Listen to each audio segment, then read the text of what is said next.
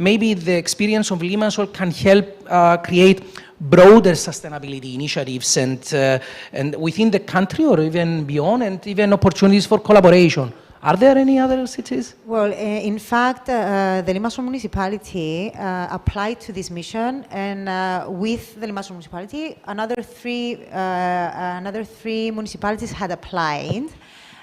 Of course, only Limassol municipality was selected, but one of the important aspects of participating in this mission is creating the sense of collaboration and transferability.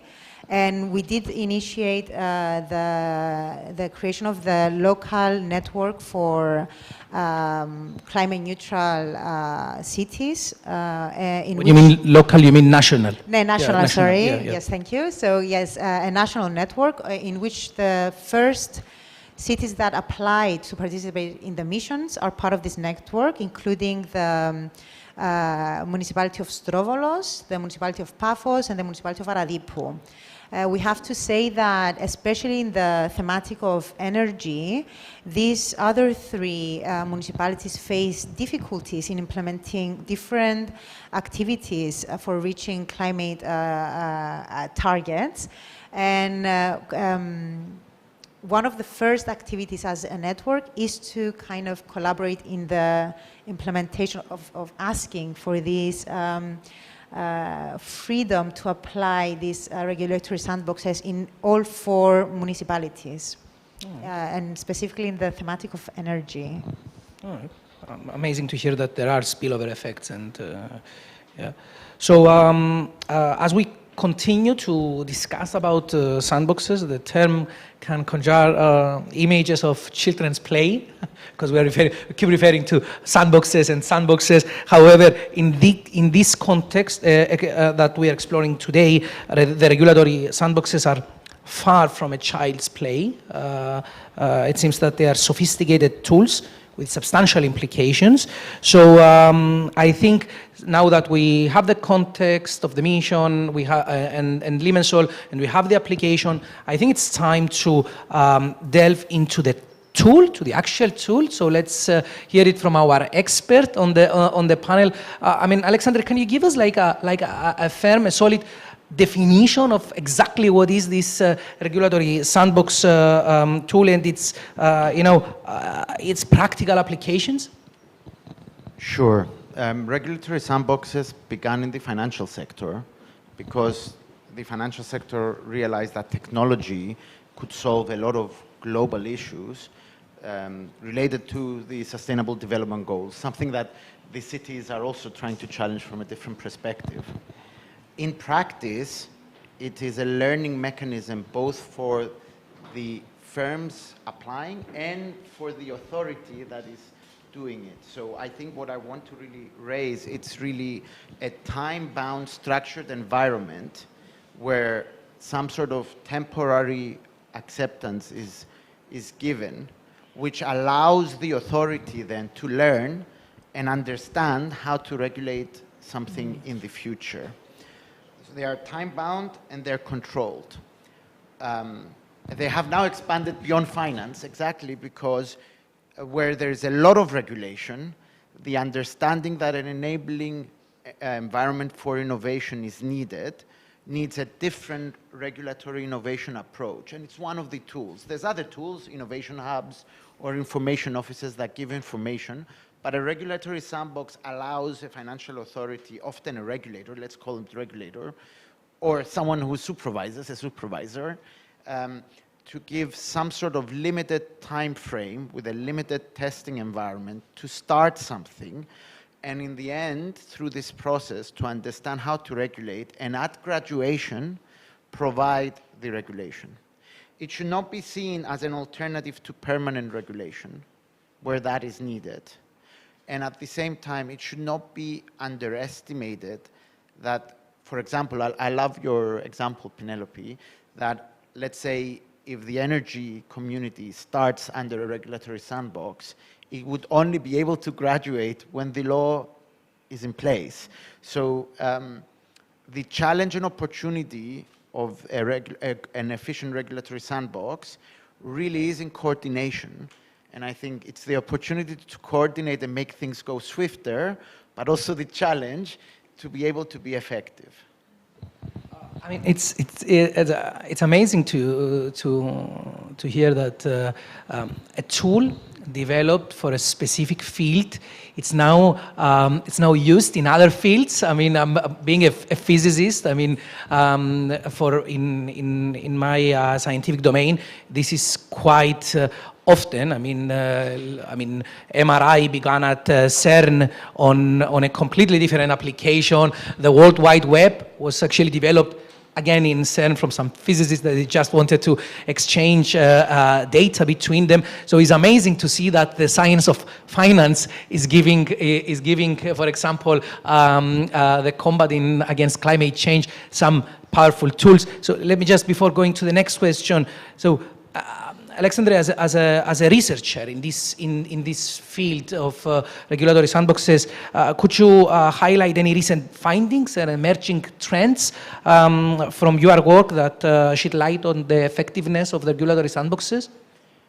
Of course, and they are quite important for the Sustainable Development Goals. For example, we've seen great success in Kenya with mobile payments that help financial inclusion. So they are, if you want, in the realm of the issues that worry the municipalities as well. And you asked for some particular examples, if you said, well, I find regulatory sandboxes to be very successful when they have a clear objective, enough resources, both in financial but also technical expertise, because, for example, in the example of energy communities, you need someone to understand the technical issues that might arise. The evidence of demand, people do want to have an energy community, for example, and the ability to be flexible, for example, in frameworks. If the sandbox understands that the law that is coming into place has a particular problem, can it then inform the policymakers to make that change before the law is in place? I think when those are in place and with high level participation and agreement, you can have a very successful sandbox that actually looks at the risks that the commissioner mentioned. I think we should not see it as a way to avoid understanding the risk. Actually, it's a learning process where those risks can be identified faster before the projects are implemented. And then at graduation, you say, great, if you want to continue, you need to do A, B, C, D. I think the issue of risks and hitting a balance, it's quite interesting, and I think let's discuss this during the course of the panel. But since now we have this very clear description of the tool, I think it's good if we delve deeper into the deployment of this tool into climate initiatives. And I'll turn to Bob. Bob, what tangible advantages do regulatory sandboxes offer within the context of climate initiatives? Yeah, thanks. Well, I believe that to understand the benefits and the advantages of regulatory sandboxes, we need to think of what used to make good policy. And what used to make good policy is that it is firm, that it is that it doesn't have any backdoors, that it is equal for all over the whole country, and preferably sustainable in time. But in these times, with accelerating shocks, whether it is from climate, from finances, or from health, you also need to have an additional element of flexibility and agility. And so the big question, and if you ask me, it's one of the most interesting questions that there is at the moment in policy making, that is how to add this type of resilience to these shocks into the existing system of sustainable policy making. And one of the things that you add, and I completely agree that it is not from the subsidiarity principle, that it is about shifting power from the national level to the local level. It is about creating an openness to experiment and to see whether something works or not before applying it for the whole country. And I think that is one of the biggest advantages. But then also, on the other hand, you see that there's a rising demand on the local scale of citizens. Citizens have increasing demands of what they expect from their government, from their local government. Local governments are the first to be confronted with these shocks, whether it is a migration shock, whether it is a forest fire, whether it is a flood. It is always the local government who needs to act the first. And if there's no flexibility in the system, the malcontentment of the citizens will reflect on the national government. So there's an equal interests that there is both flexibility built into a steady system. And also groups, I'm sorry, because I'm very passionate about this, because I've experienced this on the local level. Can you give us some instances that from your own experiences? Well, from my own experience, I used as deputy mayor in a small city in Belgium, so nothing compared to a big city as Limassol. But we had a very inspired team of only 3 experts on the issue of energy, and we developed a democratic support system for wind turbines. We were able to build 22 wind turbines with the consent of the whole community, which is unique in the whole of Europe. And we did this with some special tweaks in the regulation. But then when it came to implementation, we hit some regulatory walls, let's say. And it is not about us as local community wanting all of the control for ourselves. No, it was an invitation to the national government saying, hey, look at this. It might be interesting to apply for the rest of the country, and why not try it? And if you want to be an enabling government that is collaborating, that is not something that is far away, an institution that is far away from what's happening in municipalities, but you need to do this. You need to have this openness installed in your governance system. Amazing. So the regulatory sandboxes, they act as a bridge, and they fill this gap until the legislation authority develops the actual legislation, and it provides this flexibility in the room for creating innovation, whether this be technology, whether this be policies or what have you. But it's interesting to hear that it also acts as a catalyst for decentralization and empowering local communities to go on with their planning and their own initiatives rather than being controlled and confined by the government, the central legislation. Partially, because I agree with the fact that the goal needs to be central. If the goal on itself is decentralization, it's about the power issue. It is who is doing what at what level. It shouldn't be about that. It should be just the openness of how can we achieve this goal collectively in the best way.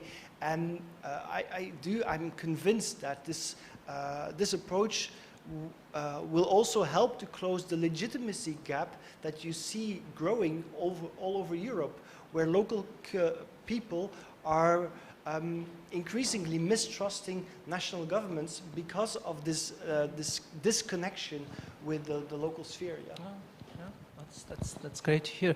So I'm just gonna come back to the issue of risks, because it is a discussion, and we need to have someone looking over the issues that may arise from this. So I'm gonna turn to Theodoros now to maybe elaborate a bit on these inherent risks that come from flexibility and the reduced compliance burden, right? That regulatory sandbox by definition propose, and maybe if you have an idea of how can we strike an equilibrium and how we can balance and make sure that these risks are controlled and mitigated. Of course, thank you very much for your question. as the Commissioner said, the first thing that comes to our mind is the risks for the environment.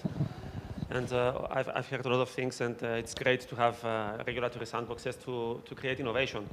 But I would like just to stress something, that the first thing that comes in my mind right now is artificial intelligence.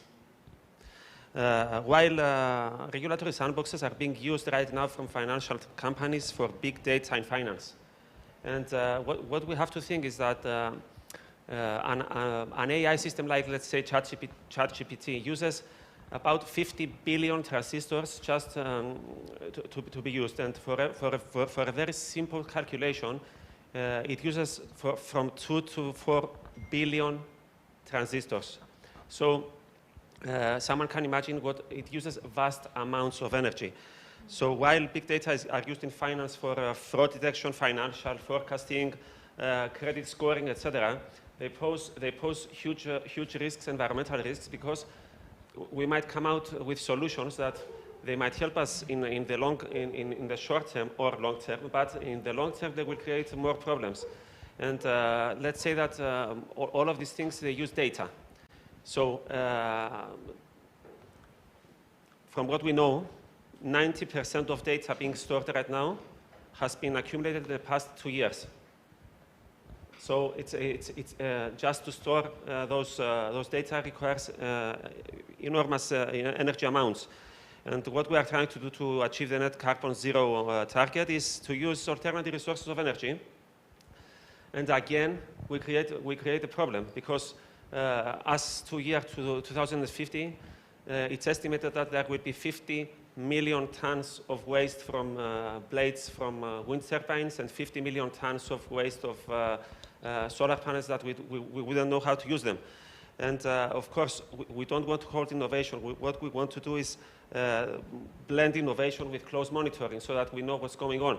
And I want to bring on some more examples that didn't emerge from sandboxes, but why we need this close monitoring. Like DDT, it was discovered in 1874, and it was its insecticidal properties were discovered in 1939. So they were vastly used in the World War II to control vector-borne diseases and in agricultural use, and they were banned almost 100 years ago in 1972 in the United States. But because of their environmental impacts. But what we can see right now is that DDT is still used to control malaria in various countries, but it's working under the World Health Organization, which created a framework to how to protect the environment, and has regulations on how to use it. There are other examples like CFC in refrigeration, asbestos, etc. So the key, as we said, is close monitoring. We have to set strict environmental benchmarks. We have to have in the process environmental experts, because most of the times the teams that work in regulatory sandboxes don't have all the experts needed to create something. And after they create something, they come out and they say, oops, we have a problem. So it creates financial risk as well, etc. So it's... So you're proposing allowing flexibility and allowing this reduction of regulatory compliance, but with close monitoring, and we don't want to hold back innovation. What we need is to support innovation in the correct way, because through innovation we might come out with batteries that store more energy, so it's better with other solutions for power supply that are more environmental friendly. We can come to other pesticides that are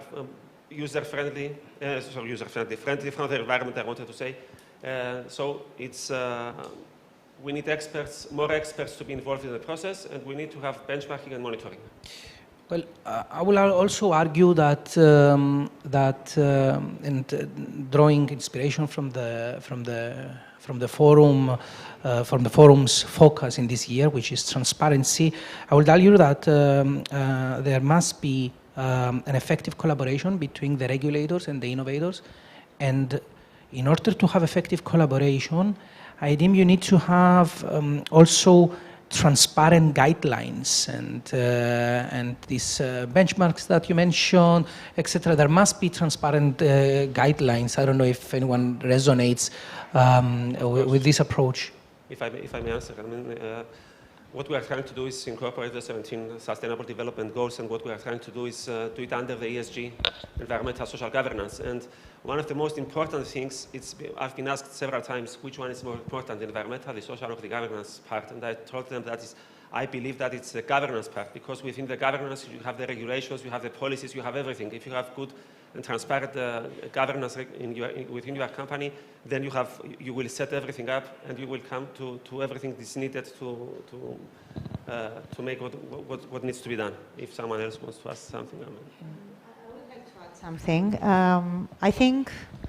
I think I wouldn't differentiate from governance and the other parts. I would go that all three of them are equivalent, and they need to kind of be worked at the same time. But I think that, yes, adding, as you said, in the thematic of this year's Cyprus Forum, it's all about transparent guidelines, and we are very aware of that, and we acknowledge that we need to have monitoring processes in place. We need to have reporting requirements of how everything is progressing. We need to allow for all stakeholders involved to have accessibility to the data collected in order for them to have so there's informed decision making. We need to have consistencies in the way we implement things in order to have comparisons between them. And of course, we need to adapt when this data comes and we come to some sort of resolution. We need to decide how to move forward and adjust. Yes, I think always with transparency, you can get the feedback, and you need to give feedback in order to proceed. So I think it is one aspect. I wanted to add before, just to make sure that I answered appropriately. You asked me about the legislation regarding energy communities. Yeah. And no, it's not in place, but it's being designed. It's been developed. Yes, yeah. So I just want to make sure that we know that locally there are efforts made to create this legislation, but the process is going slow. Yeah, even if it's still being developed, exactly. It's not there. So, yeah. so this is where the I just regulatory. Wanted to clarify. Yeah, thank you for the Yes, clarification. So it's evident that the regulatory sandbox sandboxes are tools that they step in lack of legislation, whether there is a legislation in the pipeline or for the correction of an existing legislation. Just want to put Eleftherios in the discussion as well from the Director of Growth and ask whether we have any instances, any examples of regulatory sandboxes in Cyprus, whether this be at climate initiatives or in any other field. Good morning. This is a very new concept for Cyprus, so there has not been much. I mean, the only initiative that actually exists is from the Cyprus Stock Exchange Committee. They have issued a tender to find a consultant to design a sandbox, a special sandbox for financial purposes.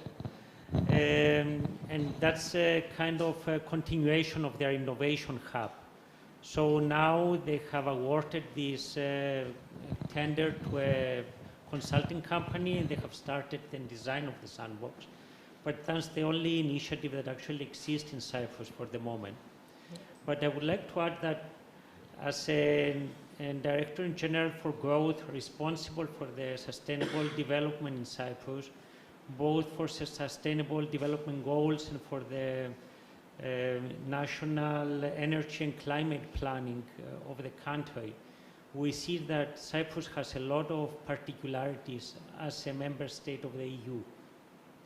We're an isolated country from the rest of Europe. We're the only country that is not connected with an electric cable to the rest of the European Union. We have a very small market, so we have very specific challenges we have to face, both to progress in the climate goals and to the innovation and to the sustainable development goals. Unfortunately, Cyprus is far behind from the rest of Europe. We need this innovation not just to solve the global issues on climate, but also the particular issues of the country. So we see that the sandbox can help to have this kind of innovation for very specific solutions for Cyprus. We must acknowledge though that it's such a new tool, in Cyprus we're not very early adopters. We're not known to be early adopters, so it's amazing to even have an instance, an example of such tool being deployed, even in finance, and we hope to have more soon. However, Alexander, you want to say something? I mean, just want to say that since Eleftherio touched upon it, I mean, we must acknowledge that we live in a country that hope, because everybody hopes and everybody has visions, etc. But hope coexists with skepticism, and trusting new initiatives can be, challenging.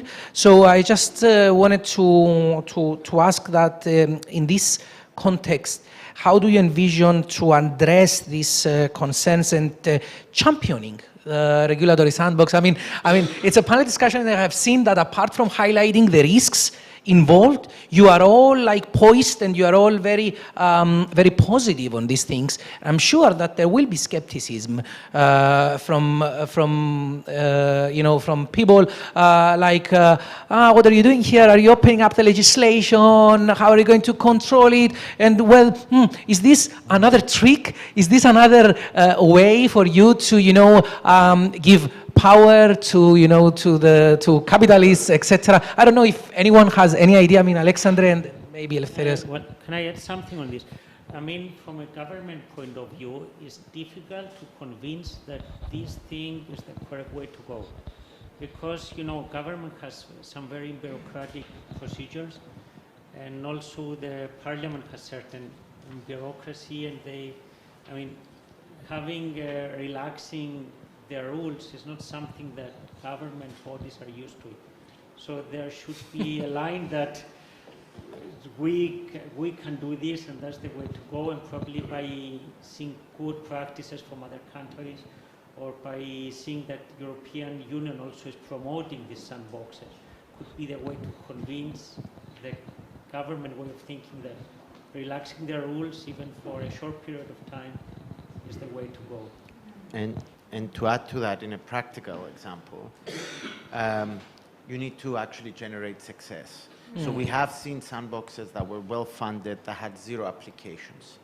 Zero applications means zero exit. You have to have successful exits. You cannot have a firm that starts, let's say, the energy environment, and then it takes 7 years for the law to go through Parliament. Then they're stuck for those 7 years. So I think if it's a trusted organization, which I think the municipalities can be, because they're, absolutely agree with you, Bob, there's closer to the base, then it can work.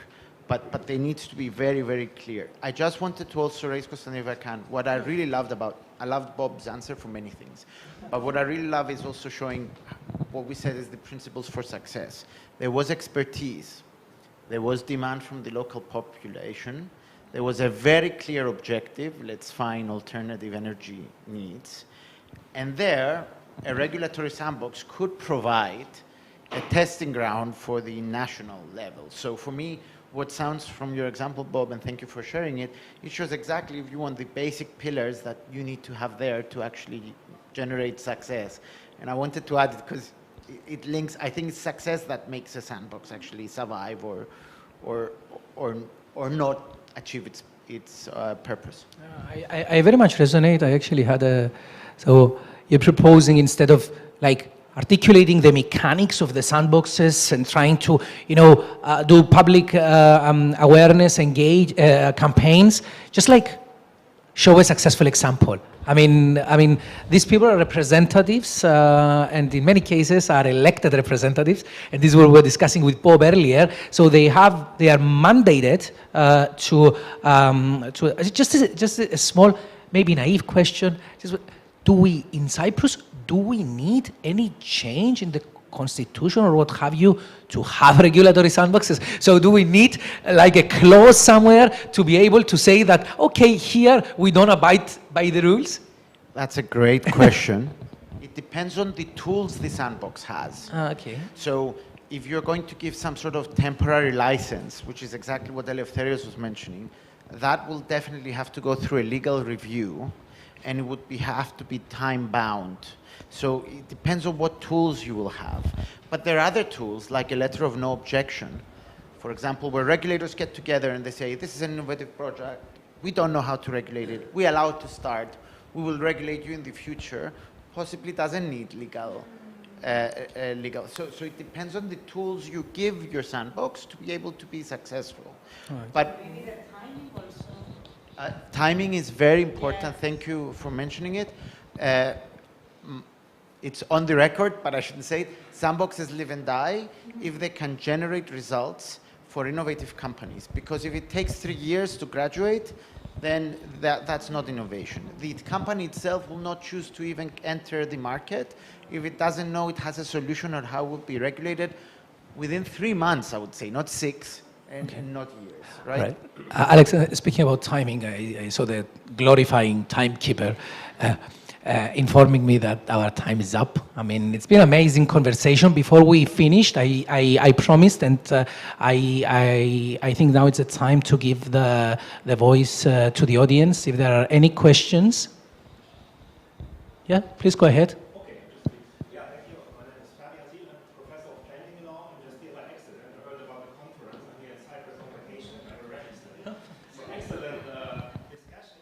The same in Germany, we call it a laboratory, legal laboratory. And this is exactly what I can give an advice. It's better to implement something in the constitution. I would exactly follow this, a basic open power to the municipalities. Yeah, it's always good to have a constitution because we call legal hierarchy and we struggle a lot of getting goals from the national to the local level. It's an enormous problem.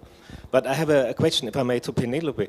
I'm a planning law and on the urban ground, and we often see local landowners are not happy with regulations. If I went to Lemassos and I saw the skyscrapers, and I think they are not environmentally friendly. We value these, and this is a nightmare. So how do you convince local landowners? Is there an example of a because landowners say no, it's a free market. What do you want, government? Yeah, more than often. So a good example is absolutely a winning topic in that regard. But thank you for this discussion. Very important. We struggle the same in Germany, I can tell you.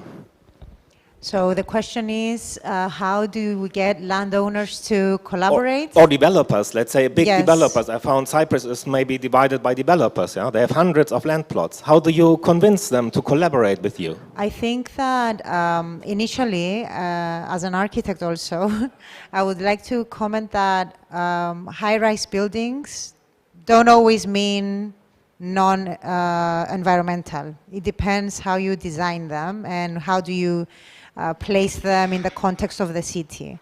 In Limassol specifically, it has its weaknesses, let's say, but yes. Now, specifically regarding the question, something that is very important is to really be honest during the participatory processes followed.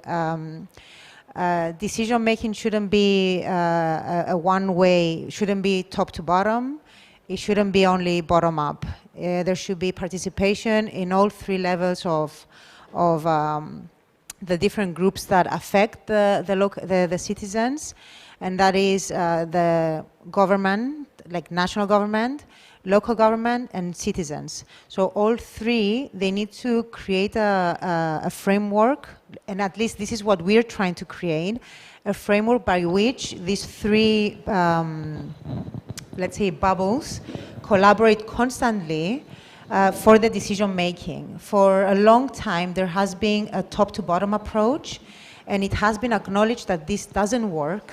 This it fails, because then citizens do not embrace decisions made for them. At the same time, asking simply citizens what they want is not enough for the top. So what we are trying to create through the mission is this triangle of the national government, the local government, and the citizens. And when I say citizens, I mean stakeholders and companies and non-governmental, anyone, and landowners, yes, to kind of exchange and create the conditions for conversation in order when the decision is made, it can be embraced by these landowners so they can own the decision. I hope I'm, yes. Yeah, I wanted to add just a thing that especially on the landowners. In my previous position, I was also responsible for spatial planning, and in that sense, I completely agree that once you open up the window of regulatory sandboxes, that you run the risk of becoming like an organization with some sort of demand-driven lawmaking, which, especially when the demand is coming from the commercial sector, other groups in society which don't have the same strong voice as these developers, these landowners, will get pushed aside. So we need to be very careful where to open the topic, on which scale to open the topic, and depending on that, I think also one of the things that is needed is to look out for success is the amount of scalability that's involved in the goal that is set in beforehand. So especially on the landowners, we know that you can't create a regulatory sandbox for every skyscraper you want to build, because then you'll get like an Atlantic or a Mediterranean wall in your city. So it needs to have a right of balancing the demand in the short term, and also how this demand in the short term can lead to long-term benefits for the climate goals or whatever policy goals that you might have as a government. Make the law better in the end, the local law, in the best way. Exactly, yeah. So I don't know if there are any other.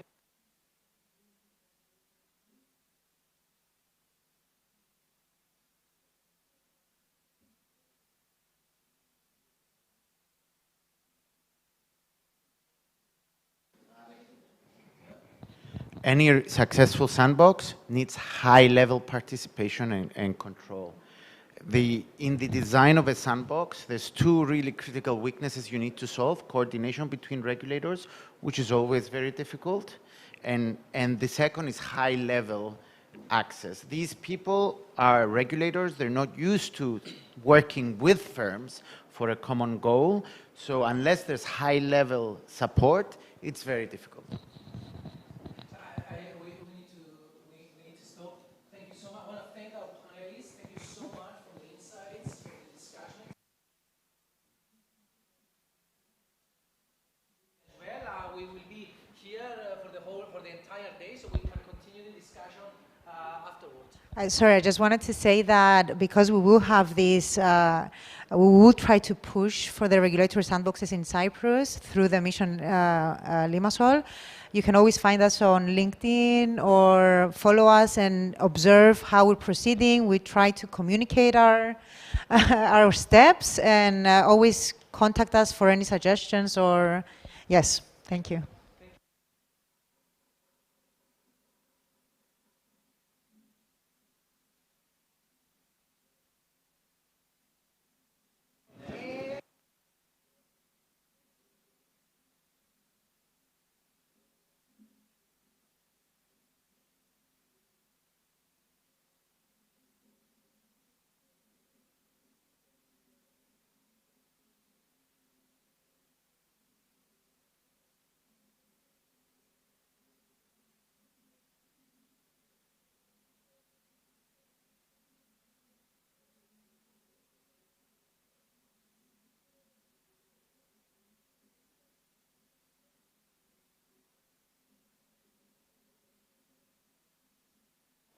Hey, ένα, δύο. Hey, hey, hey, hey.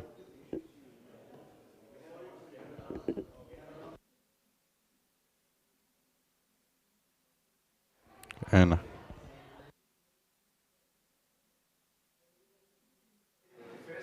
Hey.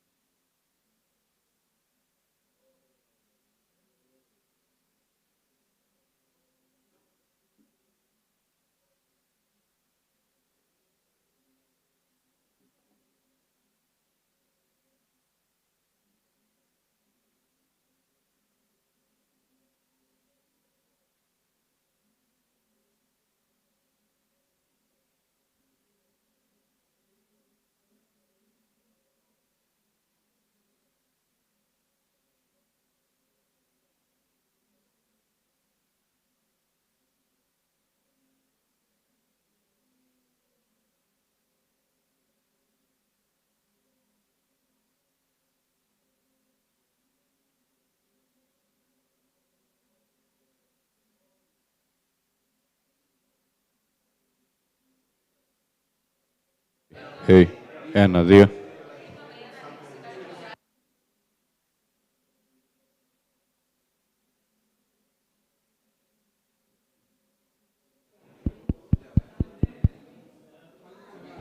Hey.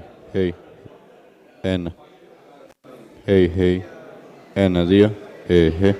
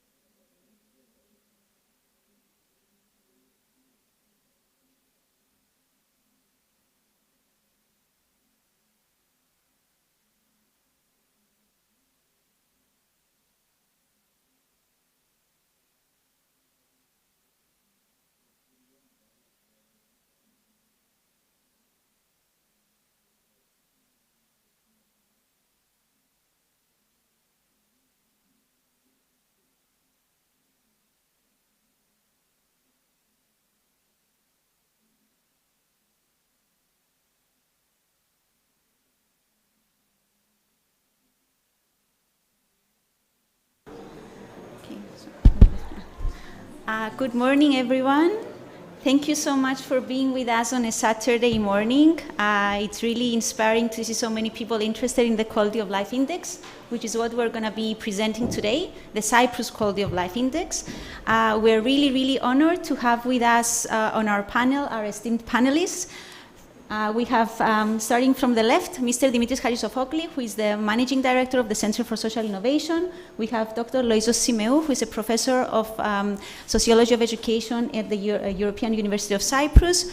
We have Ms. Kevi Koukouma, who is in the Women's Progressive Movement BOGO. She's the General Secretary. We have Dr. Marios Konstantinou, who is a Professor of Psychology at the University of Nicosia. And we also have Dr. Elena Hachikakou, who is the Acting Director of the Cyprus Pedagogical Institute. My name is Katerina Theodoridou. I'm the Director of R&D and Project Management at the Center for Social Innovation, and we're the knowledge partners hosting this specific panel. So we are here today to talk about the Cyprus Quality of Life Index. I'm not sure if you know what Quality of Life Index is in general, so I'm just going to give you a very general overview before we pass the word on to our panelists. So when we talk about the Quality of Life Index, basically it's a comprehensive measure that quantifies various factors in order to explain and to provide information on what the quality of life and the well-being of a specific nation is. And it's derived by different measures based on different aspects of life.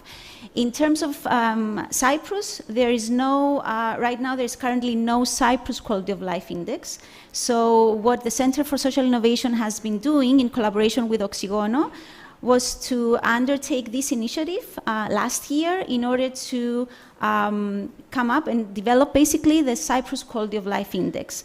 We started last year with a survey which was passed to 1,000 participants, and we've actually done this this year as well, another survey to 1,000 participants in order to understand and get the vibe from the people in Cyprus on what they feel it's their estimate, their assessment of their quality of life. Now, in general, there are different indices that exist in Europe. So, for example, the Happiness Index, the Better Life Index by OECD, and Eurostat, which provides a bit of information on different indices. So what we did was to do a very thorough literature review in order to understand which would be the main 14 aspects of life on which we would base this survey. So what we want to achieve based on this is to gradually form groups and with stakeholders and policymakers and understand what, through quantitative and qualitative data, what people think of this quality of life and how we can actually improve it at the policymaking level. So, okay. So I'm just going to show some brief findings from this year's survey in order to kickstart our discussion. So the 14 aspects of life that we focused our survey on are the ones that you can see here. These are common with other indices that exist in the European Union. So, and these are the 14 aspects that we figured out through literature review.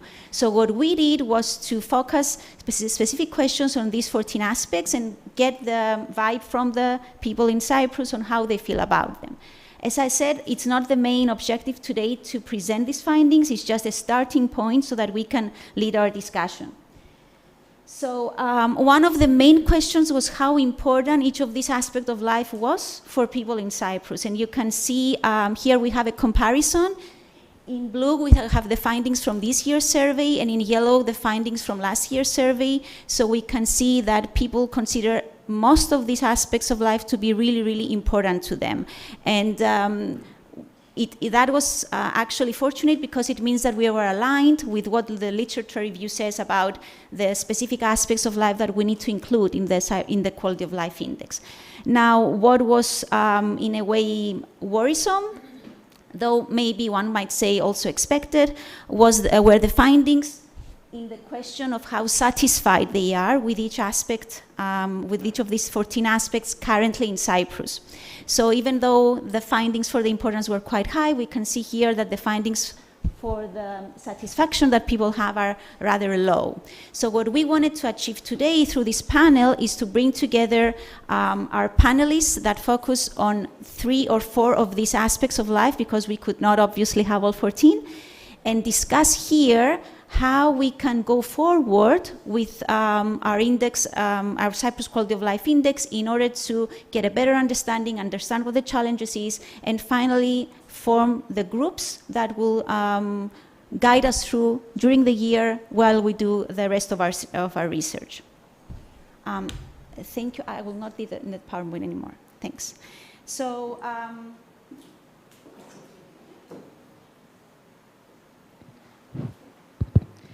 So we will start our discussion. Can you hear? Yeah? Okay, great.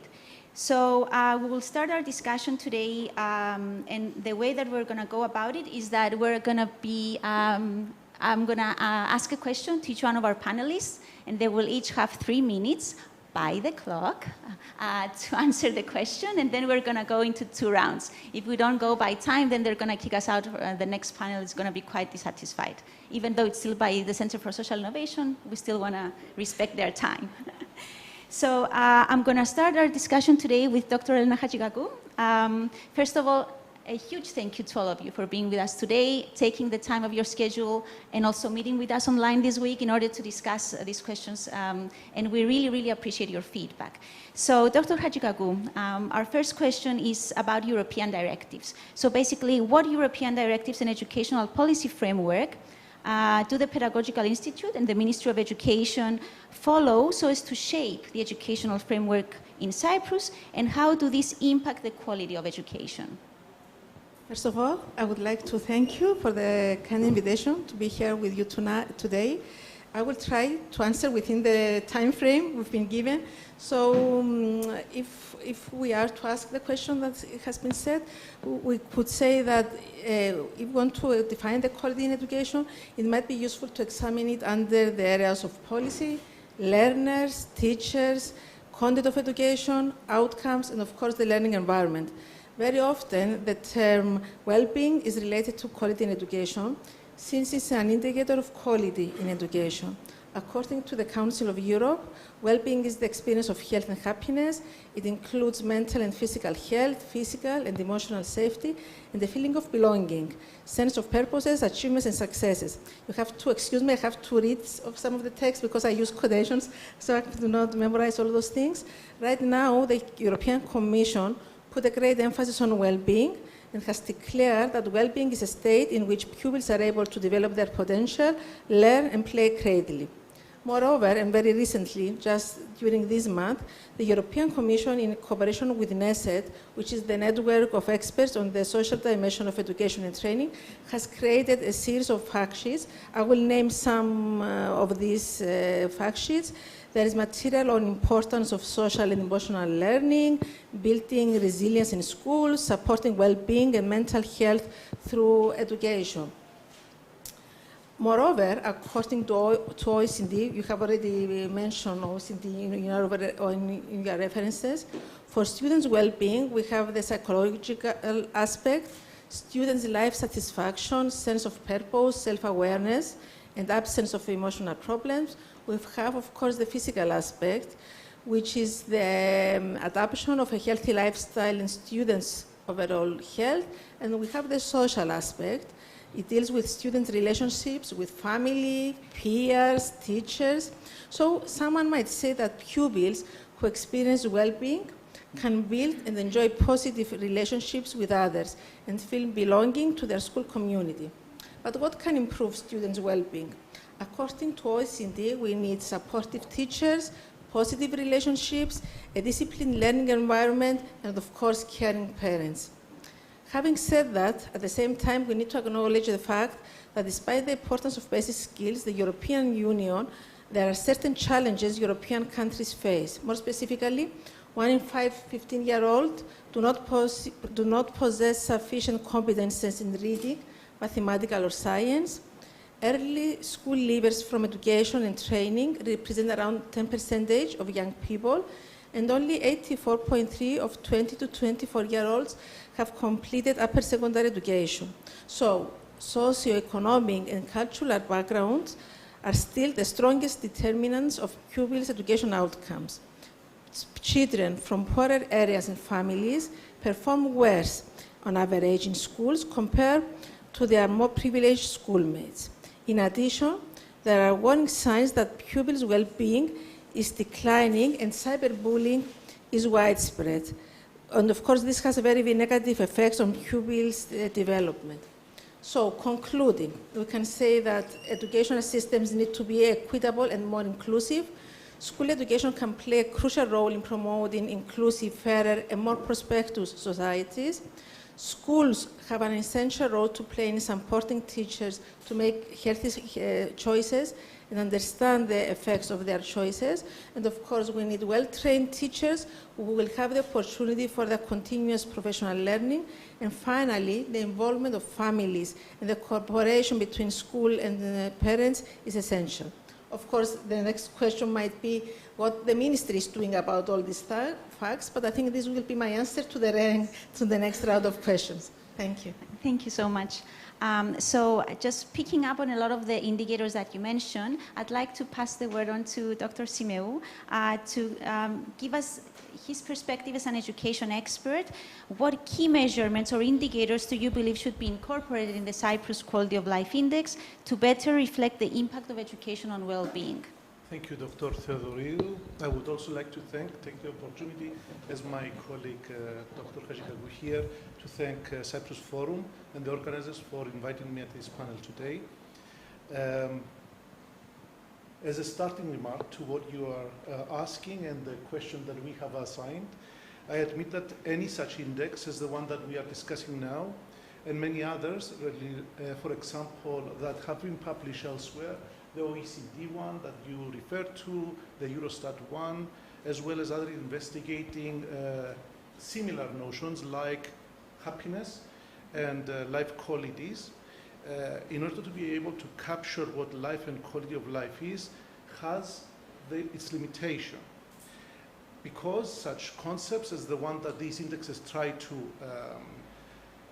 measure cannot holistically be measured due to their multidimensional and intersectional nature.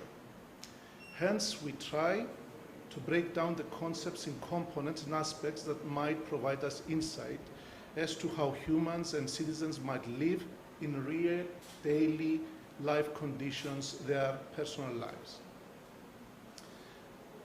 By breaking down the life and quality life indicators, though, at the same time, we have data on the separate indicators and measurements you include in this index that you have set up.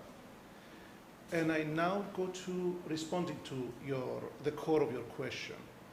Education seems to be one of the indicators that impacts and interconnects with the other indicators. Actually, it interconnects with all the other indicators, as well as in any other index that I have looked into may include. And this has not taken me by surprise that in both editions of your index, in the survey findings of the index, both last year and this year, education received the highest importance among all indicators, not in the second slide you presented, but mainly in as far as importance. And this relates to how educational research actually points out that education has immediate impact on how citizens perceive their well-being, and that at the same time education changes in methodology, philosophy, and practice influenced by the other indicators of the index. Therefore, I suggest here that the survey's participants could further be requested to reflect on education's importance and how education they receive, the education they receive across educational levels, starting from early child to higher education, have satisfied and impacted them on each of the other index indicators. For example, how has education impacted their economic prosperity, their access in the labor market, being socially responsible, digitally literate, gender sensitive, and so on. Apart from the indicators that are presented in the index, I would also add measurements relating to the sense of belonging, being included. Dr. Haji Kaku mentioned inclusiveness, being valued by others around you, feeling independent and autonomous in learning, and acting upon daily life circumstances and conditions, and adapting to our rapidly changing roles.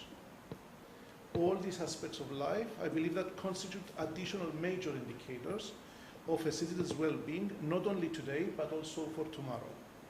Because education, as I had said, contributes majorly on how citizens develop and can cope in their daily lives, thus impacting their sense of satisfaction of their life. So hopefully I have responded to your question.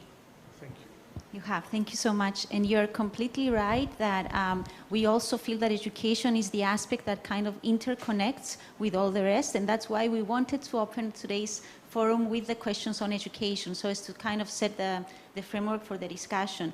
And because both of you have mentioned a lot of the well-being, the psychological factors, I wanted to pass the word on to Dr. Constantinou now in order to explain to us or kind of shed light on how can psychological well-being be effectively measured and integrated into the Cyprus Quality of Life Index, and what are the potential benefits of doing so for policymakers and society?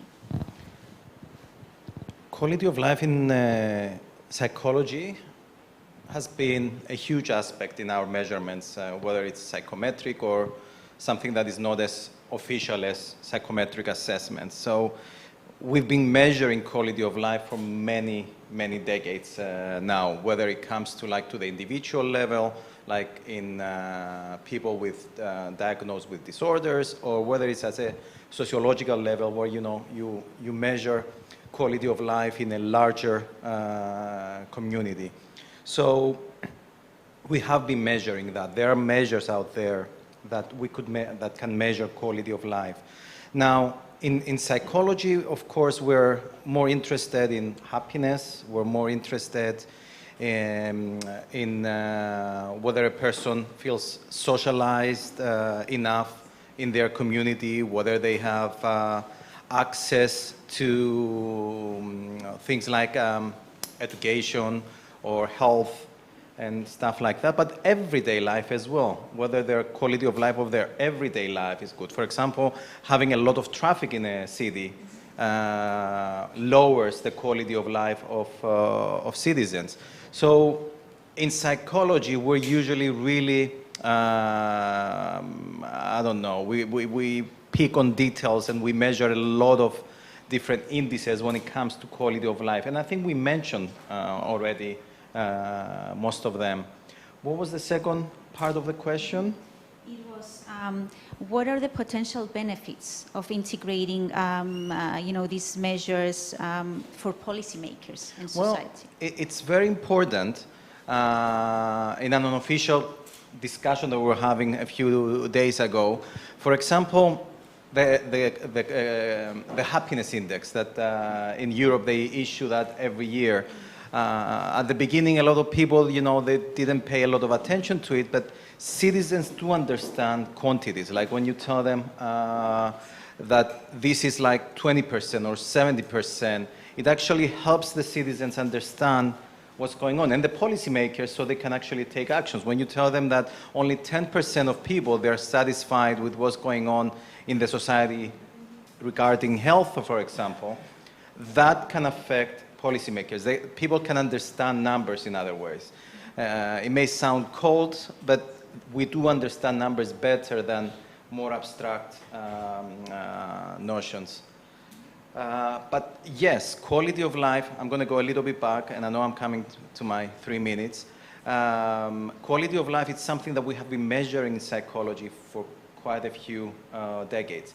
Not in the indices that you already showed, but more in the psychological, of course, aspects of everyday life and deeper psychological meanings. Thank you so much.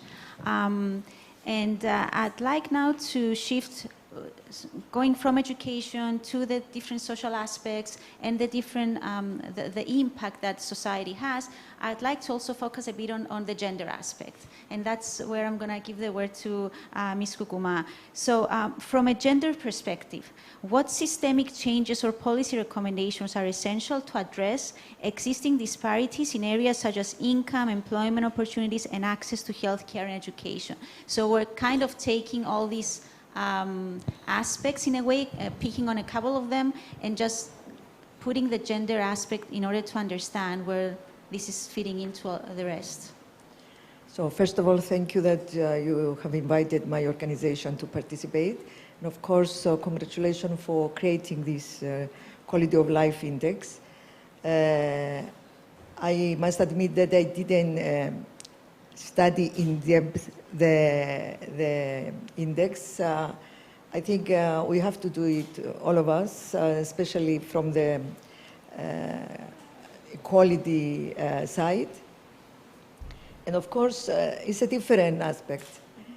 I'm not sure if we can understand the issue of town or village. As an organization that we have local committees almost in every village. Or before, as a member of the parliament, I have the opportunity to visit towns, villages, refugee camps, and others. I had the chance to meet people and to realize how they think and what is a quality of life, what is happiness for them. And unfortunately, they don't have the same measure. Maybe a woman in a village is happy because she has a house, she has a husband, she has 2 children, and they have enough income. But this is not enough. For her, it doesn't count if she is respected, if she is treated as equal person, if she, a lot of these things that we don't count and we don't see in our everyday life. And maybe if you call her and ask her about her opinion, she will say that she's very happy, she's satisfied, she doesn't have many things.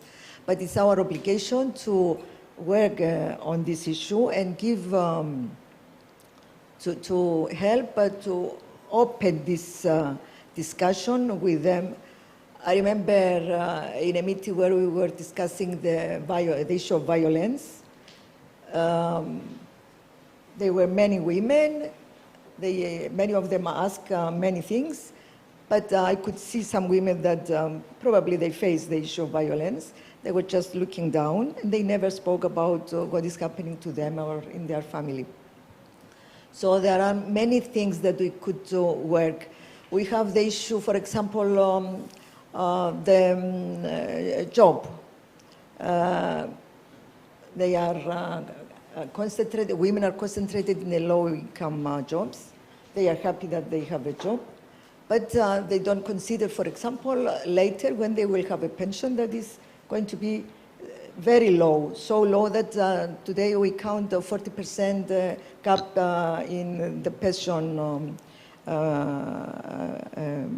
amount. We have the issue of the infrastructure to support especially young families now.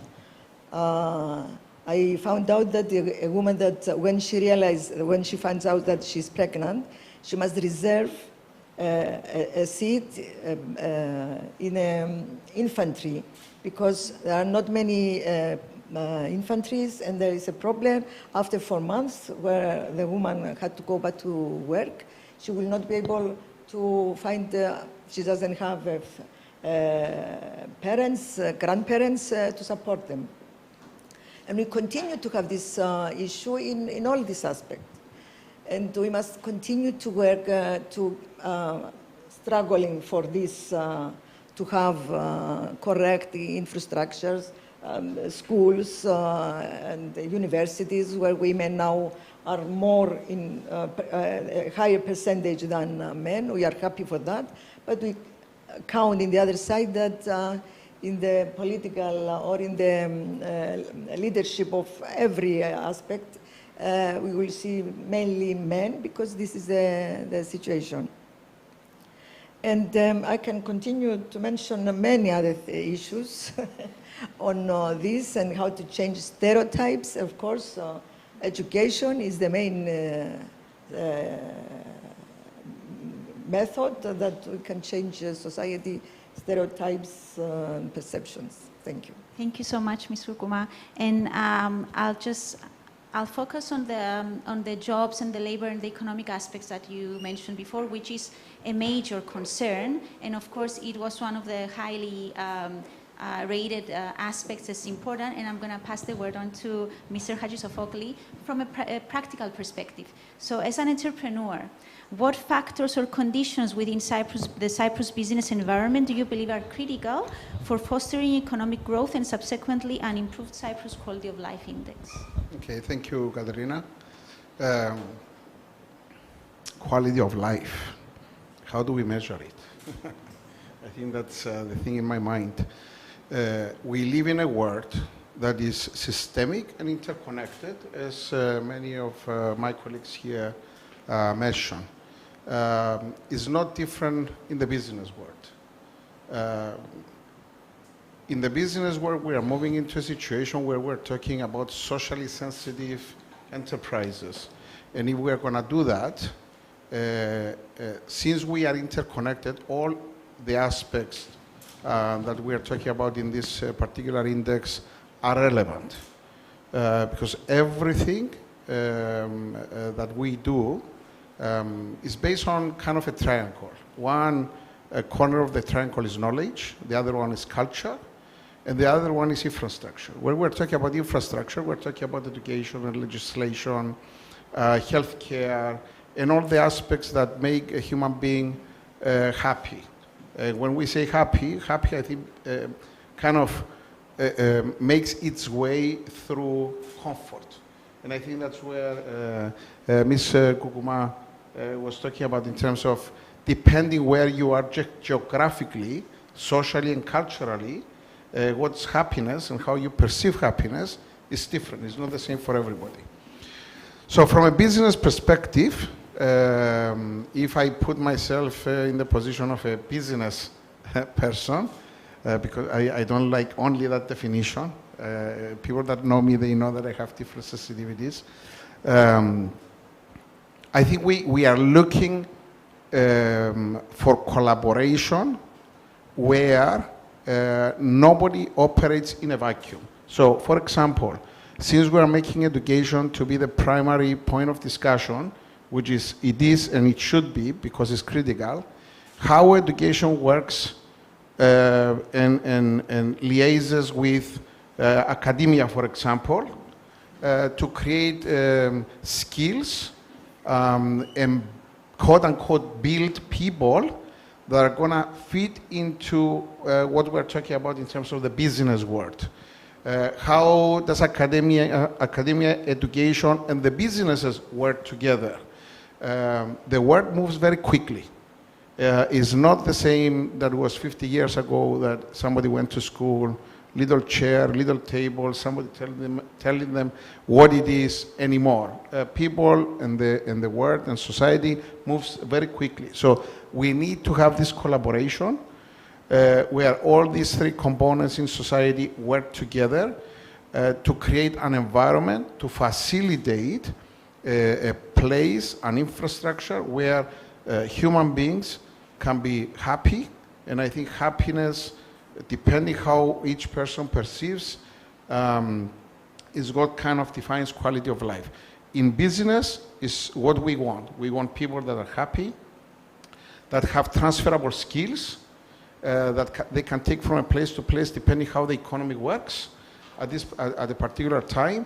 And I think if we do that and we bring people that are happy and content and they know what they are doing and they enjoy what they are doing, the productivity is going to be there and the businesses are going to be happy. And then we have to talk about the aspect of artificial intelligence and how the world is going to change there and what are the skills that are important. And I know it's difficult to change that. And that's why, and I'm finishing, we need to have bigger windows of planning. We cannot plan anymore for next year. We need to get ahead of the ball, let's say, and plan for the next 30 years, because that's a cycle. It's a 30-year cycle. So thank you. Thank you, Mr. Harisofokli. And I know that I've asked you to put on the hat of the entrepreneur today, but I'll also like to mention that we're here and discussing the Cyprus Quality of Life Index because it was something that has been on your mind for the past 10 years. And we're very fortunate as the Center for Social Innovation to be running this under your guidance, because I know that this is something that is in your head and it's something that you want to find out more about, why people are happy and how can we make people happier based on this aspect. So thank you for that. And because you've turned it around again and focusing on education, which is actually the basis, I want to go into the more practical aspect of education. So I'd like to go to Dr. Simeu in order to let us know and discuss here how can educational research and innovation contribute to identifying and addressing systemic challenges that impact the quality of education and by extension the quality of life in Cyprus. So basically from the educational research perspective, what can we learn here? Thank you. We had more variables here in the discussion, including quality of education. In educational research, we have extensive research as far as how we measure quality education and what comprises quality education. We have also enough research, as well as global, European, even Cyprus reports in hand on what systemic changes, the other term that you have introduced, Dr. Theodoridou, are needed for educational systems to better address the quality of the education provided. What we are actually lacking, not only here in Cyprus but also elsewhere, possibly a little bit more here compared to some of those that we would like to look alike, are provisions and mechanisms to rapidly make innovations. That's another term that you introduced, and innovative interventions in a way that would have impact on students' life and by extension on the life of citizens and the quality of education they receive, which, as we all agreed here, impacts the overall quality of life and well-being. In order to achieve this, what I just suggested, impact and mechanism to introduce such interventions, I believe that educational systems need to implement policies, measures, and procedures that are not based on a one-size-fits-all approach. Not only at the national, at the macro level, but also the micro, district, school level. There is still a persisting pattern in research of approaching educational change in distance and in inconsistency between the local community environments on the one hand and the educational system and the school environment and its workings on the other hand. Therefore, in any call for action as the one that is imposed by is shown, it's indicated by your question towards responding to this question, I suggest the adoption of strategies to establish equal opportunities for all and local communities. I assume that Ms. Kukuma will be pleased about this suggestion. And this needs to be done as part of an initiative for an inclusive framework. We go back to inclusion. It will only be successful when mainstream policies and funding are responsive to local specific needs. What is the problem is that most current policies in education lack an intersectional, systemic, and long-term perspective, which can only be addressed if national authorities follow a twin strategy of making mainstream services inclusive of all kinds, including social, educational, digital, and so on, and at the same time provide wherever needed targeted programs for those that need the most. In Cyprus, for example, even though that European reports point out that education is a key policy area with high number of interventions, compared, for example, to social and housing services, the number of measures reported do not reflect the ambition of the effect or the effectiveness of their effect, of their efforts. Part of this failure relates to not being accountable for the outcome. Our policies, in other words, need to set benchmarks to be reached, to be reported, monitored, and evaluated. And in order to address systematic change in responding to your concern, these measures need to be assigned, according to what I'm suggesting here, to a single local authority, agency, or institution that will be able to coordinate the actions of the various bodies and ministries involved, and not only the Ministry of Education. And such an agency or institution needs to establish a system of consultation with local communities who are currently absent from relevant decision-making actions and synergies. This agency needs to be allocated centrally with a specific state-funded budget, and after identifying the specific targets and subjects in the key policy areas of education, employment, housing, health, discrimination, social and protection against poverty, engage all relevant ministries in the process. To conclude, only intersectional educational measures could address multiple dimensions of what impacts the quality of life in Cyprus. And this is my statement. Thank you so much, Dr. Simeu. And I'd like to keep it in the perspective of the practical aspects when it comes to education. And I'm going to go to Dr. Hachikagu. So I'd like to ask you more about the students now. So how can the education system in Cyprus adapt to better prepare students for the evolving demands of the modern workforce? And how might this impact the quality of life for future generations?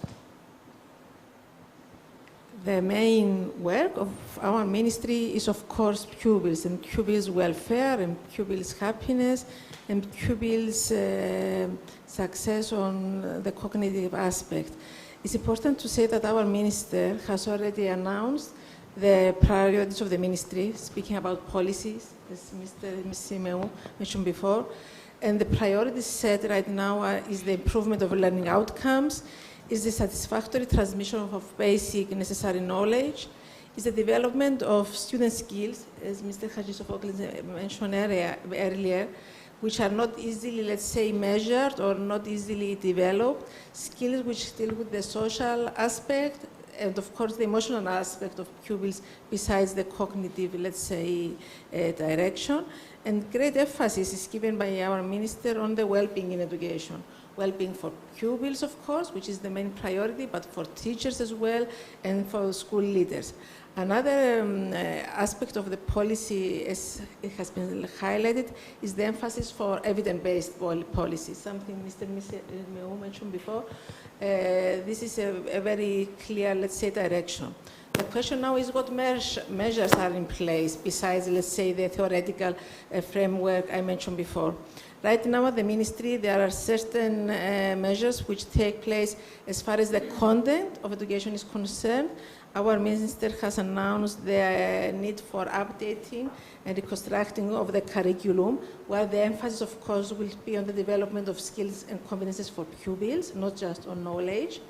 Of course, very recently, there has been a new change in the way the pupils are assessed, which falls under, again, the area of content. There is emphasis for other, let's say, areas that pupils need to develop besides the knowledge.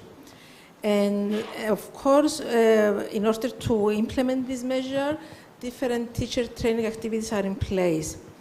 Another pedagogical measure is the emphasis on differentiated instruction.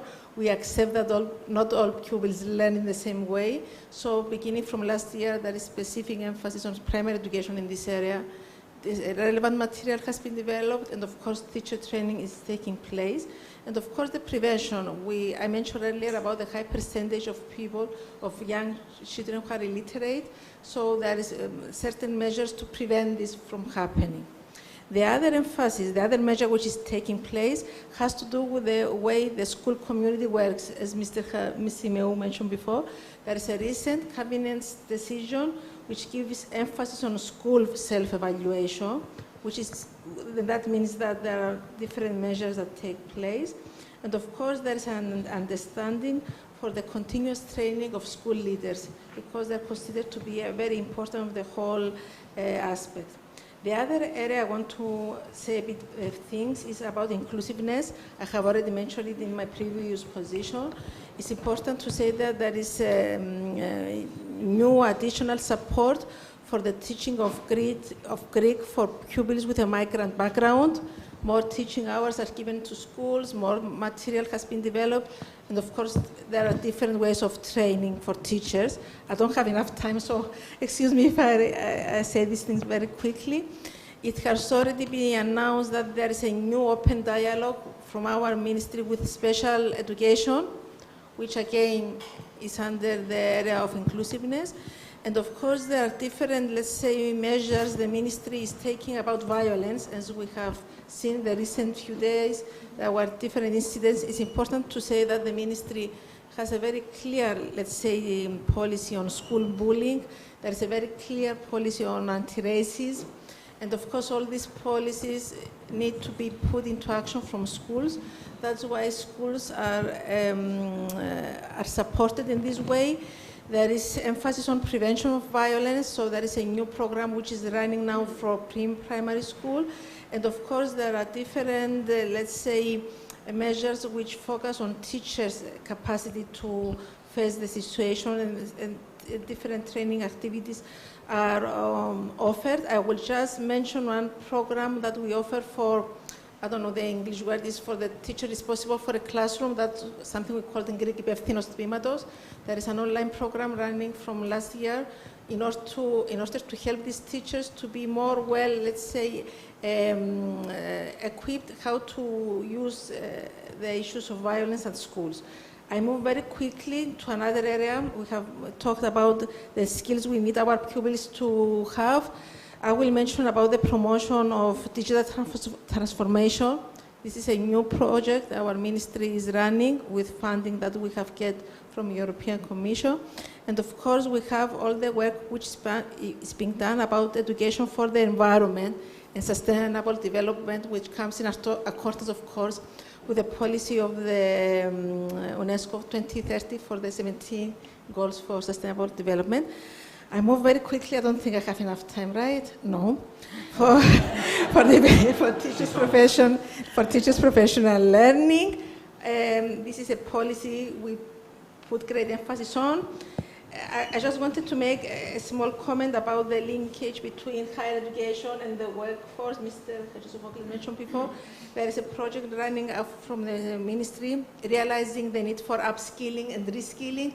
So there is, let's say, a mapping of the way our graduates from universities follow in relevance with the workforce, with the work positions. And of course, this is, I finish, I promise. The measure our minister now has is synergies and dialogue. It was highlighted with all the previous speakers. There is an open dialogue with the stakeholders of the ministry for the promotion and implementation of all these measures. Thank you, and sorry if I took more time. Thank you. No, I'm sorry for, not kind of allowing you to say everything that you would like to say, which is all so significant. It's just that time is pressing, and I'm looking at the moderator of the next panel, and he's like, okay, go on and on.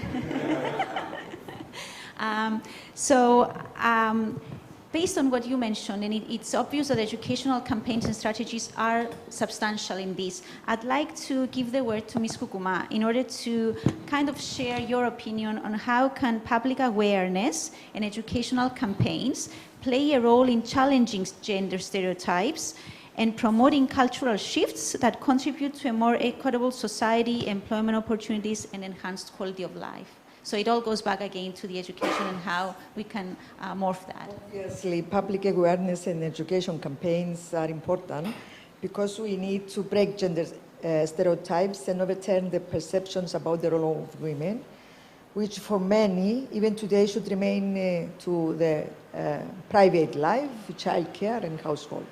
I will not go on discussing on and presenting what I prepare, actually, because listening to the discussion here, it is very disappointing to listen to in every way about the strategies, about action plans, And mostly they are not really implemented. They are on papers. I will use again my experience in Parliament. They present very nice action plans, decisions.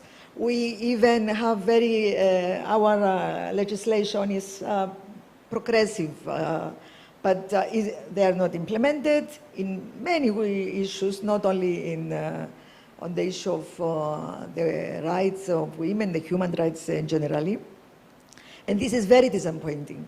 And we should see how really we create the mentality to implement the action plans and strategies towards all the issues that we mentioned. And of course, about the rights, equal rights, equality and equity in our side. I come also from an organization that we have 70 years, more than 70 years history. That's why you are, again, disappointing, because we see that the steps are going on the same place. I don't know what is the exact word to say. But also I want to raise how can we change things. And I want to present a few issues that lately we had in Cyprus. So, for example, the issue with the Bishop of Larnaca and the court decision, how this affects the society and the mentalities, and especially towards women, to get the courage to speak out about what happened to them. And not only to speak out, because we have this campaign to support women to speak, but to have a result, not just to speak and expose themselves, but to have a result. And the decision of the Court of Larnaca is towards this was very, very important, and help people, women especially, to believe that they can fight, they can struggle for what happened to them, and they can continue. This will change really, in my opinion, and of how people conduct my organization, to say, because we were stand next to the woman that was accusing the bishop, and also the issue of in the sports, sexual violence in sports also is going to change things. And it will not only change things towards women to speak, but for men mainly, to avoid to do either sexual or other, because they will know that victims will speak, and they might be listened now. Before, they were not even listened. And another issue that I think that for many years, since 1974, we didn't give any attention, the role of the women in the reconstruction of the Cyprus economy, society after the war. They were hidden, men were at the front, and we know that the Cypriot woman was either refugee displaced, they were the mother, the sister, the wife of a killed or missing person. They were the ones that they were raped, and nobody spoke about this issue until lately. And we have to see exactly what was the role that played really very important role. The woman towards all these years, and especially the first years of after 1974, was the main, I don't know how to say, to keep the family, to create the home, to bring the memories from the occupied part to their new life. There are many issues that we can, and examples that we can bring, and we are ready as women organization to listen, because there are more, but working with women, we are near to them. Thank you. Thank you so much. And because you've mentioned women and the struggles, it makes me wonder, and that's the question for Dr. Constantinou, about the resilience, because people need to have some skills in order to be able to cope. So my question is, could you share insights on the importance of promoting resilience and coping strategies at both the individual and societal level to enhance psychological well-being and the overall quality of life? I'm going to concentrate on the youth, not that I don't value people who are older. That's because that's my job and work. A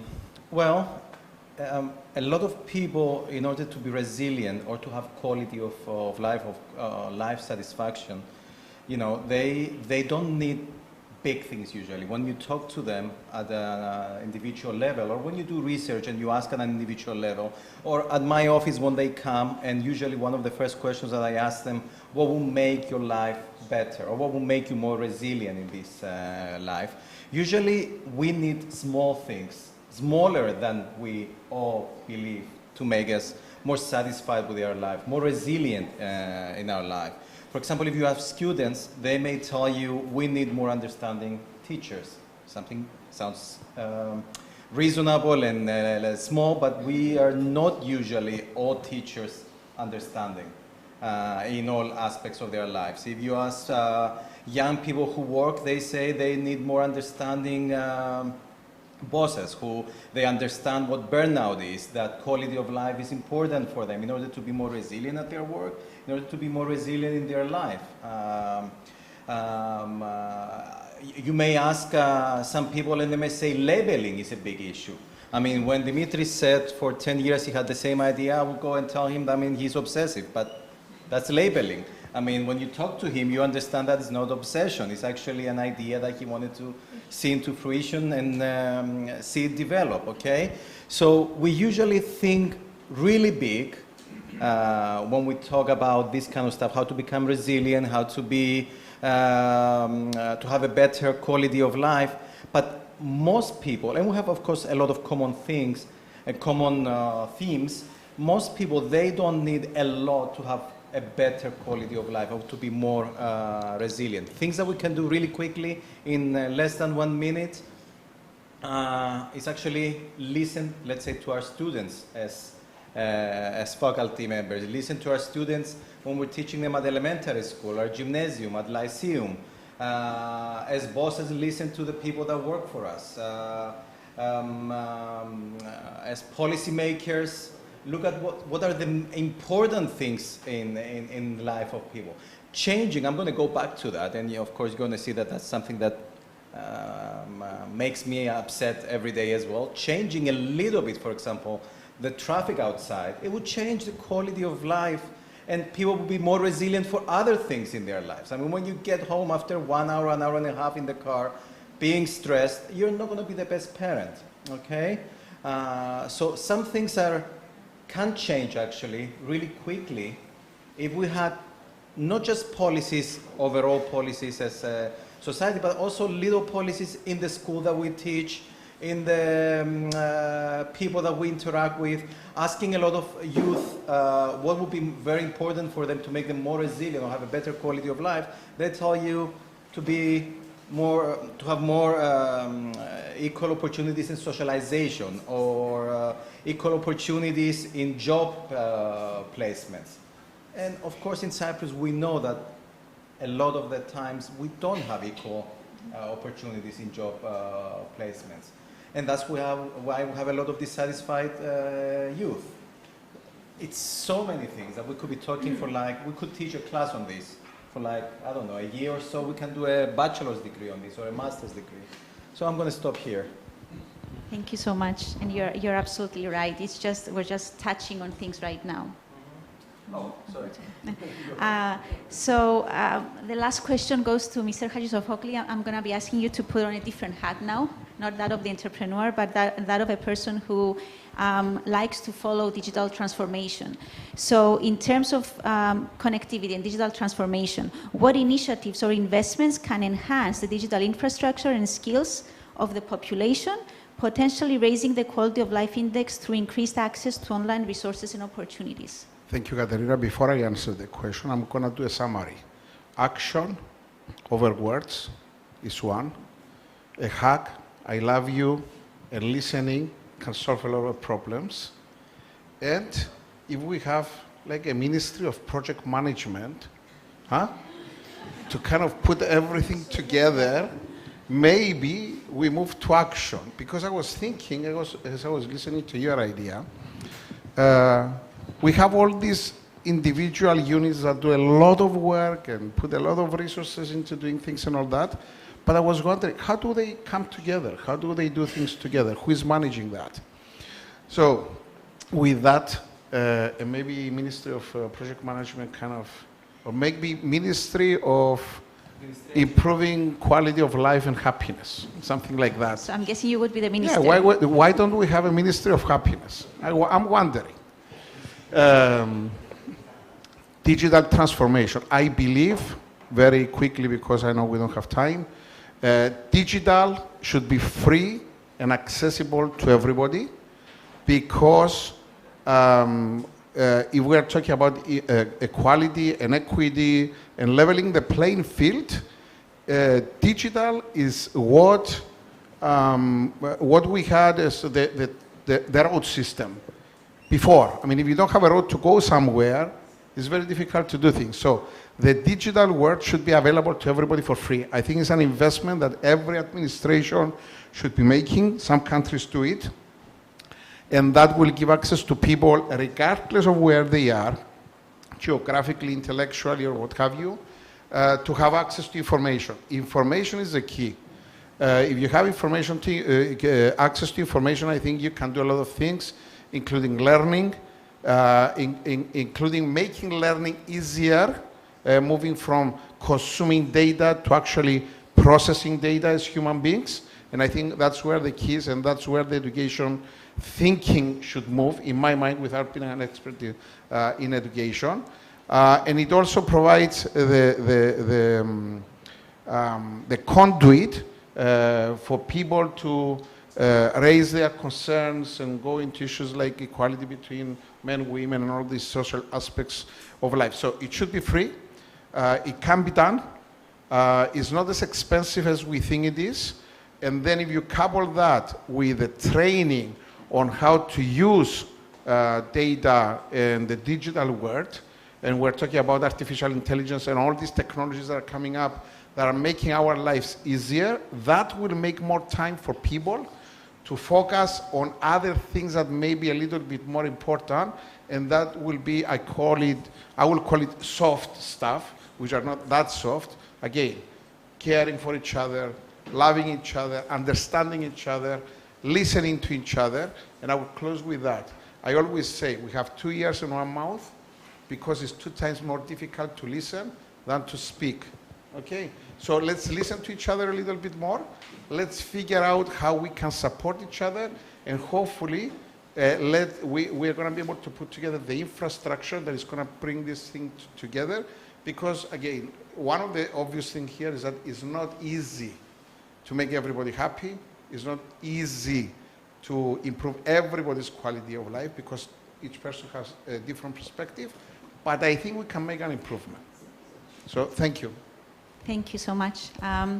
So I know that we are out of time, so I'm just going to wrap it up. We can take questions outside if you want, so that the next panel can come up. I just wanted to, you've kind of did the concluding remarks for us. No, it's thank you for that. Just to add on what Dimitri said today, what we've done is that we started a discussion on the Cyprus Quality of Life Index. I wish we had more hours to go on and on about it. It's obvious that all these aspects that we've seen, they're interconnected. We start from education, and that's where the road can develop into developing synergies, training, open dialogue, and so many other keywords that you mentioned today, which is obvious that what we need is action. And what Ms. Koukouma said is that it's really sad to have all these things on the table and just remain in the drawers. So I just hope that with this Cyprus Quality of Life Index, it's something that we will pass on to the policymakers so that we can have a bit of an impact. I mean, I know that it's not going to change everything, but that's the starting point. And I welcome, of course, all of you to be part of it. And I thank you so much for today, for being here with us and sharing your insights. And thank you also for being with us today and listening to us.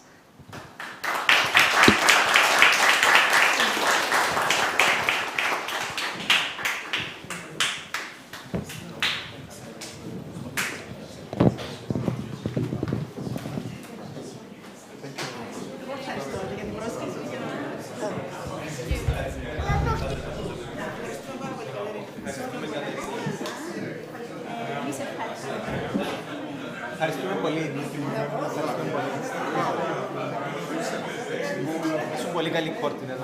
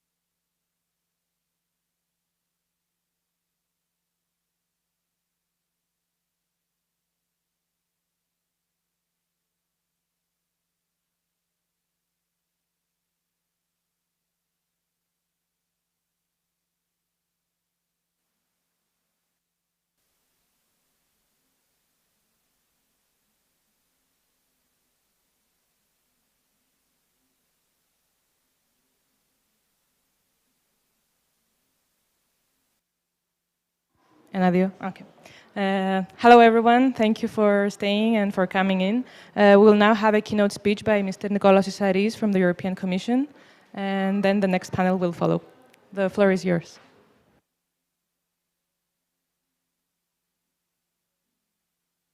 I'd like to thank the Cyprus Forum for inviting us to address today a very important issue for us, which is the Digital Services Act. It's a new piece of legislation, a new regulatory framework, which is important for every one of us, as you will see in a while. And I would like also to thank the Center for Social Innovation for accepting to put my speech between their two slots. So I'm sure you all agree that our societies are undergoing an immense, ongoing, and some would say relentless change. Digital technology innovation is having a profound impact on almost all facets of society and on our way of life.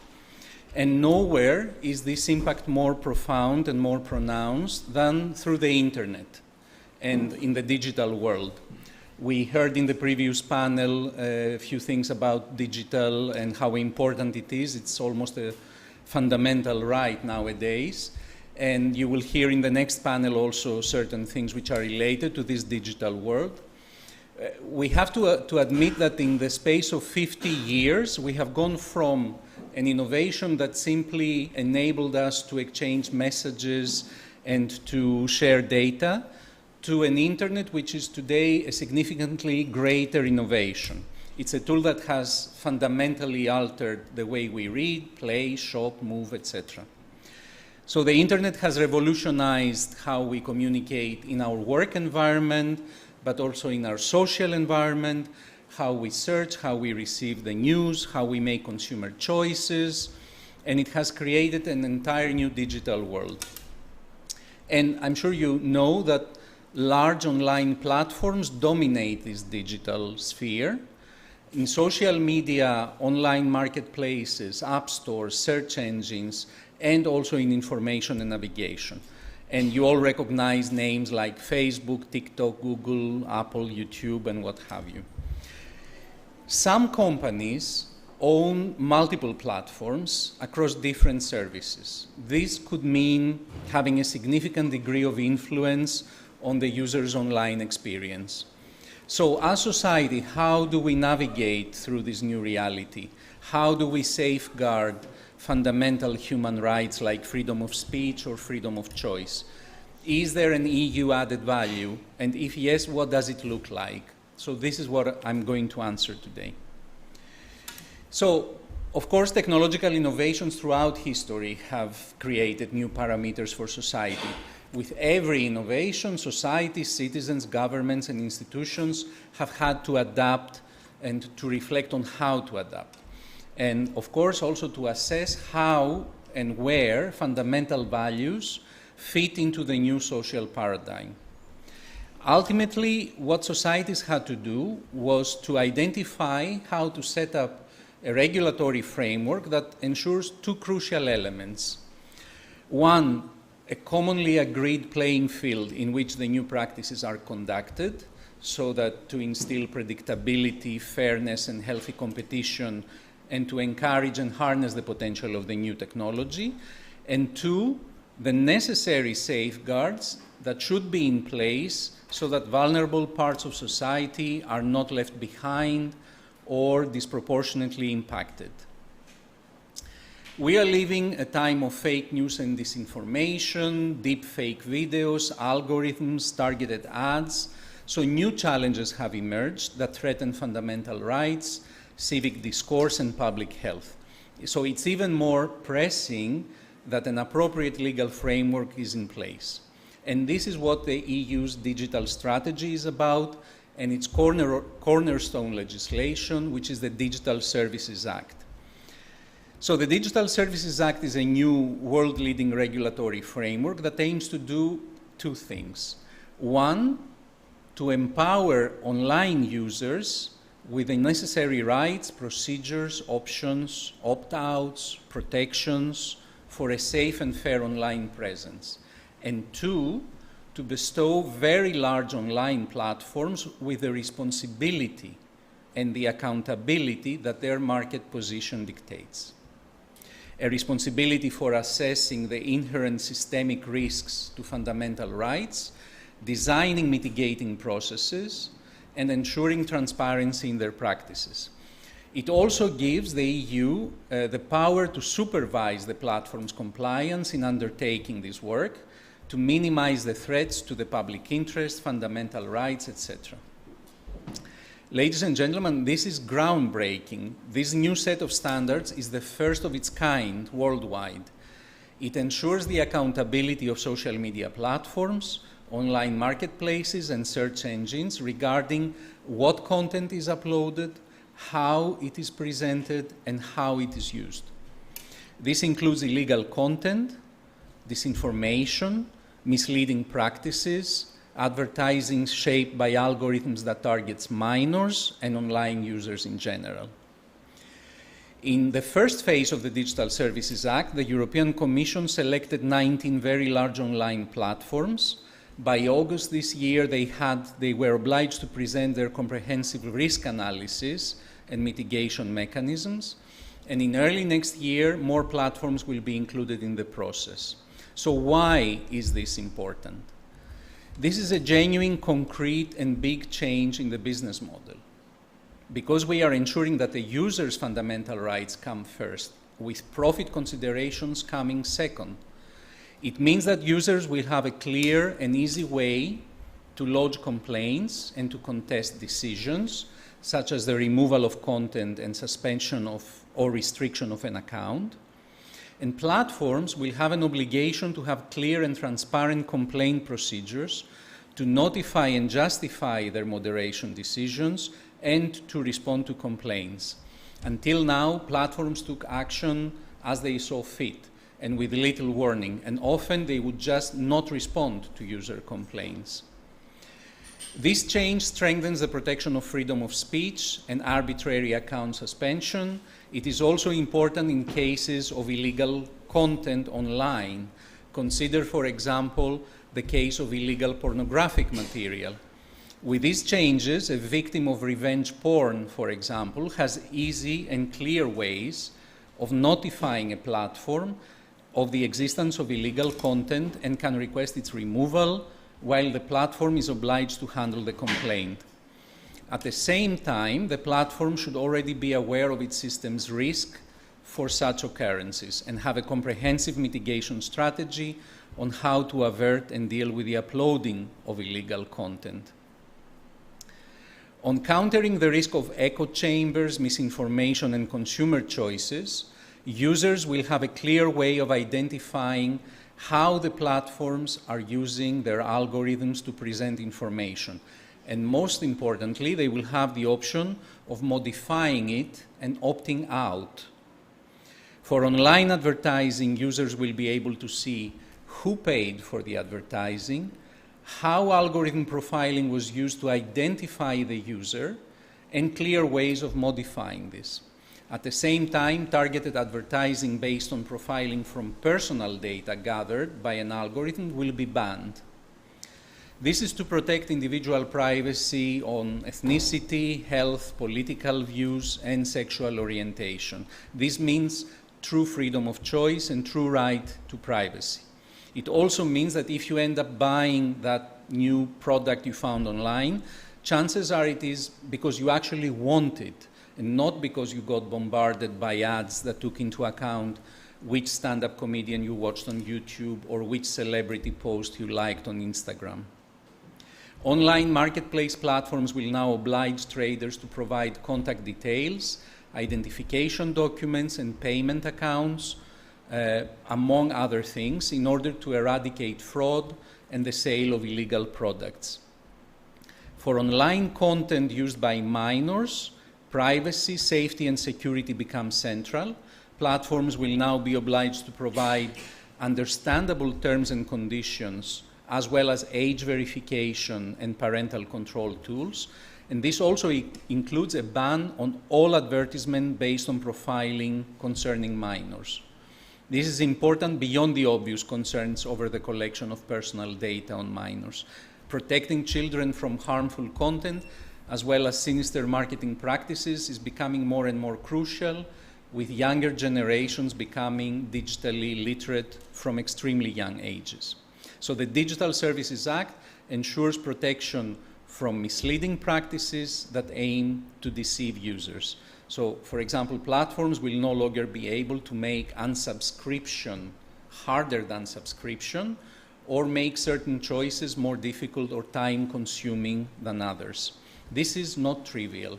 It immensely conditions the online experience of users. Ladies and gentlemen, before I conclude, I would like to make one important observation. The Digital Services Act refers to these online platforms as gatekeepers. The term is not arbitrary. It reflects the EU's approach of shared responsibility and accountability and collaboration. Online platforms are neither adversaries nor neutral bystanders. They are crucial actors in the digital sphere and part of the solution in safeguarding EU citizens' fundamental rights and civic discourse. That is why the Digital Services Act is important, why it matters to EU citizens, and why we wanted to present it to you today. It empowers users, it establishes clear responsibilities and accountability to online platforms, and crucially, it provides a framework for shared responsibility in protecting fundamental rights in the digital sphere. Thank you very much for your attention, and thanks once again to the Center for Social Innovation for their slot. Thank you.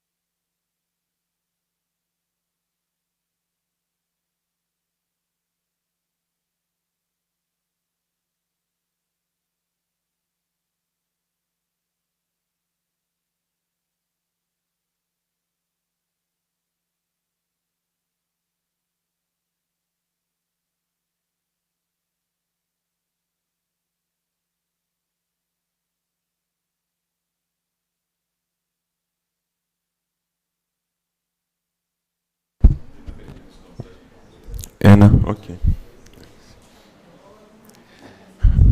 Περιμένουμε ακόμα 1-2 λεπτά νομίζω και να ξεκινήσουμε, έτσι. Okay.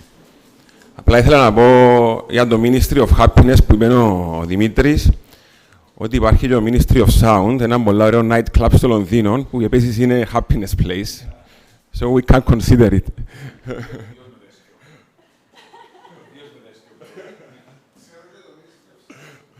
I'm sure you do.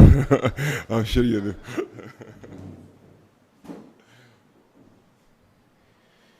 So, νομίζω να ξεκινήσουμε.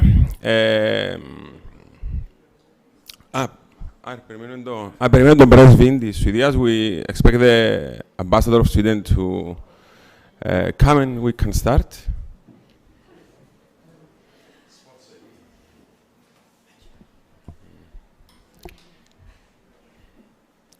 So, hi all. I know we have to delay lunch for a while, but we'll try to recover that with an interesting discussion in this panel titled networks, netizens, information transparency, a social innovation approach.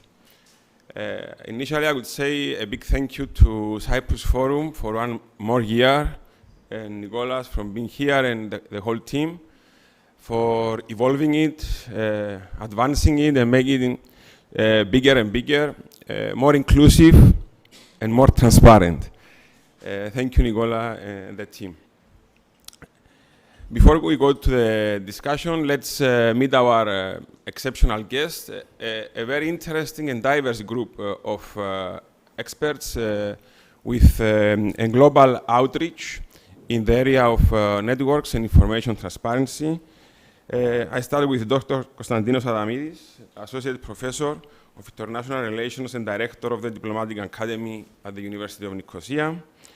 Haris Kurtelli, Senior Manager, Consulting, PwC Cyprus. Dr. Charalambos Papatrifonos, Advisor on Green Transition, Innovation and Entrepreneurship at the Deputy Ministry of Research, Innovation and Digital Policy. Thank you, Charalambe. And Mr. Martin Hagstrom, Ambassador of Sweden. Thank you, Mr. Ambassador, for being here. Looking forward to listen to your diplomatic approach in the global evolutions of networks. So today's discussion is taking place in the context of the network of European social entrepreneurs and innovators, NESI, a network under development supported by the DG Growth of the European Union. It's a network that CSI, the Center for Social Innovation, that is organizing the panel today, in partnership with PwC, are developing to bring together all social innovators and entrepreneurs from around Europe and to create a cluster to develop and further advance their work in the European market, but also globally. And as we understand and witness, there is a great importance in the development of networks and their impact in the society, the market, as we said, in a global scale.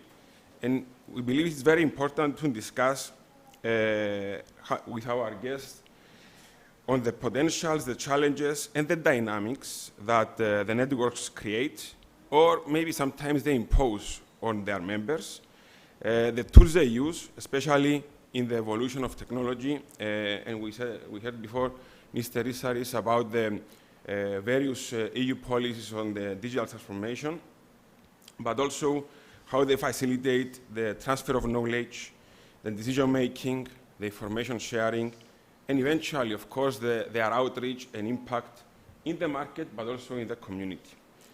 And having said that, I think it's a good start to go with Dr. Adamidis and to provide us maybe the basis of our discussion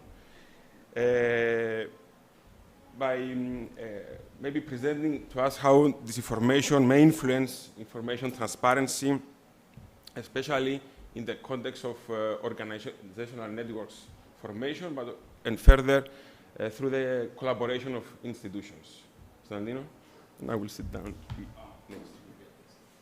First of all, thank you very much, Darian. Thank you very much for the opportunity. I'm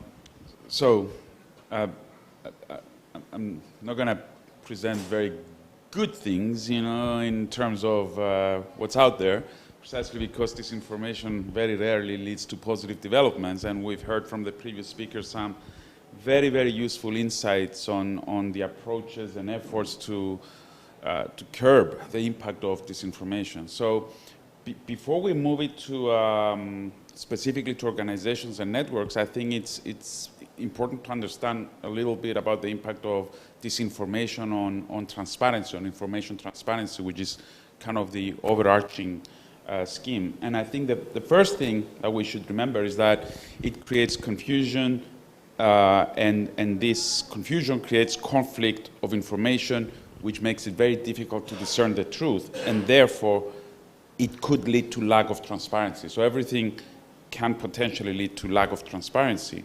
And this is usually followed with the erosion of trust. And we're going to move into specifically how that affects organizations. But the erosion of trust in institutions, in media, and even in established facts. Science and scientists are questioned, right? They're all put in the same kind of basket. So What this means is that people are less likely to believe, and the transparency again suffers. The third thing is what we heard before about echo chambers, and I think this is a very key area in today's world, where disinformation in general can lead people to become exposed only with things that align with their interests. And of course, this leads to confirmation biases, which essentially supports pre-existing beliefs, which then supports the echo chambers. So if we put these things, and many others, of course, that we can discuss, into the framework of organizations and networks, then what do we have? We have an impact that could lead to misinformed decision-making. So the decision makers of organizations will probably take misguided strategies simply because they base their approaches to false information or inadequate information. The second thing that we should keep in mind is potential damaged information, because it's extremely easy to share information and misinformation, not information, and this could create damaging situations for any organization, partners, stakeholders, and so on. This could also lead to reduced collaboration, as it breeds conflict. Disinformation breeds conflict, animosity, reduces trust. So essentially, this means that collaborations can go down. The fourth, which is very practical, is actually inefficient resource allocation, which is quite common because, again, if you have misguided strategies and misguided approaches, then your efficiency in resource allocation will go down dramatically. And the last one, which I think it's extremely important, is the security risks associated with such things. And the security risks could be anything from being vulnerable to spear phishing attempts and then lose confidential information that, again, will hurt your reputation, to of course, destroy networks because you have misguided information. I'll stop here and we can elaborate. Great. Thank you, Dr. Adamidis. Very, very interesting remarks. Challenging, definitely, especially in the process of building networks, but also empowering the members of the network. And this is where I would like to ask Ms.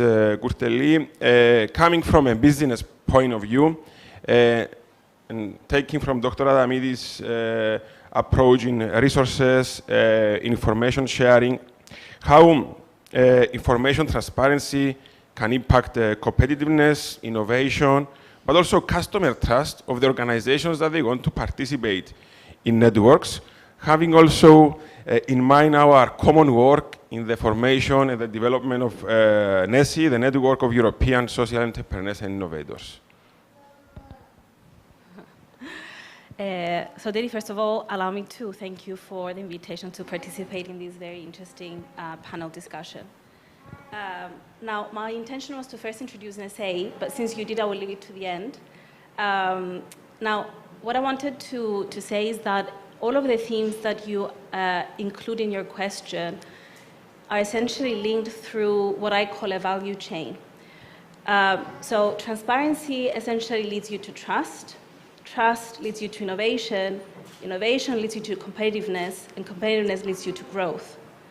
So if you want to take each of these elements of the value chain and sort of deep dive a bit further, talking about information transparency, it has emerged as a very powerful tool that organizations use to essentially forge stronger relationships, build on trust, cultivate loyalty, and all of these with all of their stakeholders, whether these are investors, these are customers, these are regulators, or whoever you perceive to be a stakeholder that you want to be addressing. And transparency essentially enables the establishment of trust because it allows all of your stakeholders to remain confident that the social mission that you set out to achieve, we're talking specifically about social enterprises, that persists, and that the impact that you are having is there and it exists. It's not just, it started off as an idea X, but it's turning into something else. Now, moving on to trust, well, there are many reasons why we need trust, but I would only focus on two. So one is that I think we can all agree that there is no successful or meaningful partnership or business relationship without trust. And the second is because trust is in fact the currency of innovation. So whether you're iterating an already existing solution just to make it slightly better, or you're developing something completely groundbreaking new, you do need the trust of all of your stakeholders to take the journey with you. And I think we can also all agree that innovation is indispensable, because without the innovation, you can't really hope to be able to navigate the complexities of today's environment, the disruptions, in a way that allows you to come up with the next big thing. And finally, innovation combined with some other differentiating capabilities, you can think of them as competitive advantages that are usually unique to each organization. They're the best foundation you can hope to have to build a strategy that allows you to be competitive in a sustainable manner. Now, linking all of these to networks, because this is where I want to get to. So, as you mentioned, in April this year, the CSI, in partnership with PwC, essentially embarked on a journey to establish and develop the NSA, which stands for the Network of Social Entrepreneurs and Innovators. And this network aims to be open and inclusive, and it primarily targets EU social entrepreneurs. And as we all know, networks essentially serve as platforms that connect people who share common aspirations or similar interests and passions. And by bringing these people together through a network, you essentially unlock the possibility of partnership and collaboration between them. I just want to close off with one quote that I think just brings everything that I said very nicely, and I can't hope to remember it on top of my head. So, a culture of innovation is built on a foundation of trust amongst people. A license to innovate is granted with trust and transparency between stakeholders, and commercial success depends on securing customer trust in your organization, its products and services, and your brand. Thank you. Thank you, Haris, for also great remarks and pointing out the importance of innovation and trust in the context of networks. And definitely, a network in its process of evolution needs to secure legitimacy and access to policy making to have a real impact. And here is where governments and public authorities come to give this veil of legitimacy and approval in the same context that our network, the NSA, is being developed. And it's here where I would like the opinion of Dr. Papatrifonos. Thank you, Harambe, for being here and representing the Deputy Ministry of Research, Innovation and Digital Policy of Cyprus. How governments are fostering social innovation through information transparency, and particularly how do you promote public-private collaboration where the one can support the other in a win-win situation? Thank you very much, Sodiri, Dimitri, for this invitation. Always a pleasure having our discussions privately or in public. I will first speak in general and then speak regarding, let's say, the political position of the Deputy Ministry, my personal beliefs regarding information transparency, and basically, I would say the correct way to share information, and it's not just about sharing, it's about the utilization of this information. And I would say correct sharing of information and the usage of the information is what also Konstantinos said, is basically increases efficiency. By increasing efficiency, we basically promote innovation and we promote impact. And by saying impact, comparing in the previous years, the drive in the European Union and in the research and innovation funding, which is one of the sectors I'm dealing with, was mostly regarding excellence in research and basically generation of quality results and knowledge. Now the impact is driven towards basically how do we get something tangible and results out of this information.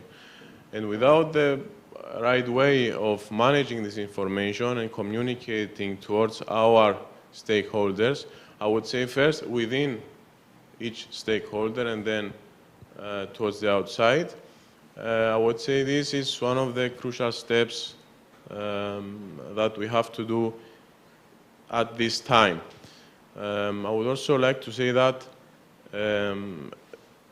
considering the information that is generated and the way that our national environment has been developed, and the European as well, I think we're very much lagging behind on the correct sharing of information. The ecosystems are fragmented. We have, this is also my personal view, and whomever has dealt with research and innovation funding or creating networks in European national level will have seen that there's a lot of overlapping in information, and this is due to the lack of correct communication and sharing of information. I would like to speak with a specific example so that we will not be speaking in general terms and what I think and so on, so that we will have some specific examples of what we are doing about this. I would say about what we are doing in Cyprus. One of the examples we're trying to set about the correct sharing of information and creation of networks between industry, academia, and government sectors is through our centers of excellence, where we have given them a lot of support through funding and other types of support. So what we would like to see is that these centers of excellence have a communication between them and also be able to share that knowledge and know-how with governmental authorities and also the private sector. And going to the next step, which will be crucial for their self-sustainability, because you cannot be self-sustainable if you only have the information and knowledge without producing tangible results. And I would just like to close what I'm saying just by saying that there's a lot to be done on the correct sharing, communication of information, and now I think is the right time for the creation of the right kind of platforms for the communication of all the stakeholders. Thank you. Thank you, Harambe. Very, very, very important points about the sharing of information, the transparency, and of course the channels of sharing information. And I don't know how in the diplomatic circles this works. I mean, sharing information is not the best thing in that area, I think. But we have with us Ambassador of Sweden, Mr. Martin Hagström. Thank you, Ambassador, again for being here. So how can diplomacy and international relations foster cross-border collaboration, especially among social entrepreneurs, talking about the business and the market area, but also as actors to address social challenges in a global scale? Okay, thank you very much for that question. Well, I think first on sharing of information, of course, sharing of information, discussing, getting information, that is really part and parcel of our job as diplomats. So I think if you want to get information, you often also have to share information. So I think that's something that we do on a daily basis. So I think what I will say, it correlates very closely with what the colleagues here have said. I think if I kind of makes sense for me to talk both about the role of government in country and also diplomacy internationally, because I think they are interlinked. And I think the role both of governments in country and diplomacy is to ensure to create a conducive climate, conducive environment for social innovation, social entrepreneurship, and networking. And some of the areas where governments can do this have been mentioned. I think all of them have been mentioned. But one of them, of course, is legislation and regulations on the national level, where governments can try to ensure that they make their information as transparent and available as possible for other actors, including for social entrepreneurs. And I think in this context, would just like to mention that Sweden has the world's oldest Access of Public Information Act. It was adopted in 1766. And I think this has been something that has been very, essential and remains essential for our development when it comes to these areas. And in particular, and this relates to this issue of disinformation, this has been extremely important for the development of a strong independent media sphere in the Swedish language and in Sweden. And I think, at least to my mind, this is perhaps the strongest possible antidote that we know to disinformation, independent and trusted media. And I think in a similar way, diplomacy, international relations, of course, can work, and we heard from the Commission about their work to create the regulatory framework for this. And I think a lot is happening here, in particular maybe on the EU level. On a second strand, and again this correlates and relates to what has been said already, governments can be helpful in creating infrastructure for the networking to happen.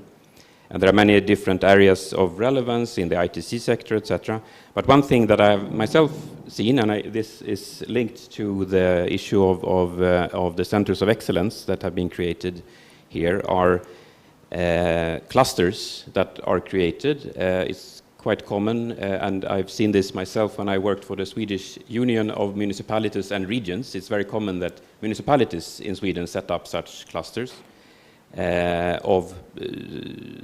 Sometimes they are very successful, sometimes less so, an area of research. But many of them are successful. And what the municipalities can do is that they can be open to listen to the stakeholders. They can try to ensure that there is a space where the stakeholders can interact. Sometimes these clusters, they turn up spontaneously around, for example, big universities or big companies. But municipalities can do a lot to, and states, of course, also to create the right conditions for these clusters to develop. And they are, as has been mentioned here, the importance of innovations. Of course, these clusters are usually hotbeds of innovation. And such clusters can also develop cross-border. So we have a very interesting number of clusters that have been developed between Sweden and Denmark. Southern Sweden and Copenhagen are very close to each other. There has been a bridge built between, and that has been also kind of, this physical connection has been kind of a start also of a very intensive development on clusters, including in the ITC sector and the medicine and other areas. So in diplomacy, or more precisely, I think in this case in development cooperation, again, I have some personal experience in supporting development of social entrepreneurship and clusters. I used to be, up until 2019, ambassador in Kiev, and Sweden has a development cooperation program there. We had back then, and we still have. And part of what we did was that we supported development of such clusters in different Ukrainian cities. And we also supported a social entrepreneur who was, in a self-sufficient way, setting up education for IT specialists. It was self-sufficient, it was growing, but in a very quite slow organic way. But with support from our development cooperation program, it could speed up. And I think both of these programs, they really supported development of resilience, which I think has been very important also in the current situation.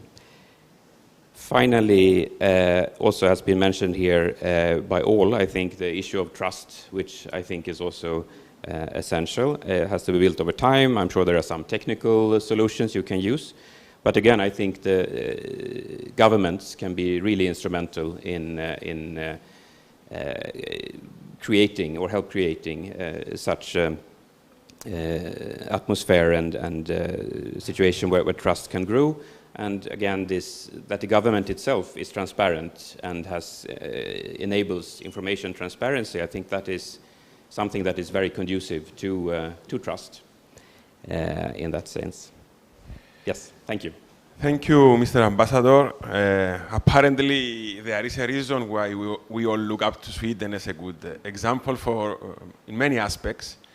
And going into the second round of questions, taking from the first law on open access to information from Sweden, I would like to go to Dr. Papatrifonos to take the discussion in the EU level and EU policies about the EU acts and policies in the areas of digital single market, Horizon Europe, the European data strategy, how all these policies end up to actually support the development of networks. We heard in the previous panel on the quality of life index about the numbers and the efforts, but the conclusion is that we need tangible outcomes, and something you also mentioned at the beginning. So how all these policies, these frameworks, from your experience over the years, have facilitated and developed networks in the ecosystem of social entrepreneurs? Thank you, Sodri, for the question. I would like to say, based on these new, let's say, initiatives and measures that are now they are starting to be implemented in the European Union, that the European Union is trying to push towards that direction. And what we need, I would like to add to what the ambassador said and the other speakers, basically, it's also a matter of creation of a culture to be able to achieve this throughout the measures that are being pushed now in the European Union. What I would say about the European Union and the Horizon Europe and the other acts mentioned is that this was done because the European Union has seen this massive fragmentation of, I would say, I'll go to a step further, of the allocation of its resources, because the resources are being allocated in a huge amount of organizations, and basically I will go again to what the European Union has seen is that overlapping, and that in comparison to China and the US, basically we are lagging behind on information sharing and what's the ultimate outcome, the impact of what we are doing. So these legislations have been helpful in, I would say, first, the access to those data, but I would say that we are still very much behind in terms of what do we do with this data and how do we get them all, I wouldn't say in one place, but what do we do after we have that data? How do we use them? So we still have a long way to achieve this. And you can also see that from the structure of the European Union itself. I would go to the highest political level now. And I would say the European Union itself does not have one clear voice. In the European Union, the way in a political level, it still needs work on this level. So this is also mirrored downwards.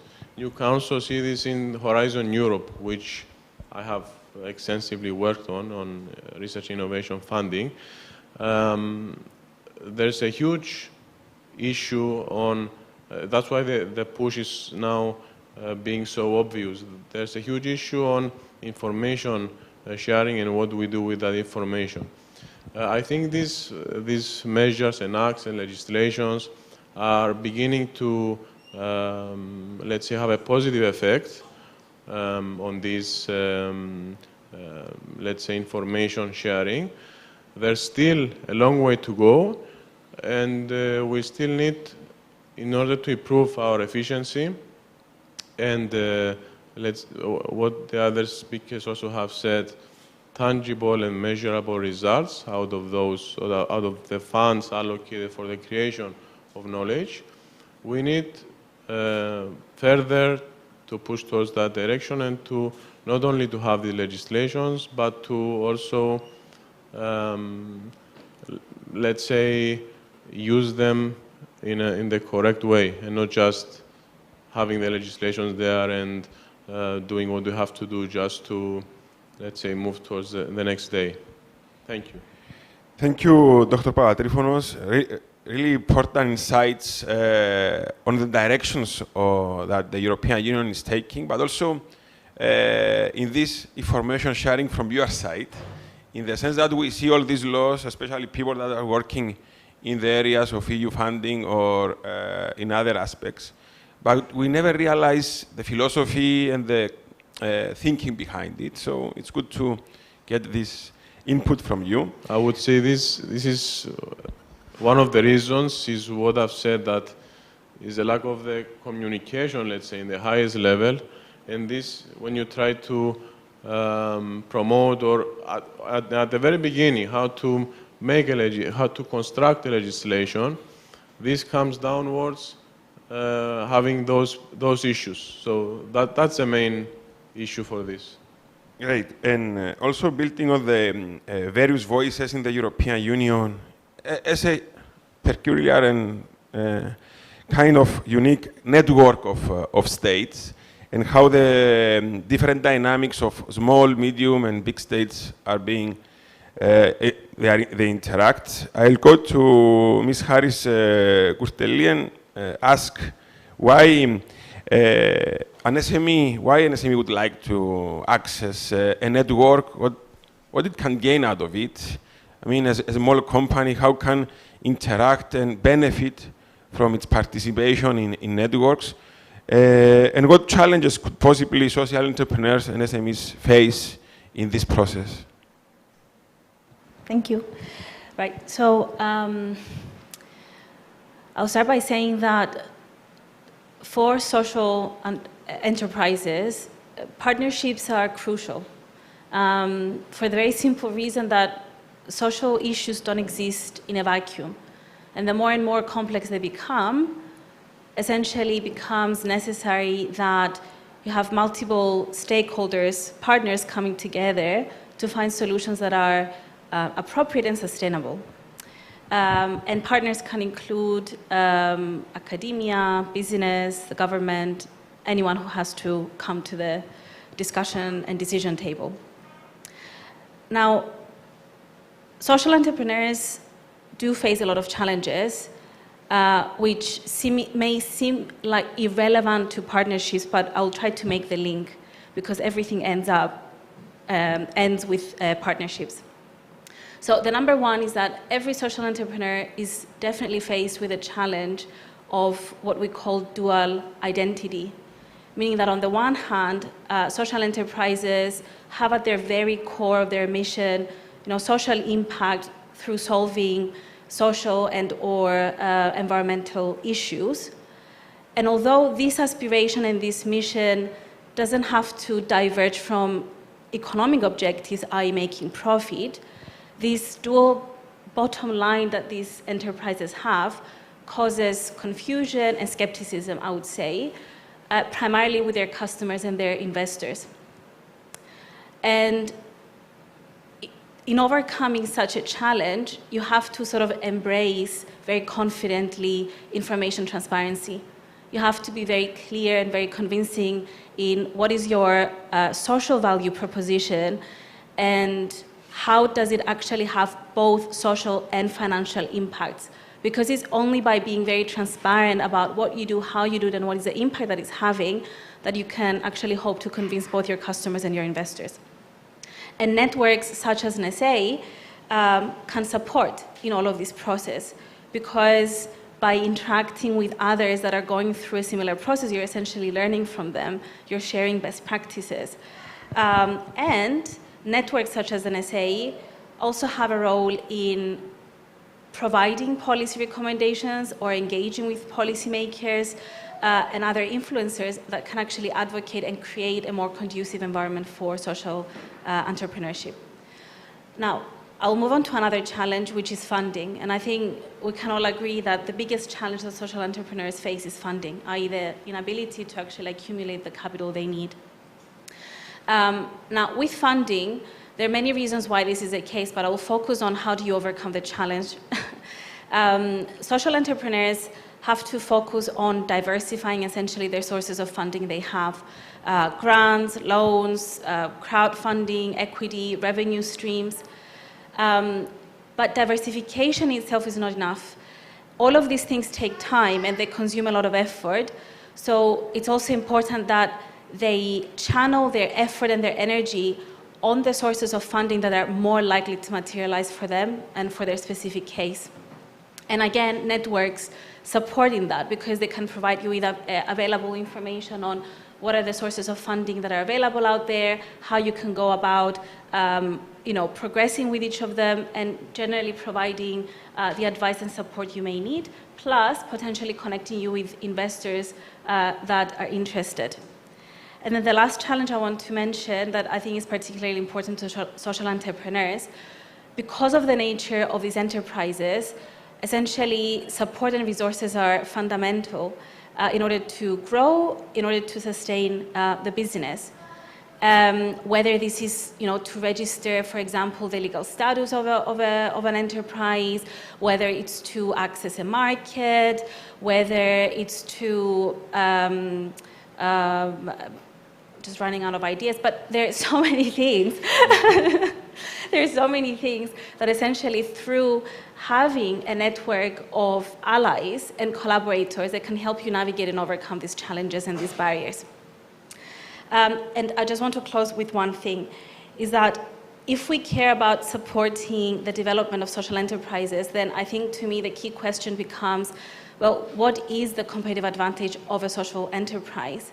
And I think a very powerful competitive advantage that they have is partnerships with corporations, which is something that is not normally explored, but I think it's a very powerful one.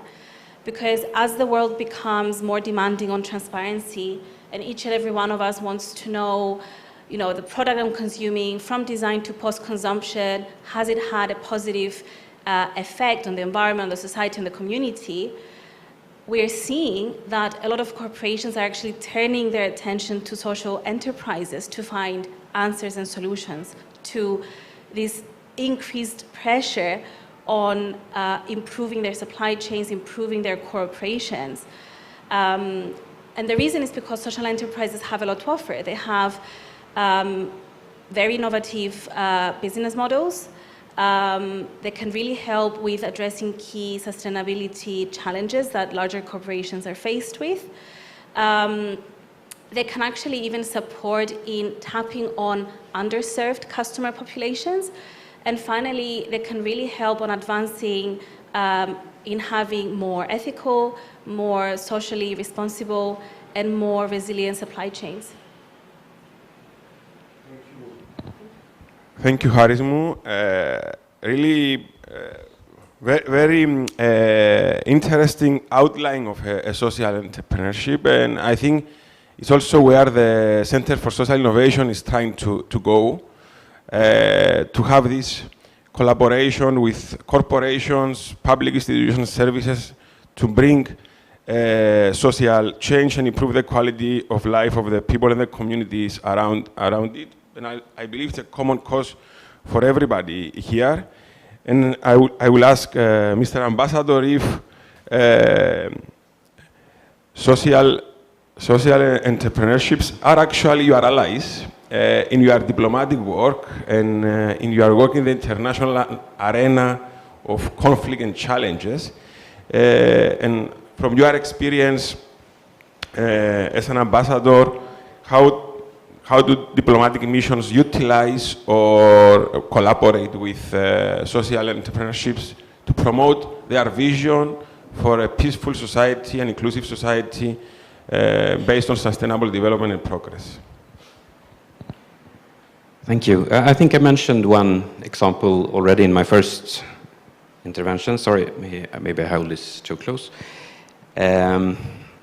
So I think if I look at it from the perspective of the social entrepreneurs and how they would engage with a diplomatic mission or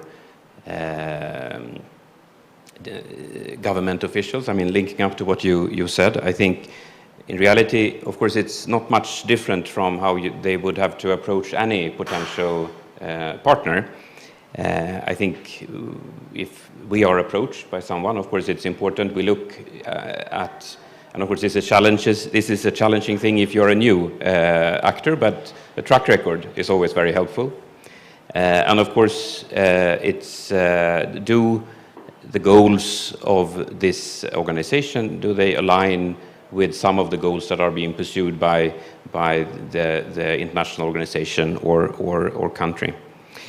So I think it is really important for the aspiring social entrepreneur who wants to approach any government official probably, or also other partners, to be aware of what is going on. I mean, what are the policies that are being pursued? We heard that maybe that is a challenge sometimes, but that is a challenge that the social entrepreneur has to overcome then and try to ensure that they know that what they want to do, that it aligns with the organization that they are approaching. And I think the example that I already mentioned with this IT training that Sweden supported in Ukraine, they approached us. They had this project already up and running, self-sustainable, as I said, but in the process of quite slow expansion.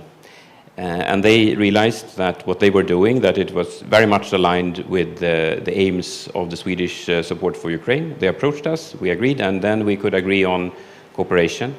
And of course, their network, since they were building like clusters around them of similar organizations with similar views, they became a very important network for us also in that sense. So it was kind of self-reinforcing in that sense. I think from our side, for government officials, we certainly have a lot to gain from such collaborations. And we should try to be, and we try from our side to be as open, as accessible as we can, and also as transparent as we can about the goals that we are pursuing, so that it's easier then for potential partners to approach us. Thank you. Thank you, Mr. Ambassador. And it's really very, very important to see that governments and international missions are collaborating with social entrepreneurs to promote progress and peace. It's something that we experience also in Cyprus, where some of the embassies, including the Embassy of Sweden, is supporting the local entrepreneurial ecosystem to evolve and progress, being more inclusive for all communities of the island. We thank you for this and your country. But talking about information, disinformation, access to data, resources, I guess the question to Dr. Adamidis is unavoidable. How does AI fit in all this? How do we align this social work, networks, social entrepreneurs, international relations, where this new technology, if it's new, fits in managing information, in promoting transparency, and addressing the challenges of disinformation? We need like 5 months to respond to all of the questions, but... Look, if we go for lunch, then we can...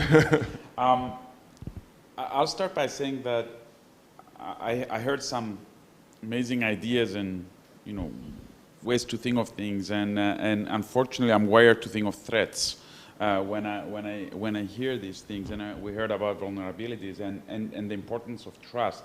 A lot of the trust is the currency of innovation, and I agree. Unfortunately, as a senator in the U.S. in the late 90s, 1929, said, the first casualty of war is the truth, right? In this case, the first casualty is trust of disinformation, and this can make things quite difficult. And AI, of all the things we discussed about the threats of disinformation, just put it on steroids with AI. I mean, honestly, it's incomprehensible the impact that it can have, both positive and negative, right? The positive, it can help us come up with ideas that we cannot even contemplate, that we cannot even imagine. At the same time, it will multiply everything that we're scared of. Whether it's the echo chambers, the echo chambers that we think now are important, they will turn into cults, essentially. The confirmation biases will become more internalized and very hard to break. Trust can potentially collapse because it will be extremely difficult to distinguish what's real and what's fake. Whether it's deep fake news, and when we say deep fake news, we don't mean just photos, we mean voice, we mean videos, we mean everything. In 3 seconds now, you can take the voice of the ambassador and text something, and then you will hear Martin say about, how the Greek Cypriots are barbarians killing small children, for instance, right? Not that you would, but yes, I know. Yeah. So this is the biggest problem that we have.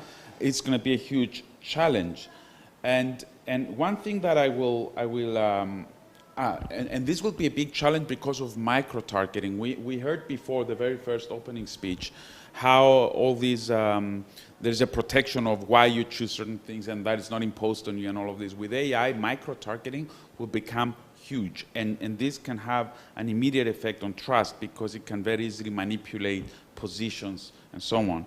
I think one of the issues that we should be thinking about is also not just the battle of narratives, which has been the case so far, right? Which narrative is better and how we can proceed, but also the battle of the narrator, I don't know. So who is creating this information? The most challenging thing will be we will not know whether we're talking to a human or AI. And this is a huge challenge because who do we trust? If trust is everything, then this is a huge question. If you don't know who you're talking to, and I like the idea of clusters because it brings it down to the very local level, especially on municipality level, for instance, because it's easier to recognize, and that can potentially be a big change for smaller states or smaller communities as opposed to the global scene. And the last thing I would like to talk about, and about what you said about information not being shared and the mechanisms are over there. Think of all the vulnerabilities that we have, and that is one vulnerability, and multiply it by an X factor that will increase the impact. And I think all of these things that we heard about legislation is essentially kind of a tug of war between legislating to ensure that we protect people, but at the same time with AI, over legislation essentially leads to a huge disadvantage. And we're becoming slow because of the focus on legislation, and this allows countries like China, for instance, to take advantage of that. And with AI, this is extremely serious because unregulated AI can lead to more AI that is potentially even more unregulated. As Harari said at some point, big difference, let's take it to the security sector. Nuclear weapons, we shouldn't equate it to nuclear weapons, he said, because nuclear weapons don't make stronger nuclear weapons, but AI makes stronger AI, right? So if we are at a disadvantage because we're so slow to regulate or so slow to decide how we want to operate, at some point we might find ourselves in a position that we will not be able to catch up. Because it's not human versus human battle, but it's going to be AI versus AI. So I think these are the big challenges for organizations. How are they going to use the AI for micro-targeting, for instance, for all of these things? So communication, I think we need to come up with better ideas to ensure that the trust is safeguarded, that who we're talking to is actually the intended recipient or the intended, audience. So I think these are the biggest challenges. They all revolve around trust and yeah. Thank you, Constantino. I'm just hoping that I'm actually talking to humans now. But indeed, the challenges are out there in a world where different groups of countries are formulating coalitions. I don't think it's only about China as a country, but also it's the different coalitions that are being created, how this can empower their own members, taking also on the networks approach. But indeed, I think we have a group of people here coming also from the international scene, the public services, the corporate sector, and the academia that collaboratively this type of challenges should be put on the table to the policymakers and we should do that quite soon. So thank you. Before we go to the closing remarks, we can open the floor for 1 or 2 questions maximum, and we can answer the questions if there are any, along with the closing remarks. So we have 1 minute for 1 or 2 questions. Anyone want to ask something or make a remark on something? Great, we are all hungry anyway. So we start our closing remarks with Ms. Haris Kurtelli. Harismu. I have a loud enough voice.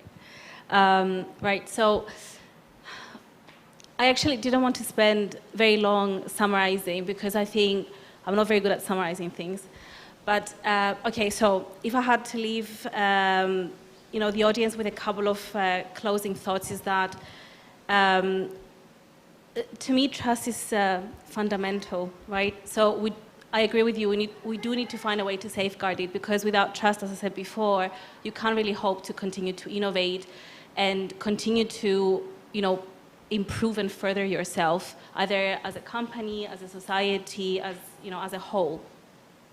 And I do genuinely think that networks that enable a group of stakeholders or partners that share common, maybe not agendas, but common ideas, aspirations, beliefs, if you bring them together and you do it in a way that they all feel that it's a win-win situation, you can actually come up with things that are better and sustainable. I think this is it for me. Perfect. Thank you, Haris. Indeed, in any relationship of any form, I mean, the win-win aspect, you are smiling, Constantino, I don't know why. It should be a win-win situation. So, it's your turn, Constantino, maybe you can pick it from the win-win to tell us your closing remarks out of this beautiful discussion. I don't have any specific closing remarks. I want to echo where I finished, that trust, we need to find ways to safeguard trust because what is at risk is that. And if we're talking about information transparency, if we don't know who we're talking to and what is being transferred is the real thing, then there's no foundation for trust. So unless we ensure as companies and as societies and between diplomats, that the recipient is who he or she says it is and the message is exactly what is intended to be, then everything else may become irrelevant. So this is my biggest concern and how it affects democracy in general. If the first contact of AI was the social media, you can imagine the second contact, how it's going to be like. So I'm going to stop at that. It's a good thought for the weekend. Thank you, Dr. Adamidis. Dr. Papatrifonos. Thank you again, Sodiris, for the invitation. I will be very short in my closing remarks. I would say, yes, trust is very difficult to build, very easy to destroy. So, okay, it's also a matter of trust. There are many difficulties that we will face in order to, let's say, adopt these approaches that all the other speakers said. I would say eventually the one who can use and control the data and use them the best possible way, that's where the money will be, and I would say that's where the money is now, because the industrial age is gone. We are living in the information age now. Sometimes I would say I would leave with this the remark, which now I have just came in my mind after all these discussions, is that, okay, regulations are important, the communication between industry, policymakers, academia is important. I would say that we live in the information age, and in the end, there will be also a market push, or let's say how the people who are able to do this the best possible way will prevail and will be a step forward.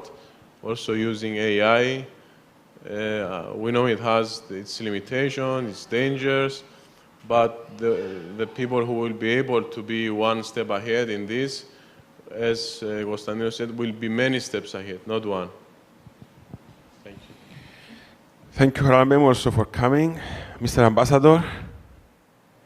Yes, I get the possibility to sum up the whole discussion, I guess, or you will do it maybe after me. I will try. You will try. Yes. No, unless you save me from that. Well, no, I think one thing that has really come back from everyone here is trust and the importance of trust, and I very much agree with that. So I think that is really where we kind of land, all of us, in our remarks. Of course, it's clear that there are many challenges, but I think it's also clear that there are many opportunities. So we just need to be aware of the challenges and find ways to overcome them to be able to make the best of the opportunities, to say a platitude. But this is what we need to do, of course. On a more personal note, perhaps, regarding this AI discussion, I have realized that for the foreseeable future, there will be a continued need for physical meetings and for diplomats. So I'm very happy. Thank you. Yeah.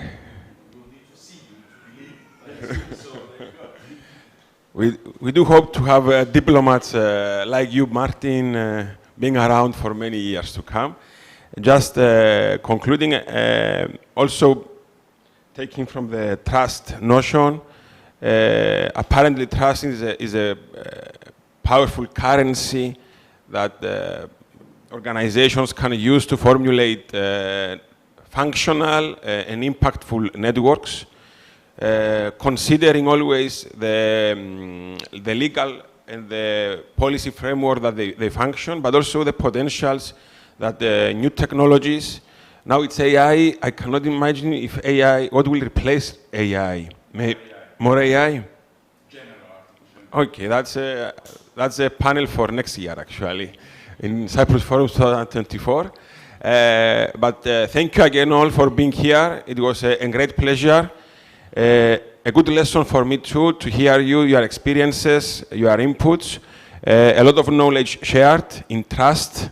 And I truly, and I believe that this type of collaborations and discussions between these multiple stakeholders coming, as we said before, from the public sphere, from the public services, from the academia, the corporation, the international scene, it's very important to be empowered and lead the way to a more inclusive and fair society. So again, thank you all and see you around. Thank you.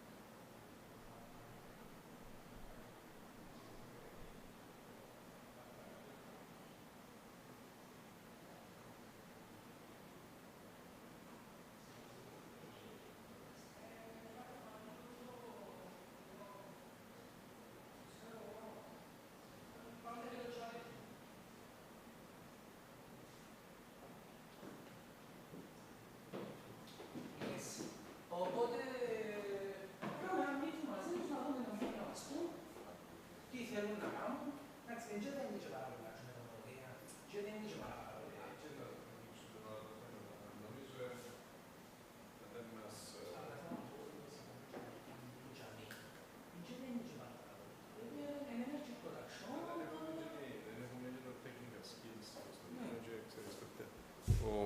Πώς το λέμε, ο Μάριος είναι στα όρια του.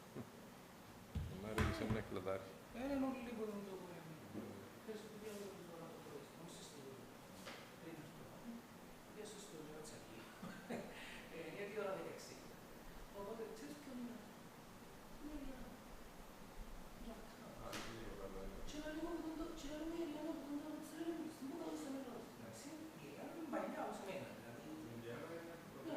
Ναι, αλλά στην πούτα σε μένα, να μάθαμε στα νέα, αλλά στα χτες, δηλαδή, δεν έφτιαξε. Νομίζω ότι είχαμε συζητήσει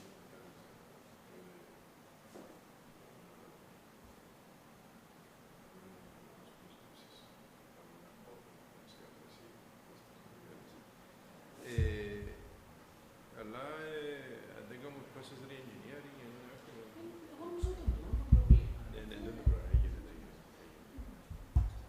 Εγώ ξέρω ότι είναι ο οργανισμός, ας πούμε, για παράδειγμα, πιο οργανισμό με 150 άτομα προσωπικό, ο οποίος δουλεύει με ένα HR και κάνουμε και πύλο. Δεν γίνεται, ας πούμε, εμείς να είμαστε... Να σου πω το project στο πρόβλημα. Μπορεί, ναι, δηλαδή πρέπει να βρούμε τον τρόπο. project στο Εγώ δεν λέω ότι είμαστε καλοί. Εγώ λέω ότι πρέπει να βρούμε τους τρόπους. Πρέπει να πούμε optimize τα operation, να το δούμε το flow. Το operation έχει θέμα. Και ίσως...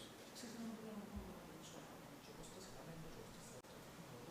Ήθελε να με βάλει εμένα να κάνω κάπως ένα unit το οποίο ήταν πολλά περθεμένο μες στο μυαλό του. Έχουμε ένα πρόβλημα. Χθες ήταν στο μυαλό μου. Πρέπει το communications να έχει μέσα σε επαφή με το συνδεδελέκτος και σε ορμόνιο με αυτό institute. Και δεν ξέρω ένα workflow. Ο workflow ξέρω. Οι κανόνες αυτοί που πρέπει να σκεφτούν να κάνουν optimization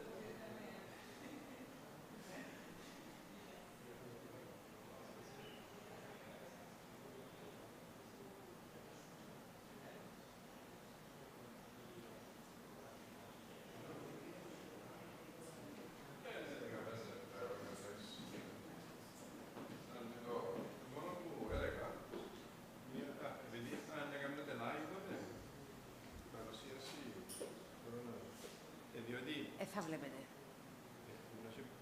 Slides και εμένα. Και να πρέπει να διαβάζετε τα slides. Εγώ δεν έχω ένα πρόβλημα να διαβάζω, αλλά δεν θα είναι σωστό να είμαι πίσω από το. Ναι. Μπορεί ο τεχνικός, ας πούμε, να τραβήξει την τηλεόραση εδώ. Εγώ δεν νομίζω να μεγάλο πρόβλημα. Ναι, νομίζω μπορούμε να...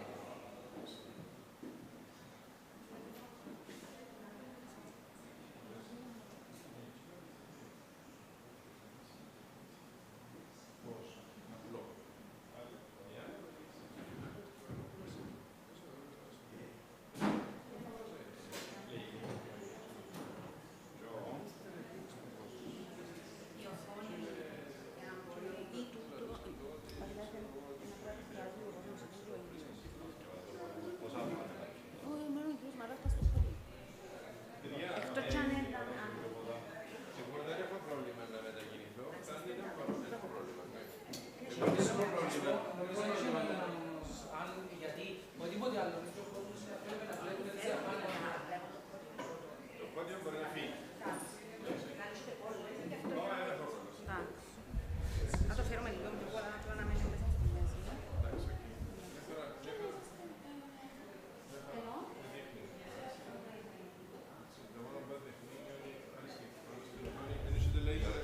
Έχει laser, αλλά...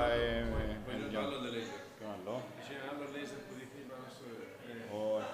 Εντάξει, δεν το χρειάζεται. Α, λόγω της φωνής του... Είναι εκτός που θα κρατάτε μικρόφωνο. Α, δεν έχω πρόβλημα. Ναι, ας το έτσι, να είμαι πιο... Να είμαι πιο...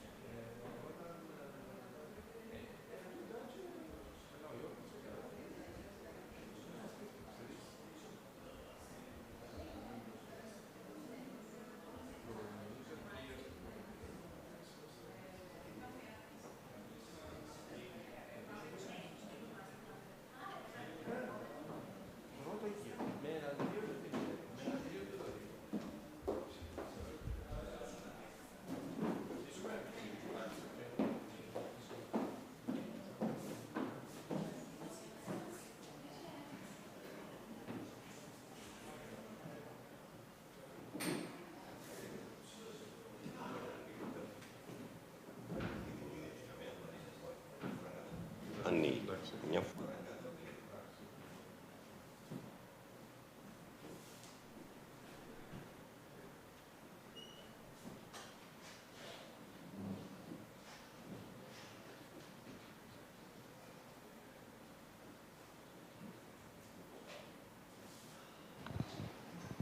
Okay, so we have people joining us.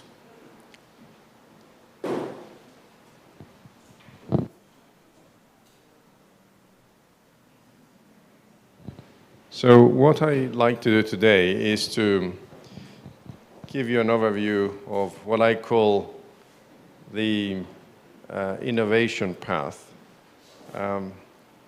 And I want to thank Nicolas and his team for giving us the opportunity to present the innovation ecosystem and the innovation ecosystem in Cyprus also.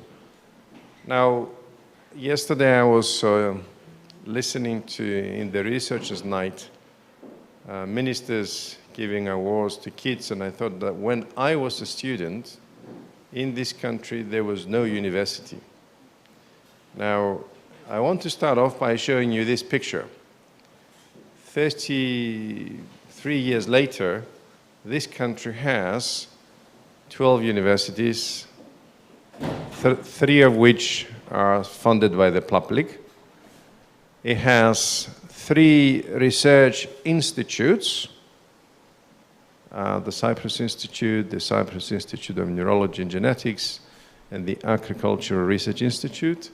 It has also some standalone centers of excellence, small units which are specialized in research. And they are listed here. The ones in red are public, the ones in blue are private. So the innovation ecosystem is rather the research and education ecosystem in Cyprus is very young. So when you have a young ecosystem, you need to think how to endow this ecosystem with the proper capability to produce not just knowledge, but innovation. And this is what I think we will be discussing. I think it's critical, and we will be discussing in the next few minutes. Now, the contribution to the economy is significant, and it is likely to grow to about 10%. Now, I want to say a word of caution here. Having too many universities is not necessarily a good thing. So, and particularly having them in a country that is just under 1 million in inhabitants. So, because unfortunately, the university education, it is not linked to the market needs. You therefore have to have an extrovert educational ecosystem to bring in students so that you train students for another economy, not for your own economy. So that's something we need to be cautious about, because I see some moves of building many private universities, and there is a risk there of them being viable. Okay, I also want to show some of the achievements of this ecosystem. Now, this is shown here, again, timelines, and about this time, when the, is this intentional? We've lost the PowerPoint, or are you showing me myself? Okay, so about this time, remember we joined the European Union in 2004. Before we joined the European Union, universities and research institutes were able to have access to European money. We were an associated member. In 2004, we became a full member. So the research programs began to flow money into the economy of Cyprus. And now Cyprus ranks #1 in the European Union in terms of getting money from the European Commission, competitive money. So for every €1 we put in the European Commission budget in total, as a country, we get 1.17 back. So we get 17-cent gain. That 17 cent comes out of the pocket of other Europeans. Now that 17 cent, it is gain because the researchers in Cyprus, for every €1 put in the research budget in the European Union, they bring about 3.5. So they're the ones that bring the money. So the strength of the Cypriot economy in the European research, in the European ecosystem, is the research. Okay, now, I represent, of course, here not just the researchers, but of course the Cyprus Institute. And these are some of the achievements of the Cyprus Institute, which, by the way, has been established in 2005. It's a very young institute. It's a technology-oriented institute. And over the last few years, it brought in more than 100 million euros in research grants, many publications of high quality, a lot of projects going on, a lot of staff, research staff, laboratories, patents, and spin-offs. So excellence, money coming through, innovation also being generated, and I'll come back to that. I'm showing you here some of the best achievers in the country in terms of people, researchers, being able to bring money into the country from the European Commission. Remember, when we talk about research funding, this is competitive funding. When you write a grant in Cyprus in a network, you are competing on an equal footing with any European researcher. So there's no subsidy because we are a small country and we're not very rich. So the top performance is the University of Cyprus, the Cyprus Institute, and the Cyprus Technology University. Of course, the Cyprus Institute, it's a small unit. It's only, it's about 6% of the University of Cyprus in size, yes? It is a small entity, but it's very big in terms of impact. Right, and some of the centers of excellence are shown here, some of the public universities, the Cyprus Institute of Neurology, and so on. Okay, so now let's look at how research generates ideas which potentially can become a product. So that's the process. So this process starts with research, and of course it's like planting seeds, and then you have an incubation period of some of those ideas that you think they might have a commercial application, and then you generate a company or intellectual property patent so that this little plant can actually grow. It's not a tree yet. So path 1, path 2, and path 3. Now there are key players. This is the innovation process. It is a long one. It is a very difficult one, and I'm going to explain to you how best to grow some of these ideas into the market. First of all, let's look at path 1, research. Now, there are key elements that research can become a really good enabler in producing ideas. So the first one, you have to have the culture within your research centers, within the universities. Remember, universities have a mission to perform research, education, teaching, and a little of innovation. Some people live in their comfort zone and they do not have the innovation strategy in particularly the universities. The research institutes are better vehicles to develop that notion because they're very research intensive. So you need a strategy. The second one, you need excellence. If you're underperforming in research, you're never going to get good ideas out of it. The third one, and I want to emphasize that because it really touches on the culture of researchers, you have to have multidisciplinary research. In other words, federate different disciplines together, have the infrastructures, and finally, but importantly, the capacity for long-term funding, because this process here requires a lot of investment. It's not like planting a seed. It requires investment, and this is where we need good planning. Now, let's go to the first one, innovation-oriented culture. So quite often within institutes and universities, you have ideas that you do not think they have an innovation potential, but they do. So you need to open up and look in the bulb of these little tools that you can actually tease them apart and analyze them in high resolution, and you actually find ideas there that are patentable and marketable. Now, the second one is excellence. Now, this is the Cyprus Institute of the Cyprus Institute. I worked at the Cyprus Institute of Neurology, and sometimes I remember my past. So the Cyprus Institute is the #1 in terms of excellence in the country by figures. 75% of all its publications are in the top 25% of journals, meaning that they're scoring very high in the impact, in how many people read them and code them, that they are good research, so we can actually use as state of the art. Okay, now the second one is multidisciplinary research. Now, if you have one individual of a particular discipline thinking that his or her idea is good, it's one way, but these ideas often are not leading to many breakthroughs. You can see the breakthrough potential is lower, whereas if you have different scientists from different fields converging into one idea, then that's get better. Now, often academics work in silos. That is a big problem.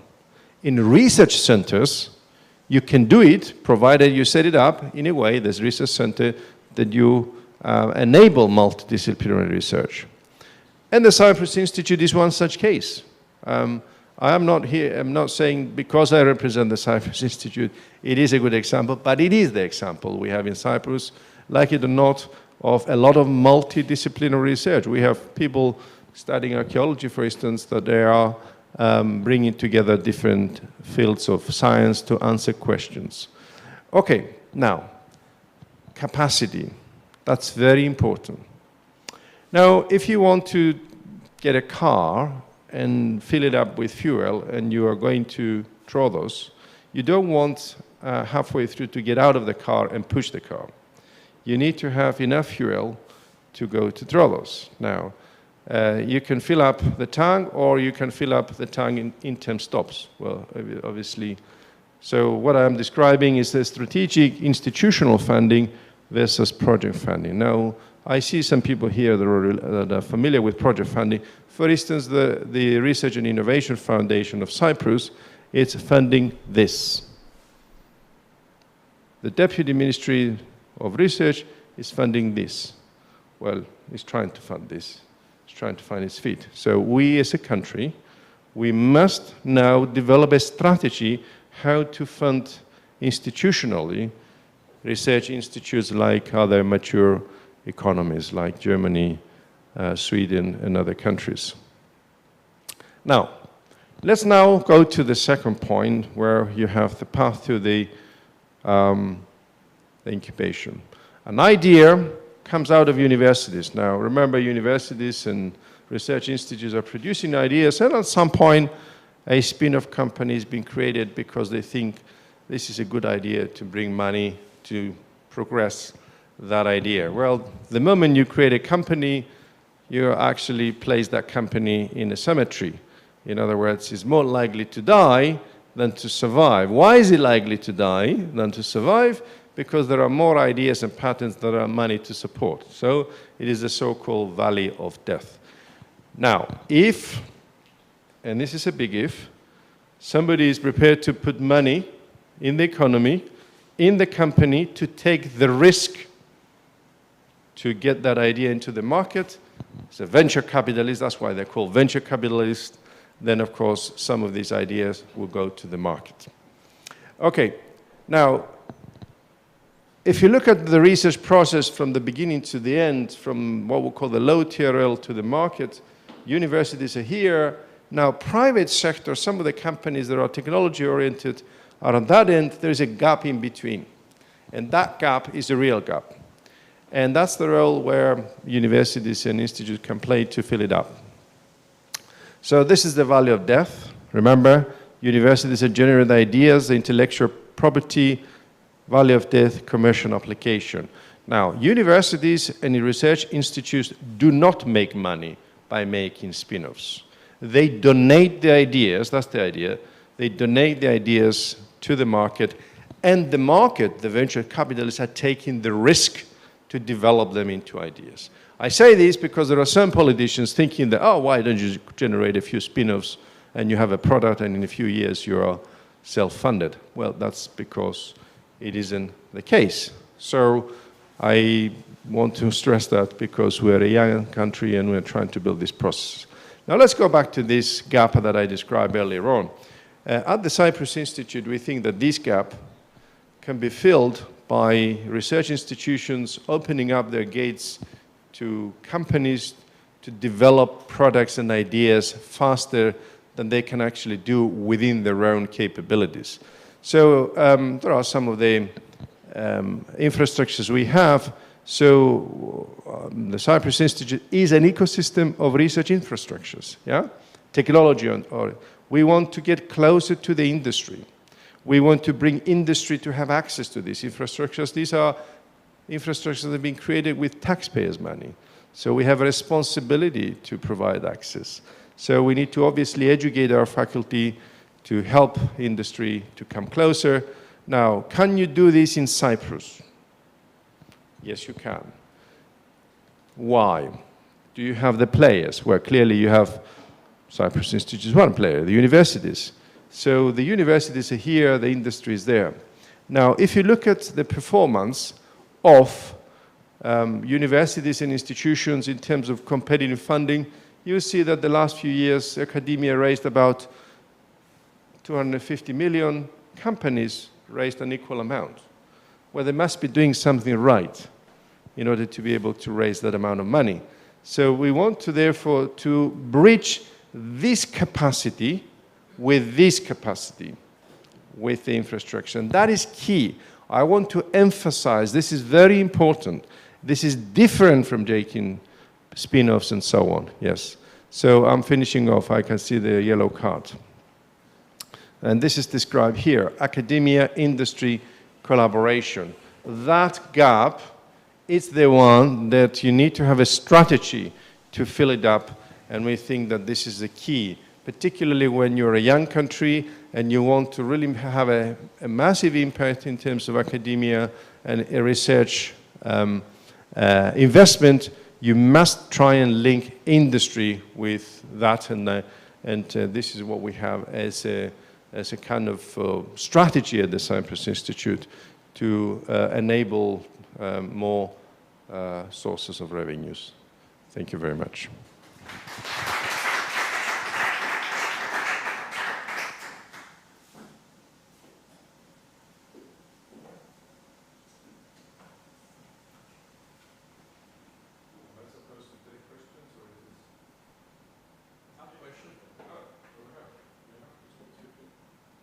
Yes, if you have questions, yes, please. You want? Because it's live streaming. Yes, yes, by all means. First of all, it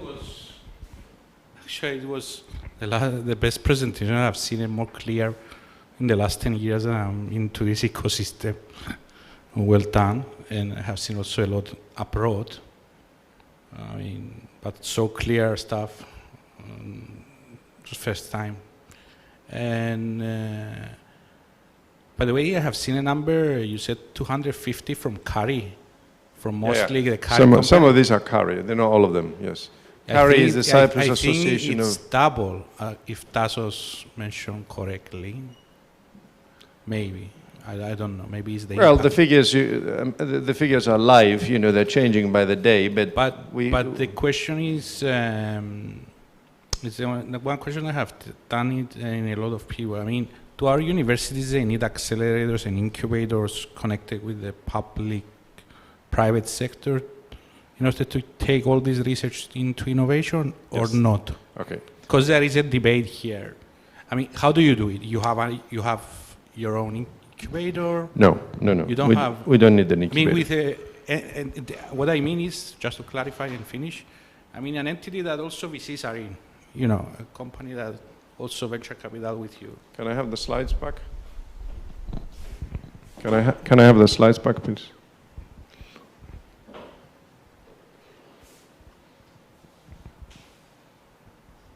Okay. So you're saying, do you have an incubator where you incubate these companies and some venture capitalists come in and look at them and put money in it? Well, we don't. An incubator has to be an entity, by the way, yes, a legal entity. And no, we have created a vehicle, a company to have shares, which now the incubator is the institute. Put it this way. I mean, let's translate this into sort of more practical meaning. What do you mean by that? Well, if you have a company and you have intellectual property, a patent, clearly you have a little plant. It needs to grow more for an investor to see its potential. So that period of incubation can happen within your premises, provided you strike a deal. There are some sort of legal issues that you need to deal with. So it can happen within, or it can happen outside your premises, and that's the incubator that you're referring to, yes? So institutes and universities can be the technological incubators, the enablers from the technology provision perspective, but in terms of now the company becoming bigger and bigger, it has to get out. It's not the job of the universities to have a Google next to them or whatever, yeah? So I hope I answered. Now, what I want to say, however, is just one point. That's the path from the universities out to the economy. Now, what I am describing here, which perhaps was not clear, is something else. These people on the right, the companies, the carry people, have ideas. Some of their products need to be improved, but they don't have the infrastructure or the knowledge to do it. So they come to the people and the infrastructure to do it. So it's a different concept. It's a different way. It's an enabler for more innovation that already exists in the private sector. And I think that's a much more successful approach. Thank you, Stavro. I know you've been working on this for many years. You are like an evangelist for the last 20 years on this. But how are we doing as a country throughout this process? Where are we good at? Where are we missing stuff? And how do we bridge that gap of having the whole process together? Thank you. Well, as a country, I mean, there are obviously, the country is producing innovation, is producing ideas, universities are producing ideas. There are some bottlenecks, legal ones, as you know. The universities, the public universities, cannot create companies, and there is a debate. In my view, that's an incorrect approach, but okay. So unfortunately, not all politicians are able to understand this. So, and I'm not wearing the hat of one, by the way. So, the problem we have is actually here. Sorry, it's here. It's on this side, on this. It's actually understanding all these elements. So, okay, the culture is important. And I want to stress this because some university people like to be living in the comfort of their educational mission rather than their innovation mission, which they don't think is a very major one. Excellence is good in Cyprus. Multidisciplinary research, again, it's a matter of mentality, because to get scientists from different fields collaborating, sometimes you need to transcend the boundaries of your egos. Infrastructure is okay, we have quite a lot. That is the one we have difficulty in understanding in this country yet. Okay, the long term, the capacity, to build capacity. So to build this, if you look at the most successful countries in doing what I call the institutional funding is the United Kingdom and Germany. These two have worked out well, yeah? And Sweden also too.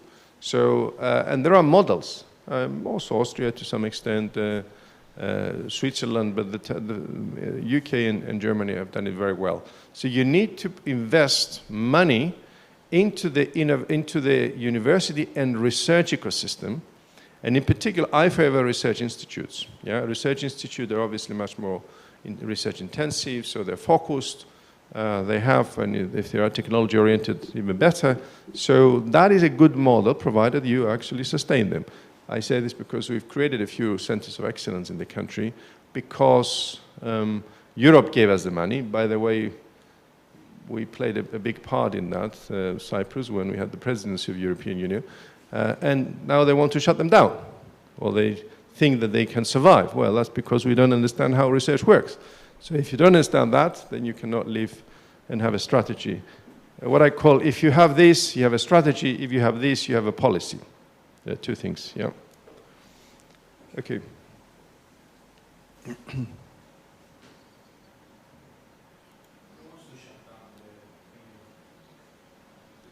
Let's not open that question, that debate. Okay. Thank you.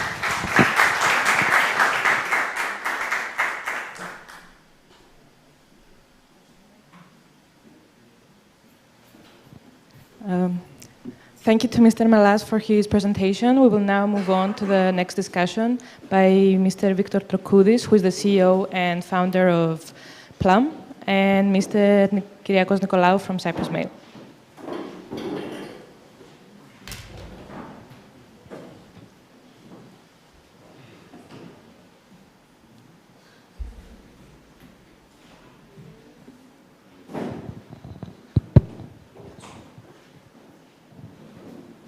If everyone can see us, so we'll sit down. Yep. So just a quick introduction. I'm going to introduce Victor, which is awkward to introduce someone else because you're talking right next to them about them. But Victor worked as a trader in Morgan Stanley. Then he joined TransferWise, now known as Wise, when they had around 5 people in the UK. And started Plum as a chatbot in 2016, and then as a company in 2017, if I'm correct. Plum specializes in helping people save money through a variety of tools. So it's in the fintech space, 1.7 million customers, 10 European markets, offices in the UK, Athens, and Nicosia. I, on the other hand, am the business editor of the Cyprus Mail. I've also worked in technology companies and some other companies as well in the UK and Cyprus. And yeah, we'll talk about the Cypriot innovation and startup ecosystem. So just to get on with the conversation, so Cyprus has come, in relative terms always, leaps and bounds in recent years with a lot of new companies setting up shop on the island, a lot of foreign talent moving here. I'd like to hear Victor's thoughts on those efforts, and what is your view on this? Yeah, well, thanks to be here. I guess it's a bit unfortunate that the other speaker left because I live in I live in London. I built the company there. TransferWise that I worked at was a big experience. A company that I don't know if people know it, but it was a company that I joined when it was around 5 people. It IPO'd, now has 5,000 people, and I was part of that early journey, which taught me a lot about kind of where I set, let's say, the bar of what innovation is, right? And I think the main reason we opened an office in Cyprus to hire some great people here, which we found. A lot of them have had experiences abroad, right, which is very key in terms of kind of where they set their ambitions. But I think for me the interesting thing is that for me the definition of innovation is something a lot different, right? And I haven't engaged, let's say, in Cyprus, let's say call it political or government level with initiatives. But I have seen around us other successful countries like Israel or Estonia that actually create serious innovation, right? And I've also been part of these companies, which I believe, TransferWise is probably one of the most successful businesses in Europe in fintech, right? They really disrupted the cost of money moving around. Plum in its own way, we're not that big and successful yet, but I think we are going to get there. We're around 180 people who are innovating how people save and manage their money. But for me, the important thing is how do you actually get people that are at the cutting edge to be coming to Cyprus and actually doing stuff. And you spoke a lot about the public sector. I don't know much about it, right? I'm kind of a person that more focuses on getting stuff done on my own, right? And bringing that initiative. And for me, the big question is how can you get the top companies actually taking, an office in Cyprus, seriously, and bringing people that are at the cutting edge of technology, of innovation, of building. Because really the ways that you build in startups in my sector is very different to how I call them traditional companies operate, build, innovate, right? It's a completely different mentality. So for me, like not even agenda, but I know that like Cyprus, there's a lot of like, let's say, tax incentives to bring companies in. And the focus is very much, I feel, on the traditional sector, bigger companies that have like a lot of employees, but are not working in an innovative way. And for me, really, the win is how do you get, like, TransferWise to open up an office here, or Plum to have like a serious incentive to really bring the people we hire in the UK, right, that have worked at like other fintech unicorns, and have an opportunity to bring them here. Because, yeah, I think innovation really happens when you have that mix of people. Yeah. Okay, so you touched on a variety of points there that I had spread across a few categories in my head, which is cool, which is why it's a casual conversation and not a presentation per se. So you mentioned Israel, Estonia. I would add Berlin in there, and of course London as huge centers. If you're a promising young developer or researcher or someone who's in this space in any place in Europe, those are the places where you want to move to. London, Berlin. Okay, Israel has a domestic talent as well. What do you think Cyprus can take from a place like Israel? Look, it's not something that I've studied myself massively, so I'm not like the most let's say research person on the topic. But like from figuring it out a bit, is that I think what Israel did apparently like many years ago is they went to American VCs and told them, we will allow you, you guys know what you're doing, right? We don't know what we're doing. We don't know how to identify high potential candidates. We don't know how to funnel the funding. But we will whatever you invest, we'll invest, and I think we'll also cover your losses, right? So I think the key is to identify the people that will filter, right? Who you give the money to, right? In order to be able to get those high potential people, right? So I'd like to see initiatives like that, right? That are very targeted, right? And it doesn't mean it's the only strategy, but you need a parallel strategy to try and bring the proper top talent, right? To influence the rest of the people that have the right mentality, but they have no one to show them, right? And that's the problem. Okay, so that would require Cyprus to rethink a little bit its approach, because it's very risk averse in general. Governments are afraid to, they don't really understand the concept of, what do you mean I'm going to put 10 and I might not get the whole amount back? You have to be able to risk something for the potential of getting something much bigger every now and then, which is what VCs do basically.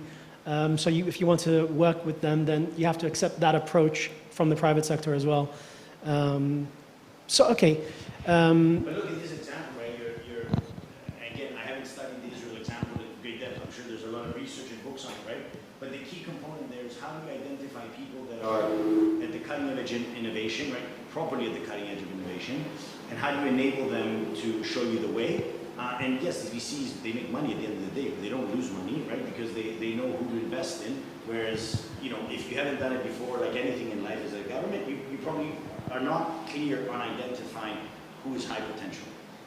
So that's what I think I'd like Cyprus to invest in, to have like a program where they actually bring what I consider like top quality companies. Okay. Sorry. Another thing is that if you want to bring people over, they have to be able to bring their families, if they have families as well. So it's not just a digital nomad who is by himself or by herself and is happy to move around. You have to be able to bring your husband, your spouse, your children. What do you think Cyprus should do or can do to help in this regard? Look, I think unfortunately, the Ukrainian war, I'm in touch with some companies. Hello, yeah, oh, wow. So I've been in touch with some companies that had to relocate because of the war in the Ukraine, and some of them came to Cyprus. And these are companies that I consider, let's say, in the consumer space, global top-rated companies, right? There's one they've moved a lot of their offices to Limassol somewhere called Flow, right? It's a pregnancy tracking app, right? But it's like 10 million downloads, more than 10 million downloads globally, and it's the leader there, and they have very good technology. So, and I'm friends with some of the people there, and a lot of the people are very happy here with their families. I mean, from a schooling perspective, from a obviously weather perspective, we have a lot to sell. So yeah, but I mean, I think there should be incentives that enable the families to move. But I think like from the feedback I've gotten, at least from these people with young families, that once you're here, right, and I'm presuming it's easy to come here, it's the ecosystem is very nice to have a family.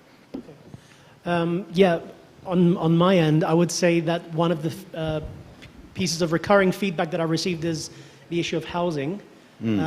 Which is obviously in very high demand. So that's something that that's been coming up in conversations a lot with people in this space. But I think that's being worked on to some degree. Okay. If a person has a choice between Cyprus and somewhere else in Europe, what is the competitive aspect in terms of a company? In terms of relocating here, how do we convince them to come? Look, I think as long as I think if you can target companies that would never consider coming here, right?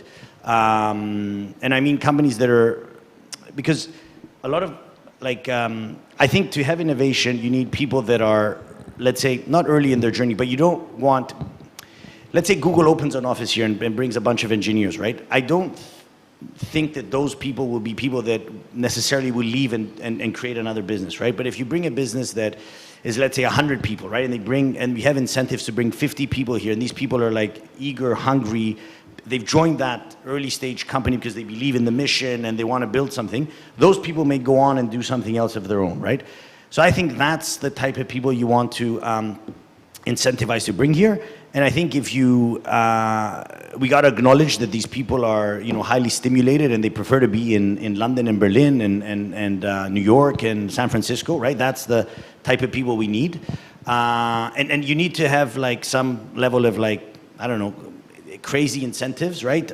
Both for the company, both for that individual potentially, right? To make up for what they have to give up.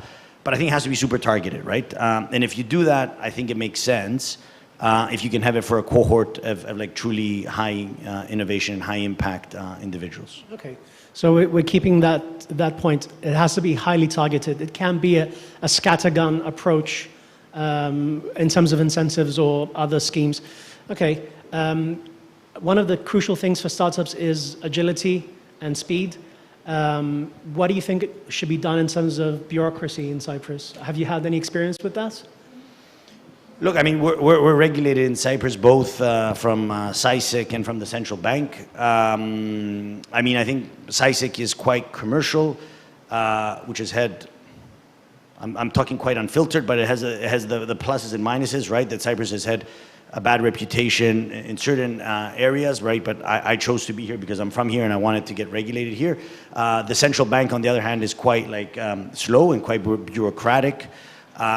Which makes it very difficult if you want to be like a payments business or a bank, right, to consider Cyprus as a place to get regulated. So we've seen a very big difference in the speed of interaction from those two regulators.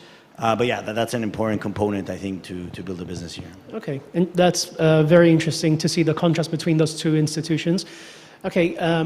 We touched on the majority of the points that I had in mind for this conversation. So if we have time, I think we'll be happy to take some questions from anyone. Yeah.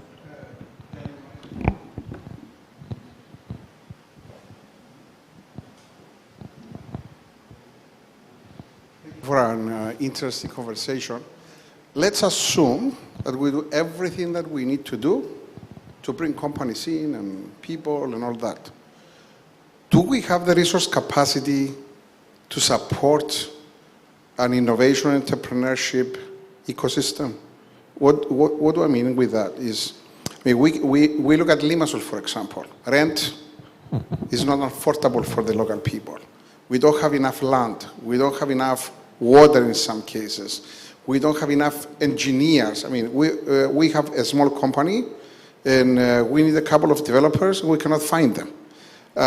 So let's assume we do everything we need to do to build this localized ecosystem where we make it attractive for companies to come. Do we have enough resources to do it? And if we don't, what is the proposition? How do we fix that? I don't think, my view is that we don't have enough resources. We will never have enough resources, right? In some ways, you will never find the top engineering talent in Cyprus. So like but we do have schools, right? Like, so we went to Greece, right? We have like my company has around 100 people in tech, right? And we it's not huge, it's not small. We opened up an office in Greece because just population-wise, there's more people, right? So there's smart people in Cyprus, but you need to find a way to show them the way, right? So my approach, all of this stuff around property, rent, etc., right? It may be a problem, but it might be not controversial exactly. But I'm talking about a very targeted approach, right? Where I'm talking about finding a way to bring 500 people, right? Which I'm sure we can accommodate somewhere, right? To start, but like 500, like top VC-backed companies, right? That's the ambition level, right? How do you get 500 people that come here, they have their families, and then they employ more people here, right? Through some incentives. But I'm talking about 500 people. I'm not thinking about like, how do you get mass market, like thousands of people coming to Cyprus, because unavoidably, because of those things, we won't be able to attract top talent, right? So that's why my whole point is that for me, it's not a numbers game, right? It's more of a talent game, and how do you get a few top individuals and companies to come here, and hopefully that allows it to spread. They can hire some local people straight out of university that are smart, train them, and then that can spread. But it's who you get, not the numbers. So I'm not thinking infrastructure and this and that. They'll sustain themselves. I mean, everyone works digitally these days, right? Yeah, I don't really have anything much to add to that. Victor is coming from a. Oh, sorry. I think it's important to segregate some components of this discussion and focus a little bit. So when you talk about Cyprus attracted some innovation, primarily because the last few years, because of a specific legislation we have, meaning that somebody bringing in intellectual property from abroad and setting up a company has a special taxation regime. So that's the main reason why some of these people came. Now I don't consider other companies like, in the services sector as innovative. They can be innovative, but they didn't come here because we have an innovation ecosystem. Now, most innovation these days happens fast in the IT sector. Most innovation happens in that area. If you look at the big companies in the last 30 years, they're all IT. So clearly IT, computational science, computational is big. So now then you have to then say, okay, if I want to get in other areas to create innovation, that's where Israel invested. Israel invested in the technology sector first, and then IT came into being, because you mentioned Israel. So Israel invested in the technology component, and they generated a lot of multifaceted innovation.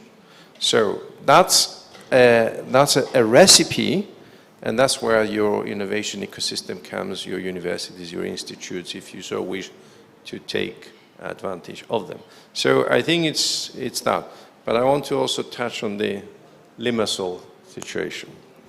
Now, because I wore the hat of a politician at some point, and when I suggested once that we should have a tax rebate for any company moving out of the urban area and going into the Trollos area, I was really going to be, shot. They said, are you asking the companies to leave Limassol and go to Bedoulas and set up a company? I say, yes, I'm asking them to go there. Why not? So we can have a decentralization taxation policy, and Cyprus is one of the most underpopulated countries, by the way. Yeah, no, good. I mean, thanks for that. I think and this is what I'm saying, like I'm not like on a policy level, and I know, yeah, policy deals with like larger numbers and larger tax incentives, and I think my, let's say, only ask is how do you have a policy as well that targets true innovators, not large companies that are looking for some tax incentive, some tax benefit, because real innovators care more about the environment rather than some little small tax break. A lot of these companies are loss-making as well, right, in the early years. So giving me a tax break is not something that I will pursue in the early years where I'm investing in building. Yeah, cool. Okay. Very good. Yeah. Thank you very much for your time. Thank you.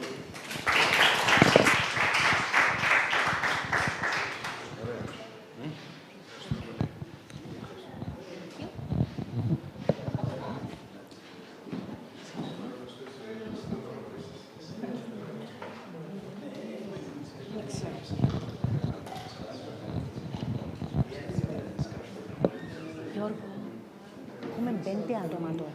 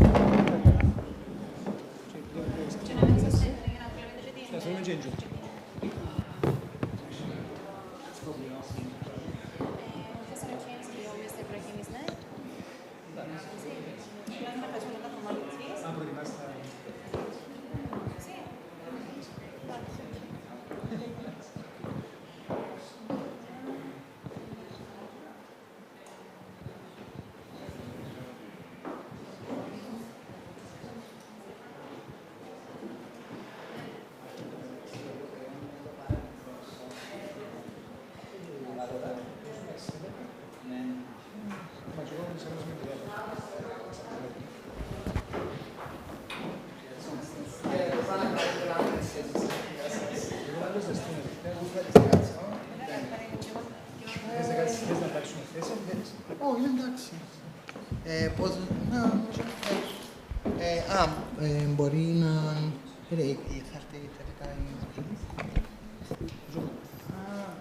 Ναι, εντάξει.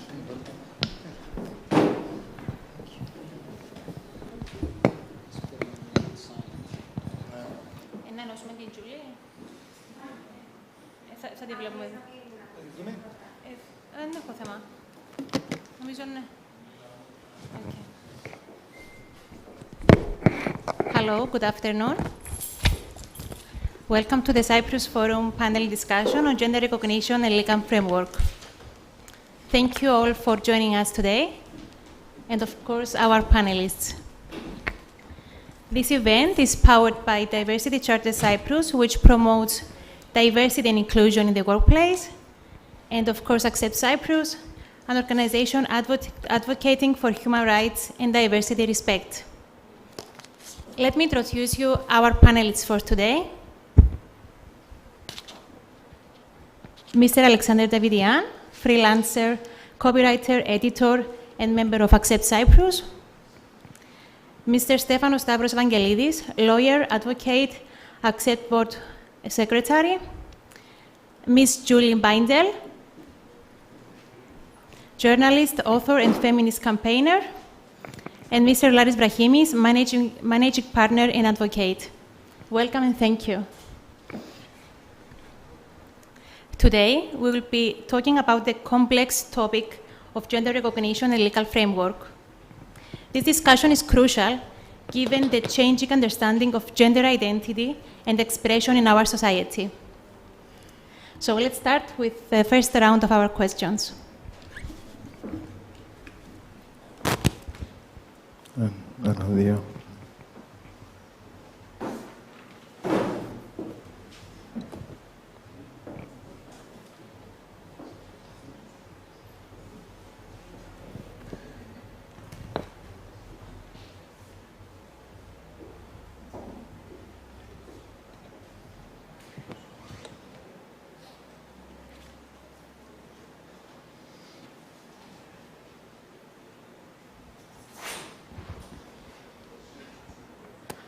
Our first round will be about deconstructing gender expression. I would like to remind you that each response should be limited to a max of 3 minutes. The first question for Mr. Evangelidis. What does gender expression mean and how does it relate to gender recognition? Good afternoon, everyone. Thanks for taking the time on a Saturday to be here. When we talk about gender expression, I don't want to get into the legal analysis. I just want to deconstruct the idea of gender as we see it in our everyday life. 2023, we have some stereotypes. A man should wear specific clothes, a woman should wear specific clothes, and that's it. I'll give you an example. Maneskin, they won Eurovision Song Contest 2 years ago. The guy is heterosexual. You've got Harry Styles. He's dressing up like, disco ball. We need to understand that gender expression means how I express myself and the gender that it is perceived by that expression. I'm fine with that answer. Thank you so much, Stefanos. Thank you for explaining us actually in the definition of gender expression. Let's move on to Mr. Davidian.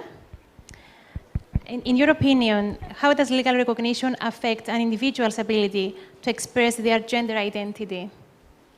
Okay, not sure if this is on.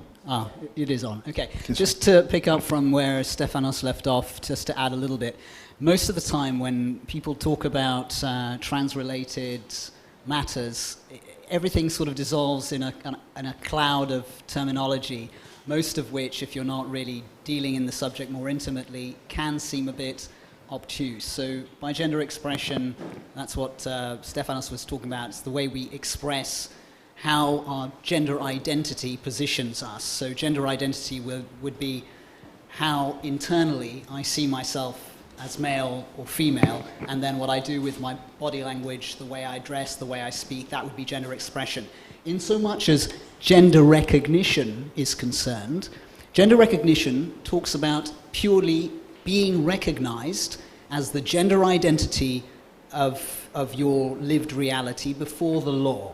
So where there is gender recognition before the law, it allows trans people like myself and others the safety to present as who they are and not be challenged in everyday life on that basis. So it allows much more safety, greater agency as a citizen, an equal citizen in society, and of course also signals in other aspects of life and in policy making that there is a standard according to this law to abide by for the protection of trans people.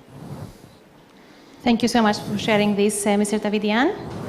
Let's moving on with Ms. Bindel and see in a feminist perspective, let's say. Ms. Bindel, how do the various perspectives within feminist movements intersect with the advocacy for transgender policies and gender recognition? Well, sorry, there's a terrible echo with the sound, but I'll try and continue. My concern about gender ideology is simply this, that it further entrenches sex stereotypes that are harmful for women and not very healthy for men, boys growing up with the expectation to display machismo, strength in relation to the weakness of women, etc. We all understand what sex stereotypes are, but now they have been rewritten, it would seem, as gender identity. Feminism is the antithesis to this because, of course, we seek to abolish gender rules for women. Sometimes it's called gender roles, but we refer to them as rules, where women are required to present in particular ways, or we are in danger. So, for example, we can't escape our biological sex, and what we're then expected to do is to present in a particular way, perhaps dress in a particular way, be demure, relatively speaking, when in the presence of men. We are supposed to be in stereotypical roles. So for women, and feminists say this and have said this for 5 decades, gender is a constraint. It is a box into which we are fit. It's not a performance in that it is imposed upon us, so it's not fun. And those of us that are gender non-conforming, which all feminists are by definition, and all lesbians are by definition, then the punishment can be harsh, and that's what puts us in danger. So, in short, feminism seeks to abolish gender, not to create different genders, additional genders, and re-entrench ourselves in gender rules. Those on this higher up on the social hierarchy, in other words, the male sex class, can choose to play with gender and not live in fear in the same way that women can. But having said that, if you look at the oppression that gay men experience, this too is about sex stereotypes. This is also about men not being real men, and often they're punished for that. And homophobia, I would very strongly argue, is derived straight from misogyny. So gender is negative for women. We seek to abolish it. I'm not gender critical. I'm a gender abolitionist. And feminism is the entire task of feminism is to abolish sex stereotypes. And the new language for sex stereotypes is gender identity and expression. Great, thank you so much, Ms. Bindel, for sharing with us the perspective of a feminist movement. Moving on, let's talk about legal aspects. Mr. Vrahimis, what are the key challenges or misconceptions surrounding the legal aspects of gender recognition? Well, let's start by saying that we talk about gender identity like it's a thing. It's a real thing. It's not. It's clearly ideological. It's the same as believing in reincarnation. I have a client of mine, she came to our office because she says we're related. A few months later, we discovered that we're related from a previous life. Hers, not mine, I don't have one. fine, I'm flattered, by the way. But she's free to believe in previous lives. Everyone is free to believe in gender identities.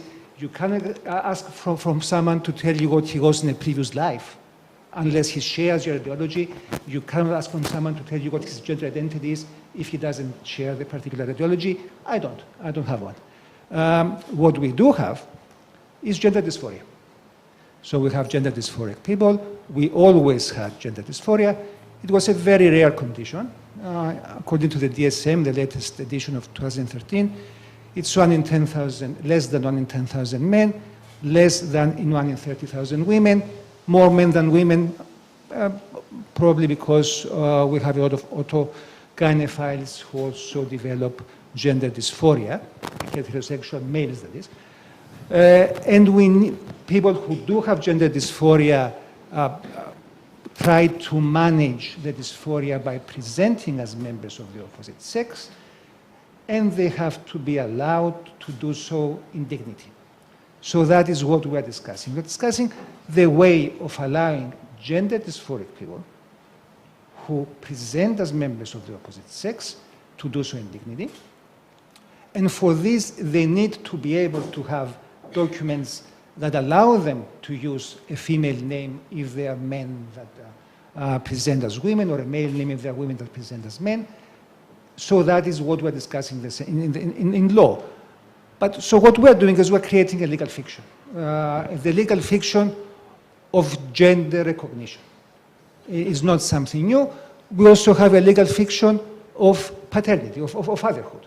10 years ago, I had a presentation in a conference organized by the University of Cyprus in far more innocent times, exactly about why fatherhood is a legal construct and does not always match actual fatherhood, and why in law we also have fatherhood in the sense of the person who fathers a child, and fatherhood in the sense of the legal father of the child, and the law can recognize both as existing.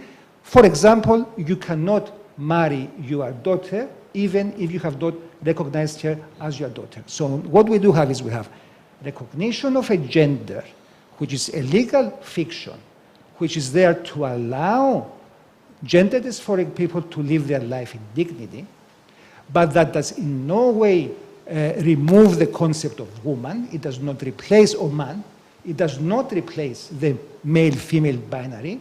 It does not turn a woman that, or a man that is recognized as a woman through a gender recognition certificate. It does not make him a woman. And in law, the concept of a woman continues as sex, the female sex, or the male sex, and in law we continue to have protections that are based on sex and not on the limited concept of gender as part of the gender recognition procedure.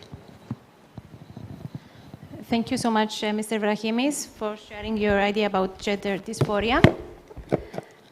Let's moving on to the second round of our questions. When will we be able to discuss? You're going to be next, Stefano, so you can discuss about it. So the second round is about current legal framework.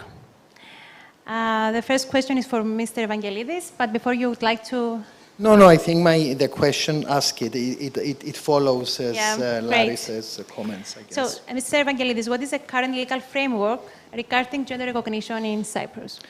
Regarding gender recognition in Cyprus, we have the Ministry of Interior has issued an administrative order covering how certain documents may change in Cyprus. It is an application to the relevant, I think it's not municipality, το ληξιαρχείο, what's in English? The registry.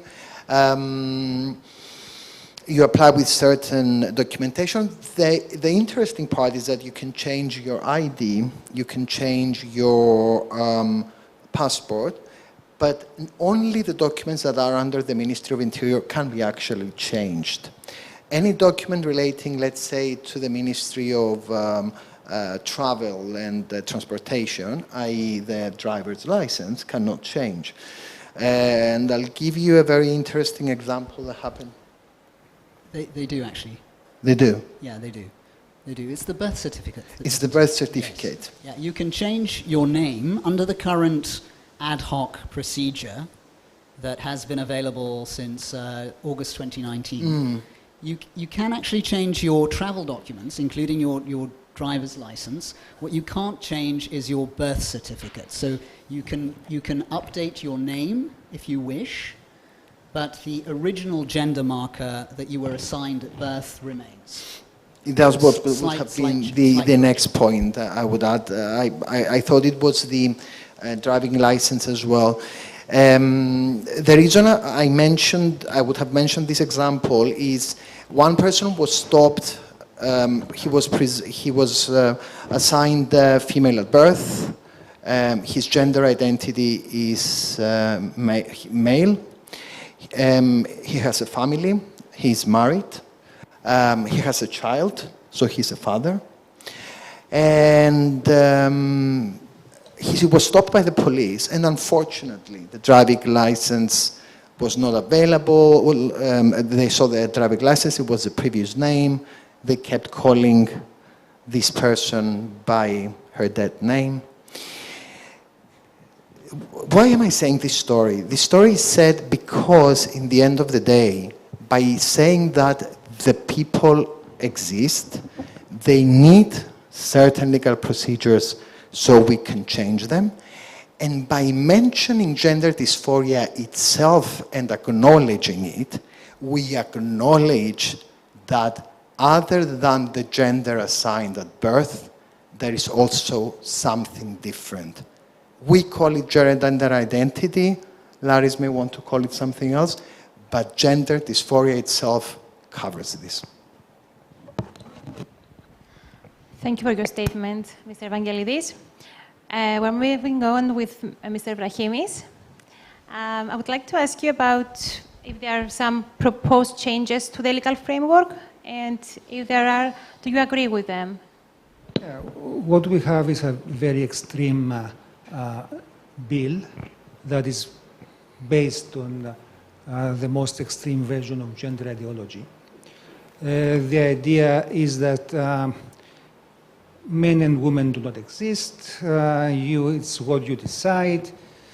So I can decide now to be a female for the next 30 minutes. You have to look at me and see a female. Otherwise, you will be cancelled. And then when I decide I will not stop being a female, then you have to look at me and see a man. Or maybe lately you can look at me and see a unicorn, apparently. We have now gender unicorns in, I think, English public schools. And if I decide I'm a unicorn, then you have to tell your child that unicorns exists and Mr. Brahimis is the living embodiment. That's the whole idea of gender ideology, and that is part of the actual bill. So under the bill, I can, by simple signature, become a woman. And the whole idea is that once I sign, then I am a woman. That means that everyone must recognize me as a woman. And anybody that thinks that there's something else to being a woman than what I have declared, okay? They are transphobic, and they will have to face the consequences, possibly also legal consequences, prosecution, and so forth, and surely cancellation. This is nonsense. It's extremely dangerous. It's extremely dangerous because it creates safety issues for women regarding women's spaces, the locker rooms, changing rooms, prisons, shelters for victims of violence, also for the protection of women's sports. So you cannot abolish the concept of biological sex. You cannot wipe away the category in law. What you can do is understand that, of course, reality is reality. Reality is a binary, men and women. This also creates a status that gives you rights and obligations. If my daughter has a right to enter a changing room and not have a man entering there as well just because he says he's a woman. So that's a right, and it's a sex-based right. At the same time, there is the right to allow gender dysphoric people to live their life in dignity, and that can only be done with a law that only gives this, the right to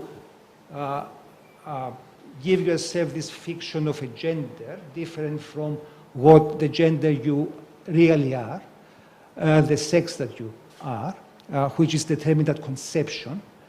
And you do so because this is a special category of people that need to be allowed to live in dignity. They need to be allowed to have the documents that align to the way they present themselves, but it does not do away with the male and female categories. This law is extremely dangerous. We have to understand that in the West we have a serious problem of contagion of gender dysphoria. Gender dysphoria is not like homosexuality. Gender dysphoria is like being anorexic. Anorexia is extremely rare unless it is the subject of contagion. Once you start talking about anorexia, then suddenly you have a contagion of anorexia and you have dozens of young girls being anorexic, and they will grapple with anorexia for the rest of their lives. We have exactly the same problem now in the West with gender dysphoria. We have an epidemic of dysphoria. We have schools where 10% of girls declare that they are trans. And this is life-altering. We have to be very careful about what we are doing. We have to limit the law into what needs to be done. What needs to be done is allow gender dysphoric people to live their life in dignity, and there's a very special way of doing that without doing harm. Thank you so much, Mr. Vrahimis. The next question is about Mr. Davidian.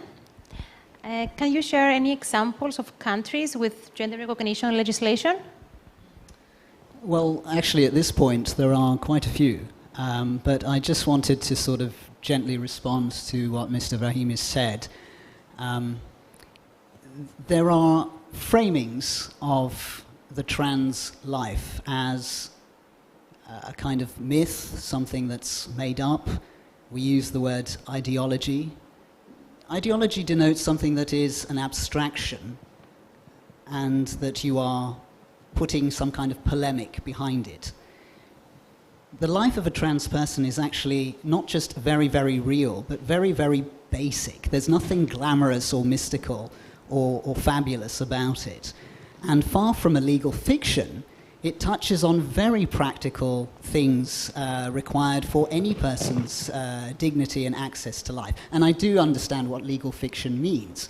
But this isn't what the current Cypriot bill for legal gender recognition is proposing. In fact, it's based on a very modest restructuring on laws in far more progressive countries, which I'll get to, and it very much enshrines the idea that there is a male gender marker and a female gender marker.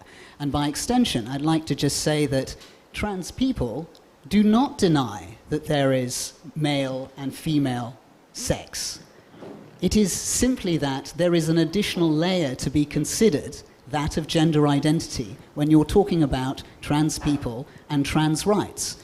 In so much as progressive laws for legal gender recognition, I imagine that you are implying perhaps the idea of self-determination. There are indeed countries, so far there are 11 as of 2023, 11 countries in the Council of Europe grouping of countries that allow legal gender recognition, in other words, the change of your name and your gender marker to the one which accords and aligns to your gender identity without the requirement for surgical intervention, hormonal therapies, and medicalization of being trans. That said, only Malta, which is loosely the one that the Cyprus bill is based on, allows for the simplest of the procedures. You can simply go before a notary and declare that you wish your name and your gender marker changed, and after that the notary has within 15 days to make such a change. All of this is based on what has been building up in terms of jurisprudence by the Council of Europe and by the Parliamentary Assembly of the Committee of Ministers of the Council of Europe for years now. And the two driving principles are that it should be, any legal gender recognition should be based on fast, accessible and transparent procedures and based on self-determination. So we have Malta as a very good example of a law. Our law is not as progressive as that of Malta, but the good thing is, at least from the trans point of view, that we are now at 11 countries and counting, that self-determination is the fundamental principle of legal gender recognition. Just to mention, it's a draft law that has been deposited in the Parliament. It is not a law. So because we all three at some point mentioned law, there is no law per se that deals with legal recognition. It's an administrative procedure, and correct me if I'm wrong, that it is under the Ministry of Interior. It is a draft law that has been deposited in May 2022, finished by the Ministry of Justice, and submitted into the Parliament. So, and still is under review. Thank you for that. It's very important to know that it's only a draft until now.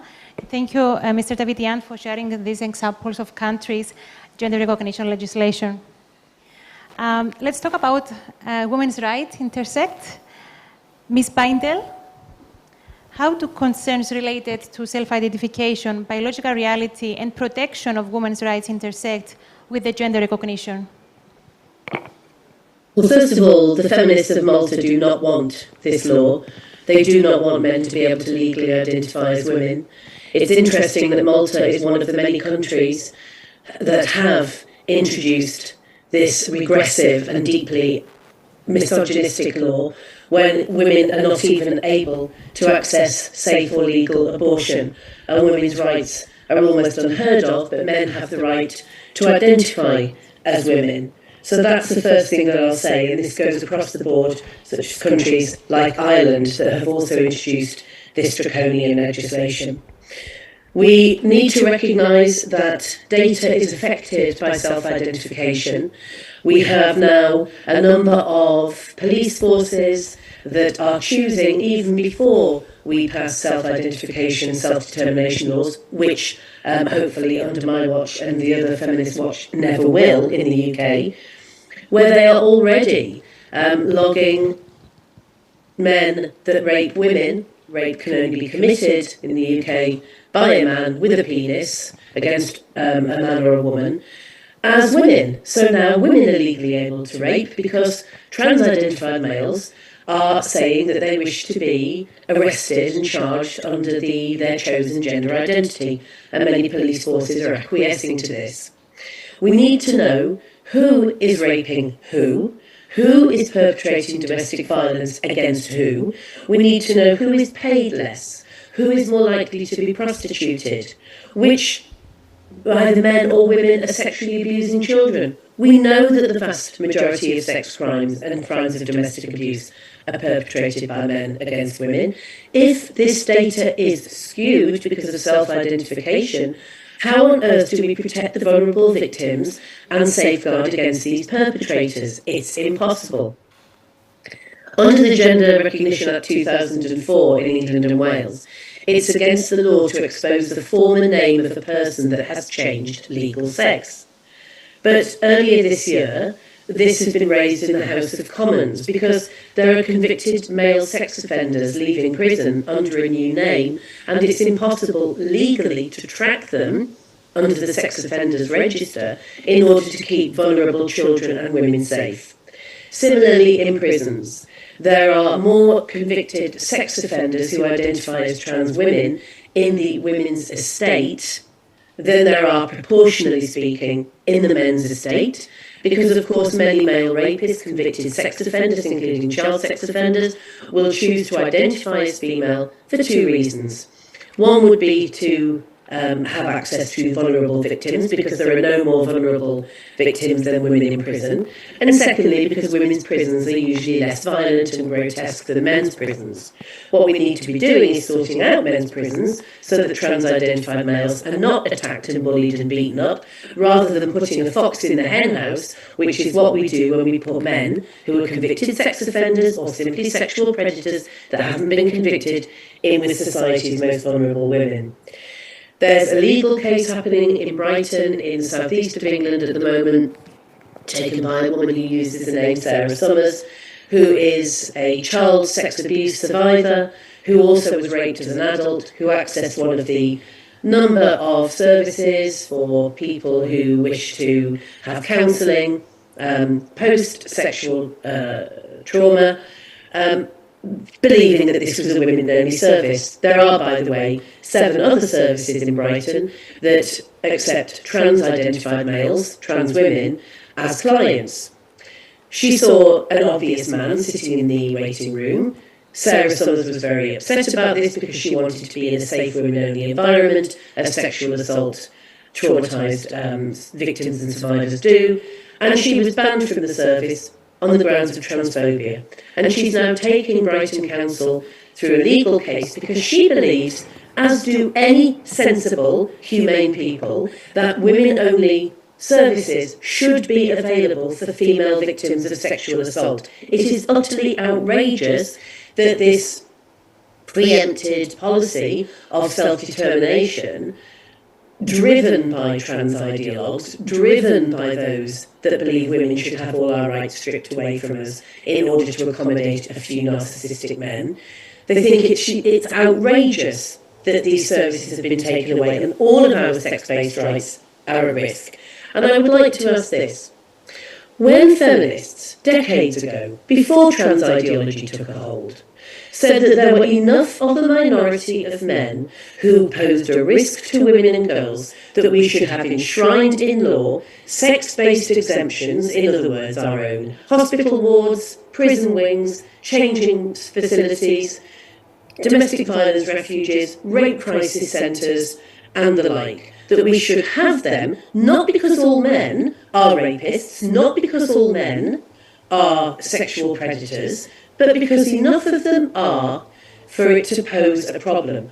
Why is this suddenly different when we're talking about trans-identified men? They still offend at the same rate as do other men. They still pose as much of a danger to women. Why are we now being told we have to have them in our single-sex services? It's utterly outrageous. It puts women and girls at risk, and it's rolling back our rights decades before feminism. What we need to do is recognise that if trans-identified people are at risk because they are vulnerable to male violence, because it's not feminists going around threatening and beating up trans women, trust me, it's male violence towards people that they see as different in the same way as gay men are targeted and lesbians and the entire female population, then we need to work out how we can stop the bullying and harassment of transgender people who have a right to live without the fear of violence and abuse, as do women. This is not a clash of rights between trans activists, trans-identified males and feminists. This is about removing the entire removal of women's rights to single-sex spaces and single-sex exemptions when we need and deserve them.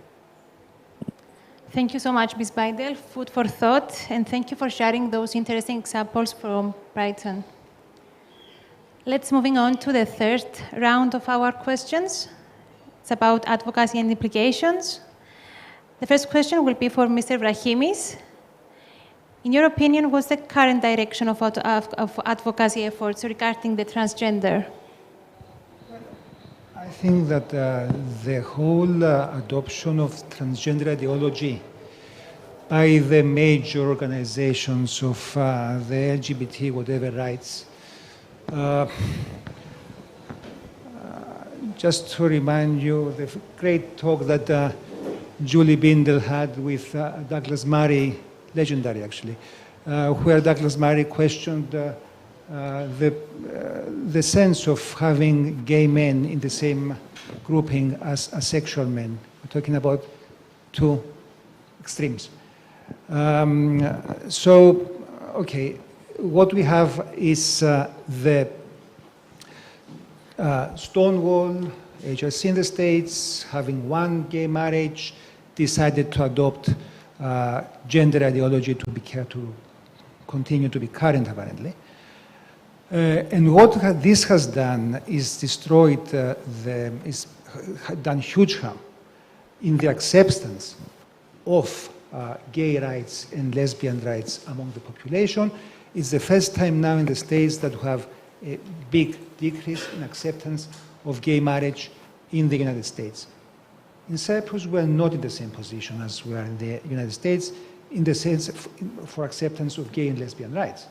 And the idea that the organizations who rightly promote those rights in Cyprus, and everyone has to support these attempts to adopt the agenda of Stonewall and adopt gender ideology, the extreme agenda of gender ideology in Cyprus, is doing huge harm to the whole cause. We can see the harm that is being done. I am not sure that now, given that these organizations are organizations that openly promote the gender ideology, extremely harmful ideology, both for women's rights and for our children's security, I'm not sure that one can support these organizations until they put their house in order. And this will stall all developments which we should have regarding gay and lesbian rights in Cyprus. Thank you so much. Now let's stick to the advocacy efforts, and I would like from Mr. Vangelidis to let us know what are the primary advocacy efforts and goals of ACCEPT regarding gender recognition, and how can individuals and organizations support these efforts? Thank you for the question. ACCEPT has been working, I think since 2015, was it? 2014, for the draft law that we have discussed to be drafted, prepared, approved by the Ministry of Justice, then submitted and discussed in the Parliament. So yes, definitely the first, one of the first goals of ACCEPT is establishment of a legal recognition law. A legal recognition law that is not just going to be a law in paper, but to the benefit of the community, always protecting the community of trans, but the community as a whole. This takes me to the second point. That's the short term, one of the short term goals. Long term, it's about education. We hear the fears. ACCEPT is an organization that opens dialogue. When people heard that Laris and we are going to be on the same table, they were like, you know, you accept, how can you accept being with Laris? Why? Laris is an educated person with knowledge in what he's saying, and we appreciate that he's voicing concerns that are voiced throughout the world. And this, we need to acknowledge it. Now, do we agree? Probably not. But we do agree in certain aspects. And that's the second point about ACCEPT, and one of the efforts is opening dialogue with the society, with the community, but also with people who are allies, who have concerns, to create the right framework. For example, we also do educational work. That's the next thing.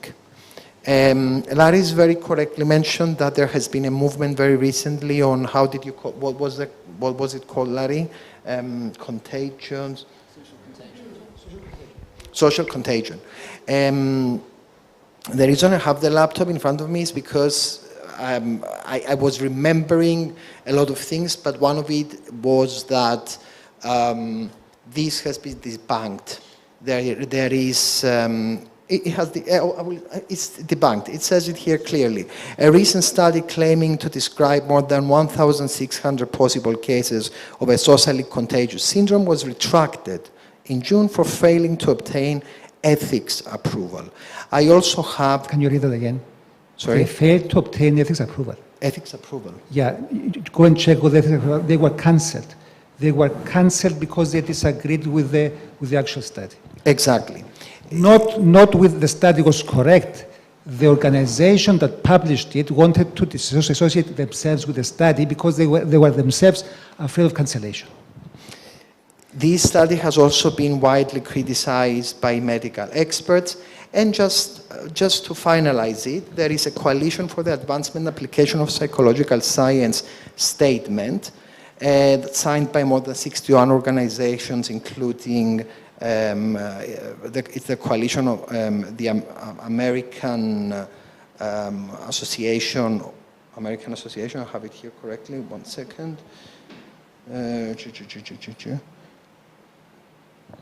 Signed. I'm sorry, I'm missing here the American Psychological Association, that they debunked this. It's quoted by the French Medical Association. We will have the chance probably for a dialogue later. It's the 3 minutes, and I'm just mentioning it in the efforts of ACCEPT of being educating and creating this form of dialogue. You're not being right, because you know that the French Medical Association has adopted the study. So it's one of our main goals, opening dialogues and making discussions. Then we need to educate the hormonology, endocrinologists. Yeah. We only have 2 endocrinologists in Cyprus, one of which is the specialist for all of the trans community.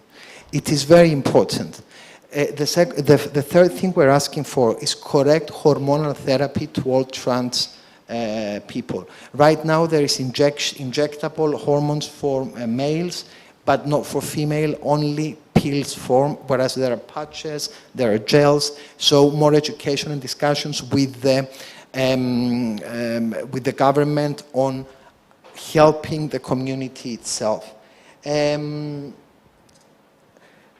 So I think that's a good example of how we work as ACCEPT.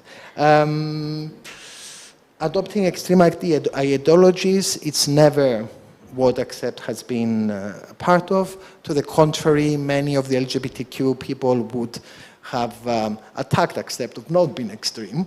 And that is very well known. Is laughing. So yes, we are here as an organization, as an institution. We are happy to hear thoughts. We want to have dialogue. We want to hear information. We want to expand our knowledge. We want to protect the trans community to the benefit of the whole community. Thank you so much, Mr. Evangelidis. I would like to stay in about and talk about the trans community, and I would like to ask Mr. Davidian, what are the specific challenges transgender individuals face without legal recognition? Well, as you can imagine, if you live in a small country where you have to present your ID card for the most basic of interactions, whether you want to open a bank account or you want to sort of sign off to accept a job, or you want to be able to rent an apartment, or any one of very commonplace interactions that people need in their adult life, it's an opportunity for trans people to be constantly outing themselves when they don't have a identity card that reflects their name and the gender identity that they are expressing, that aligns with their gender expression and their gender identity. In so much as the conversation around being trans, living visibly as trans has evolved, we are in the kind of heart of a storm of polarization.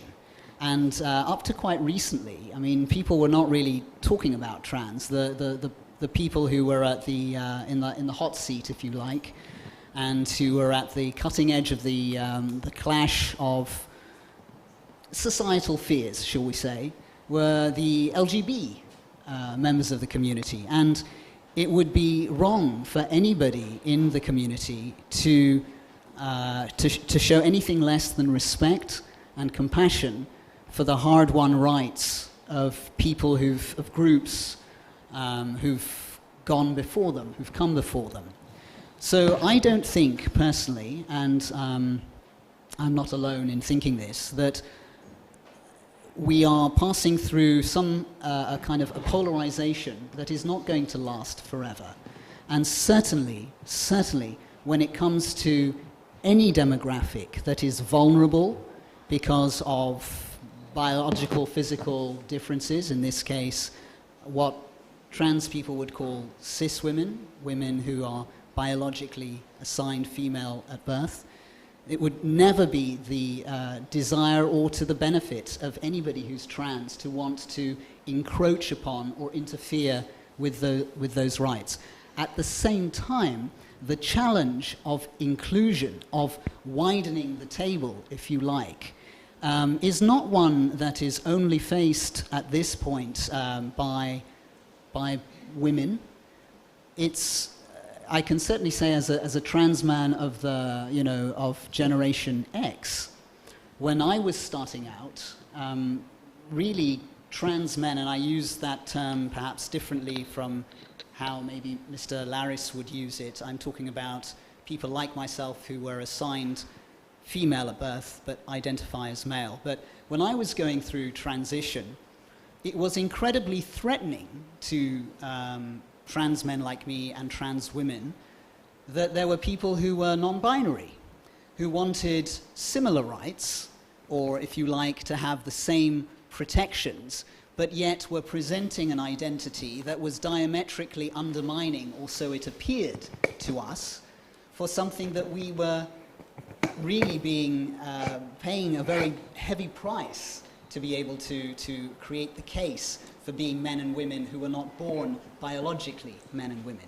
So there is a need for respect, there is a need for compassion, there is a need to sit and meet each other and talk, because 99% of the time, the fears, especially around children, trans children, and I should know, I've been one, is that there is a nameless danger that lurks. And I can understand worrying about the threat to children. I'm not a parent, but you don't have to be anything other than a human being to understand that fear.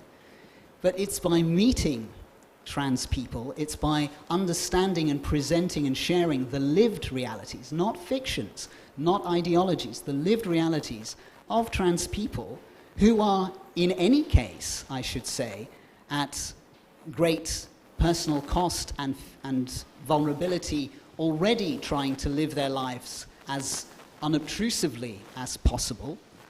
It's by getting to know and understand these people that we will eventually grow beyond, together, in solidarity, beyond these fears, beyond these myths, beyond these stereotypes, in order to be established as a truly diversity-embracing, within the bounds of a free society, a diverse society as Cyprus deserves to be.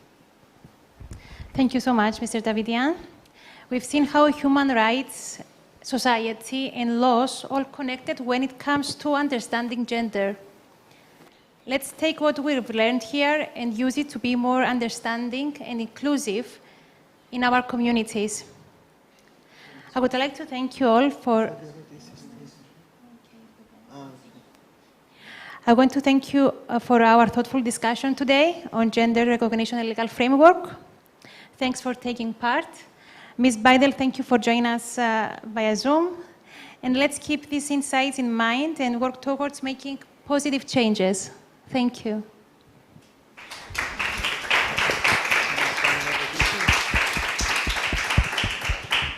We have 5 minutes if you want to ask something. Yes.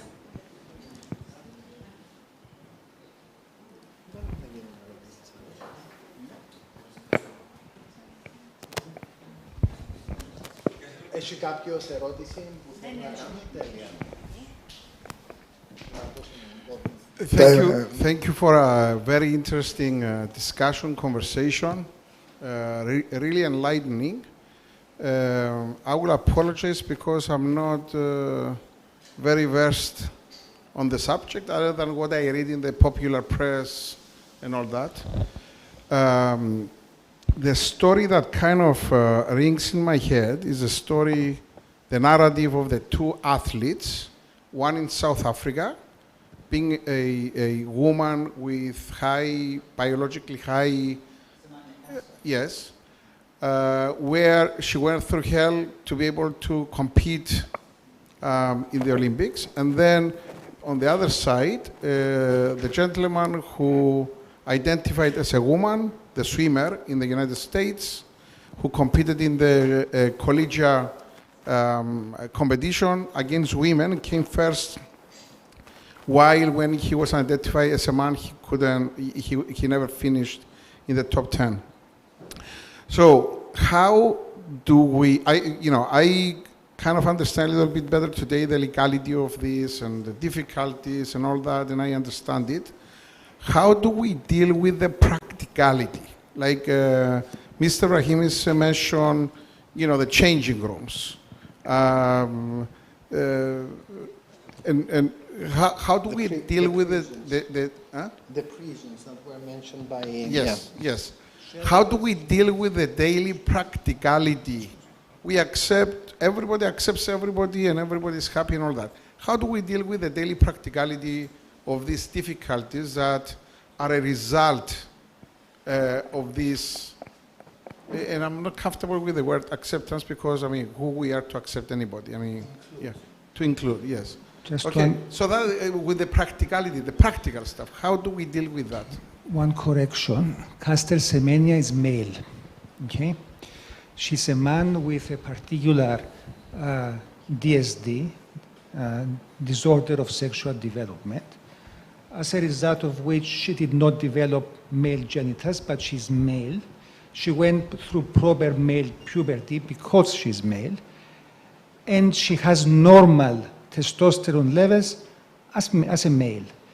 However, this kind of condition is one that when a child is born, it gives the impression that the child is female.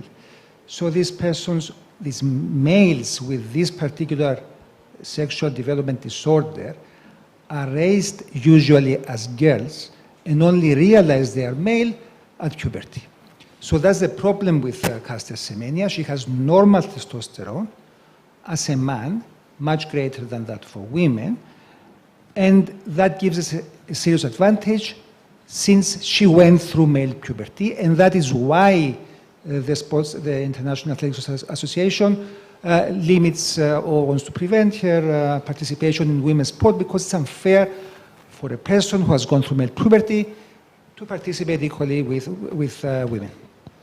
I would like to add to that, especially to what you have said.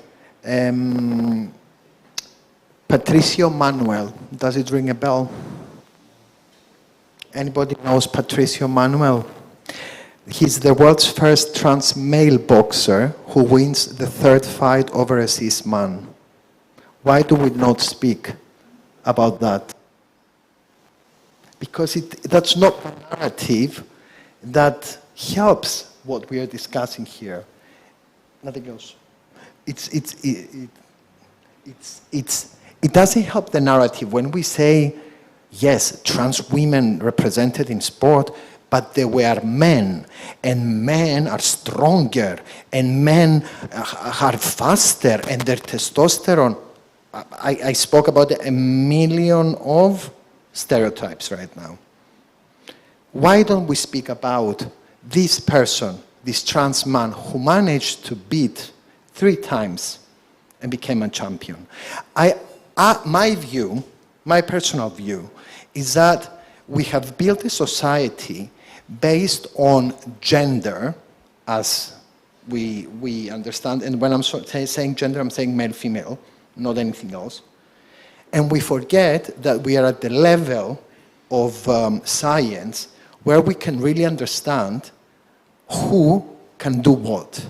I'm definitely sure if you and I'll have a fight, or if you and I don't know, if you and Larry, it will be a different result.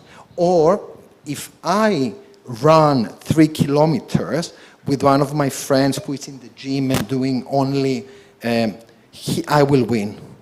Science is now at a level where gender shouldn't be the first and only factor in why you are in one sport. And I can elaborate a bit further if somebody wants. If you go through male puberty, sorry, sorry, I thought you were. No, it's fine. Please go ahead.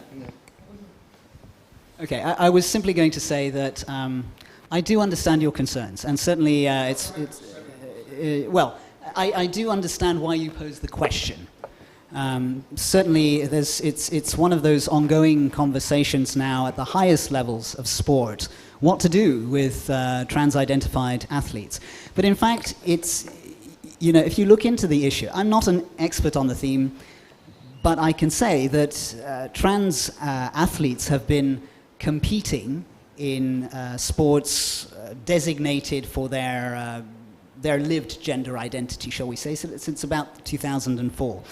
There are athletes who have maybe a different biological beginning, if you like, but that doesn't mean that they are always going to excel, they are always going to stand out. Just because you're a trans woman competing in a woman's sport, every time you're going to excel. Just like quite the reverse is true if you're a trans man, and there are a few competing with, cis men in male sports. They are definitely at a disadvantage, and yet they still turn up and compete. What I think we will find eventually is the answer by the doing, not by the setting kind of limitations beforehand.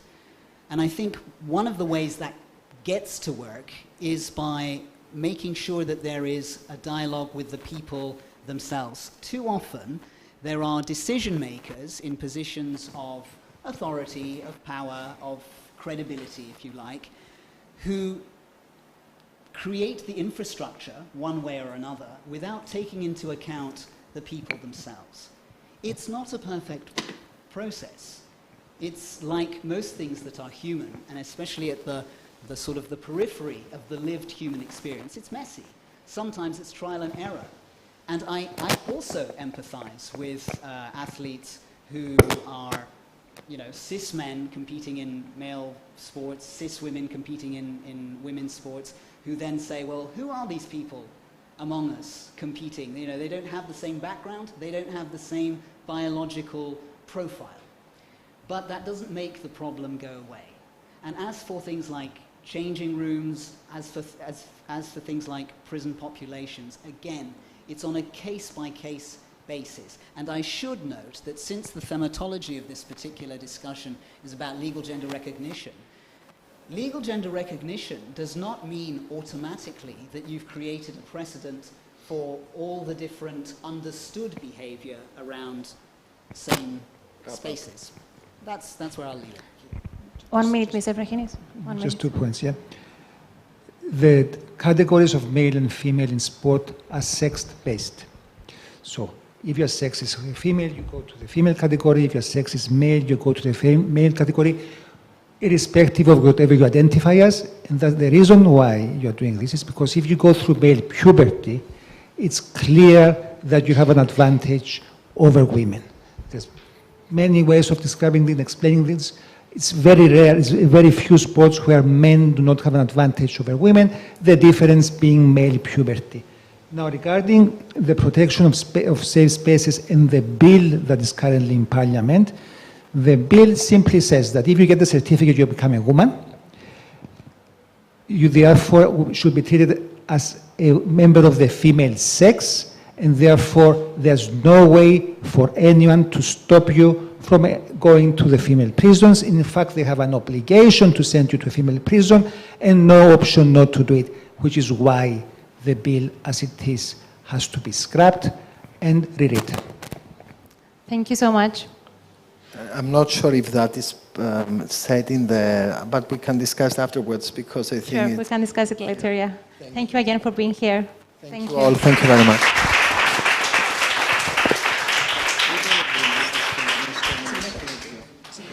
Thank you so much.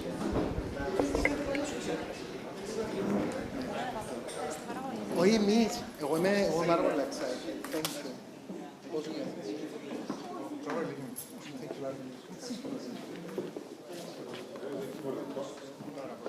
ναι, εγώ είμαι έτσι.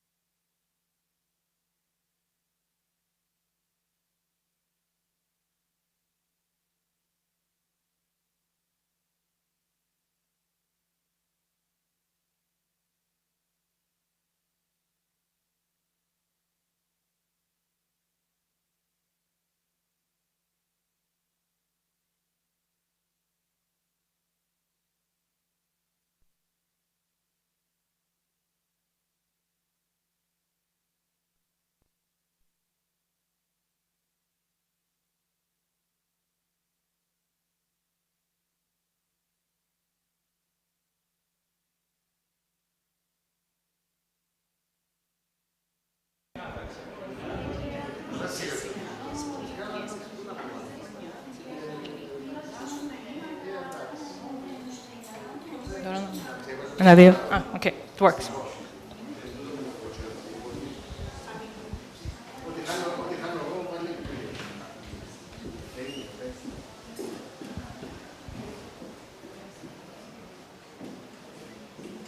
Oh, you can come. Okay.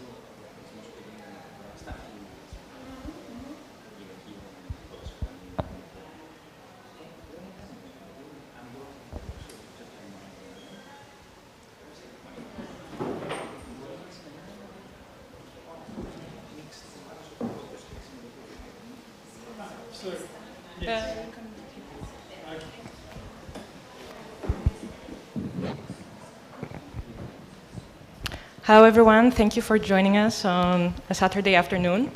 And this is the last panel for this venue, for the Cyprus Forum. And today we will be discussing about artificial intelligence, friend or foe. Even during our coordination meeting, we had some debate about the title itself, but let's first dive into the basics and then get into the actual questions. We are joined today by Dr. Konstantinos Dovrolis, Dr. Jana Otterbacher, and Dr. Loizos Michail. I will let them briefly introduce themselves, a little bit about your background and how you're related to artificial intelligence before we get into the questions. Dr. Jana, do you want to go first? Is this on? Yes. It is. So good afternoon, everyone. Thank you so much for sticking it out to the end. So I'm Jana. I finished my PhD many moons ago in 2006 at the University of Michigan in the United States. I did my PhD in the area of ranking algorithms for information retrieval, so algorithms that rank documents that we want to retrieve, algorithms also that recognize paraphrases, so when we say essentially the same thing in two different ways. So that was before the age of deep learning, right?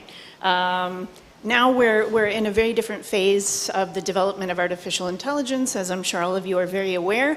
These days I have shifted my research to the question of social and ethical issues that come up surrounding artificial intelligence and trying to help people to have better relationships with the AI tools that they use. So here in Cyprus, I wear two hats. I am an associate professor at the Open University of Cyprus, where I lead the Cyprus Center for Algorithmic Transparency.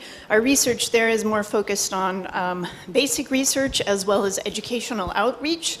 So I'm really excited. We're getting ready to run for the third time a course called AI in Everyday Life, Τεχνητή νοημοσύνη στην καθημερινή ζωή. It's a 10-week course which is designed for anyone. It assumes no technical background, so that's kind of my passion project at the moment and relates to transparency because I want the public to be able to understand what's going on.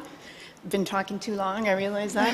My second hat is at the Science Center of Excellence, where obviously our research there is more of an applied nature, so we are trying to actually build tools to do primarily two things. One, to educate people about AI applications again, and second of all, to help developers audit the types of data sets and algorithms that they want to embed into their own creations. Thank you. Loisa, do you want to go next? Yes. Hello, everyone. So my name is Loizos Michail. I hold a PhD from Harvard University. I came back to Cyprus soon after that. I'm also at the Open University of Cyprus and the Science Center of Excellence. My research has to do with computational cognition, meaning how do we computationally model the cognitive process in the human mind, mostly focusing on learning and reasoning. I started early on my research on the reasoning part. How do we formally reason? How do we reason with common sense knowledge? And then during my PhD, I also found out that you can combine learning. You should combine learning with reasoning, actually, to build intelligent machines. And I have been working on the theory of learning and reasoning since then, while also at the Science Center trying to build socially competent AI technologies, focusing on the production of cognitive assistants that can help take some of the cognitive load of humans and help them in everyday tasks. Thank you. And Konstantin. Hi, good afternoon. My name is Konstantin. So I am a professor at the Cyprus Institute, also a director of the Computation-Based Science and Technology Research Center. I came to Cyprus a couple of years ago from the US. I was a professor at Georgia Tech there for many years. And I work in machine learning, artificial intelligence. I'm very interested in how it relates to the brain. And so we're interested in neuro-inspired artificial intelligence.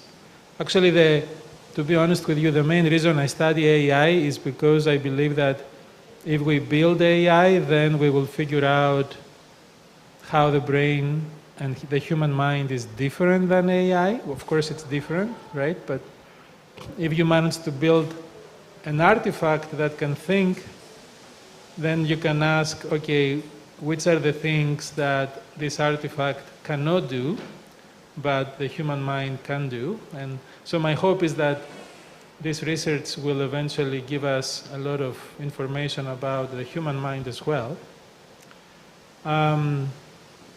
Let me stop here, yeah. Okay. So in recent decades, we have some major technological innovations.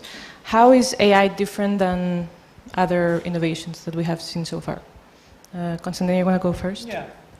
So there are many things that make the current wave of AI different. In my opinion, the main one is language, right? What distinguishes us from other species is that we can think in terms of language. We can produce language, we can communicate with each other, right? And what happens now with AI is that it seems through these large language models that it can actually understand language and it can produce language, right? And this is a breakthrough. I mean, no matter how you define the word breakthrough, we have another species, I mean, it's not a biological species, that can communicate through language. And so it can, traditionally, whenever we wanted to communicate with computers, we had to write code. Now we can communicate with a computer through language. Imagine everything that can be done. I think the opportunities are endless. The applications are endless. Yeah, let me stop here. Okay. Someone who wants to add to this? Yeah, so I would like to comment on the difference between AI and other technologies as opposed to earlier versions of AI. I mean, we have seen other disrupting technologies, nuclear power, or even the advent of fire was, in a sense, a disruption. What is different now is the uncertainty that comes with AI, because we don't have full control of what AI does. So unlike earlier technologies where everything was designed and we knew precisely what the machine will do or the reaction will do in a chemical reaction for the nuclear bomb, let's say, now we build machines that go out, read by themselves, study by themselves, train themselves, and come back, and we don't know what they will produce. So I think this uncertainty is perhaps causing extra anxiety about what AI can or cannot do. Can I add something very quickly? Yes. What I wanted to mention here is the rate at which AI or AI technologies, because it's different AI as a science versus AI technologies or applications, are being democratized and uptake by the public very rapidly. And they're embedded into our lives in ways that we don't always see. They've become, anyone who has a smartphone is interacting with a number of different algorithms on a daily basis. And many people are totally unaware of that. So on the one hand, we have uncertainty, we have human likeness, because there's something very human about being able to communicate in natural language. The other thing that I want to mention and just to say that, previously other innovations like an elevator, even an operating system on your computer, it's always very obvious when you're interacting with those technologies, but not with AI technologies always. The other thing, yes, a lot of people, I'm afraid, also don't understand that they play a role in this whole ecosystem with their data, right? So think of how much data we contribute to Google, Meta, and other proprietary technologies that we use every day. I think many people don't realize that we are all a part of this ecosystem. That kind of links to the second question, which artificial intelligence has been met with a lot of excitement, but also a lot of skepticism. So can we talk a bit about what are the concerns or problems, what can go wrong, but also what could go right with artificial intelligence? Who wants to go first? Constantine? I mean, there are so many things that can go right, but also wrong, right? So maybe we should start from the positives, right? I envision a near future, not a distant future, where the education of our children will be much, much better, because every child will have an individual tutor, an AI tutor, right? So this tutor will be monitoring the progress of your child in every subject, producing exercises and help customized for that child, right? So, I mean, studies have shown that whenever we give students a tutor, a human tutor, it always improves the performance of the student. So if we can do this now for every student, because it will be much cheaper if we do it with AI, it can have a major effect on education. And of course, education then affects everything else in life. So, and this is only one subject. We can talk about health, we can talk about many other things. Now, negatives, I mean, of course, it's going to be, for a short period of time, I believe, it will get really ugly out there. It will become a jungle of misinformation and all kinds of cheating, right? So you will be getting a phone call, and it may sound like the voice of your mother or the voice of your friend, and it will not be your friend. It will be an AI that basically impersonates your friend, right? And that friend can ask you for money. So I do expect that there will be a time period, as it usually happens with technologies, where the bad guys move faster than the good guys. And they will try, of course, to influence people, monetize, all of these things. So I expect, however, and we can talk about that later, that then with the appropriate research as well as regulation as well as interventions, things will get better, right? So we experienced in some sense, if I may add one more thing, if you remember, those of you that are a bit older, in around 2000, right, the music industry suffered from all the stealing of music, right? Everybody was copying CDs and selling them illegally, right? And movies as well. And then we had some regulation, we had some technological interventions, and things became better. The whole industry changed. I do expect that we may see similar things with AI, but we can talk about that later. Jana, you want to go next? Sure. So in order for things to go well, what we need is for the general public to have an appropriate level of trust in these technologies. So there are a lot of really interesting theories that emerged in the 1970s out of ergonomics, if I'm not mistaken, stating that you don't want people to overtrust these technologies because, as Stelios mentioned, there is a lot of uncertainty surrounding how they work. You don't want people to overtrust because then if an error happens, if something undesirable happens, we're not in a position to catch it. But you also don't want people to undertrust these technologies because then they don't take full advantage of them. So it's a matter of striking the right balance between those two. Yeah, maybe I can stop here. Yeah. So I would like to point to another dimension that has been kind of an argument going on for like 20 years now. If things go wrong, we can just pull the plug, right, and turn things off.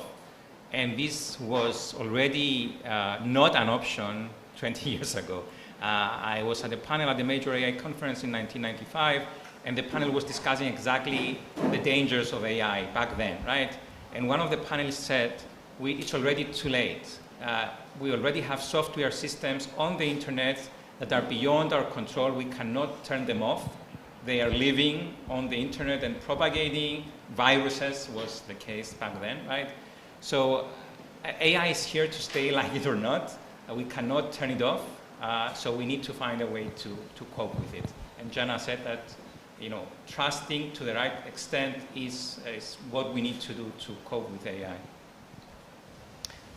One of the concerns is about labor and about jobs being about vanishing. Do you have input on that? I mean, there was the same concern with computers and the internet. A lot of jobs disappeared or changed. Will AI bring a similar effect or something more serious? Who wants to go? Well, I think that's always been the case with any form of automation. It might be in the extreme form with AI, as we're being told, but there's really only one solution, and that is to have a culture of lifelong learning. Unfortunately, I don't think there's really any other long-term solution. We need to get into the spirit of keeping up with things and being positive about these technologies. It's here to stay. They're here to stay, as Loizo said, and learn how to use them in a way that works for us, learn how to work them into our routines so that we can benefit from them. Just to add a bit on that, we shouldn't be thinking that we need to get to university to start thinking about AI. I think like 6-year-olds are smart enough to start being aware of what AI is. Maybe not the technical details because they cannot understand. Most of us cannot understand the technical details of AI. So when you go to elementary school, you might as well start talking to kids about, algorithms and that they operate in some certain way, that you need to trust them but not too much. They can be unpredictable. You can get some advice from them, but it's not your parents. They might not want what is best for you. So I think starting very early on, talking about these things is the best way to get to a society that can get the benefits but not risk the dangers from AI. Yeah, I mean, I'm not so worried about that. I mean, I think what you will see is that AI helps people across many different professions to become more productive. And you will see this with both white-collar jobs and blue-collar jobs, right? There was always the fear that somehow the robots will come and they will replace the factory worker, they will replace the waiter, the farmer, and it never happened actually. I mean, in all cases, even when you have the robot, there are also people that can kind of like supervise the robot, they control what the robot does, and in AI, I think you will see something similar. You will see maybe, I mean, this happens with me and I think with many other people. I have to write a lot of things. This is part of my job, right? I have to write papers, I have to write proposals, I have to write reports and letters to the government and so on. And my personal story is that sometimes I get writer's block. I don't know how to start, right? I know that I have to write this 20 pages document, but I cannot start. And ChatGPT really helps me because I basically now go and say, okay, I will give you these 10 bullet points, which are my main ideas, and based on these 10 ideas, give me the first 3 pages, right? If I have the first 3 pages, then I can work on them. That's not my final document, right, of course, but you get rid of your writer's block. because you have that starting point. That's only my personal experience. But. Can I add something to that? So I think this brings up an interesting point, that it's up to us how we end up using the technology. My late father used to say, if you can describe what your problem is in sufficient detail, you can already solve it. And now we have the tools to do that. If you give the right prompt, properly worded, properly sufficient detail, we have now AI tools that can help you. But it's important to realize that we need to know what we are looking for in the answer before we start using the tools. Otherwise, if we just blindly trust them, goes back to the point that Jana made, blindly trust what we get back without any critical review of what we get back, then it's on us if we get fooled by the responses. What about bias and misinformation that comes from, if the data that we feed AI is wrong or biased, then also the results would be similar? Then how do we combat that? How can we make sure that we don't have this issue? Can we filter the biased data? Well, I can have a go at this one. This is a very difficult problem, and I don't believe that you can debias AI, personally. You're very right when you say that a lot of the problem stems from the data, but not only, right? It can be the data, the algorithm, the user, third-party influences. So it's a very difficult problem. Another thing is that there's now a very mature area of computer science research called fair ML, fair machine learning, in which they come up with ways of pre-processing, post-processing data rebound, anyway, all sorts of technical techniques for what we like to call fairness management. So just like, you know, when you're dealing with certain diseases, it's a process of managing. It's not a process of getting rid of it all of a sudden, right? Or maybe not at all. Yeah. Also, I come back to the human, right? It's also up to us to provide oversight of these algorithms and tools. Just a point on the terminology of the word bias. In everyday life, bias has a negative connotation. In machine learning, bias is what you need to have to learn. I mean, the term actually learning bias is a precondition for learning. Machine learning is all about finding the structure that exists because the data is biased. We might not like the bias in the data, but machine learning requires bias to even learn something. So yeah, just on the okay, that's an interesting point.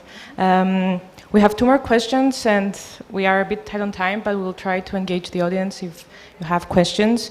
So regulation is one of the answers about artificial intelligence, and we see that there are different approaches globally on this. We see China that has a state-driven approach, the US that has a market-driven approach, and then the EU that has a more human-centering approach.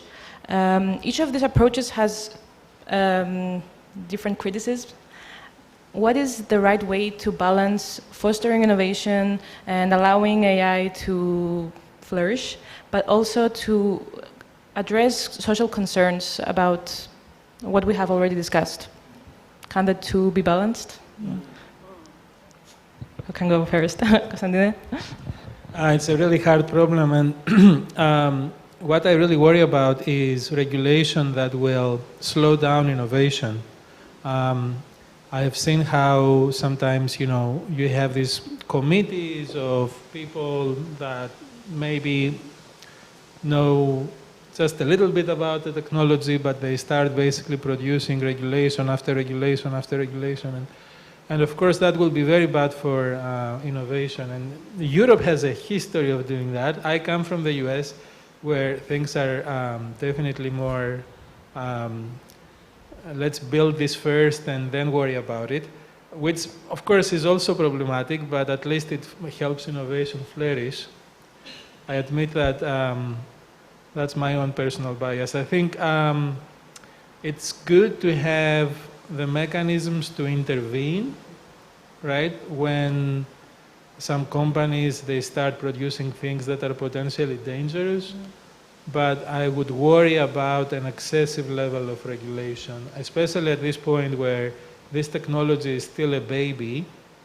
You need to let the baby grow a little bit before you start, controlling the baby.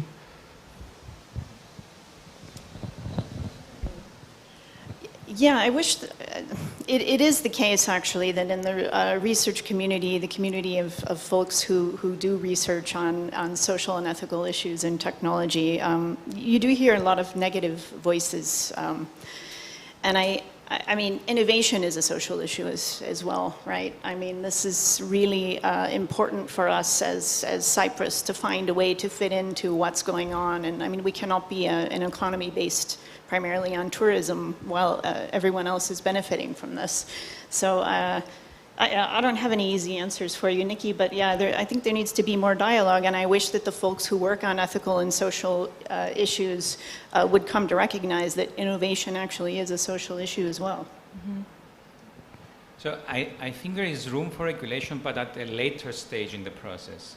So I think we should let people innovate, but before we allow these technologies to be deployed in our societies, we need to make sure that we certify the technologies.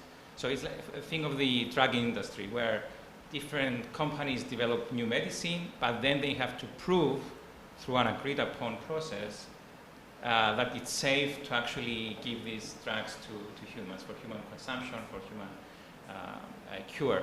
So we might as well allow new ideas to come to the foreground, but if the governments want to allow these technologies to actually be used, then there should be very strict criteria for regulating that.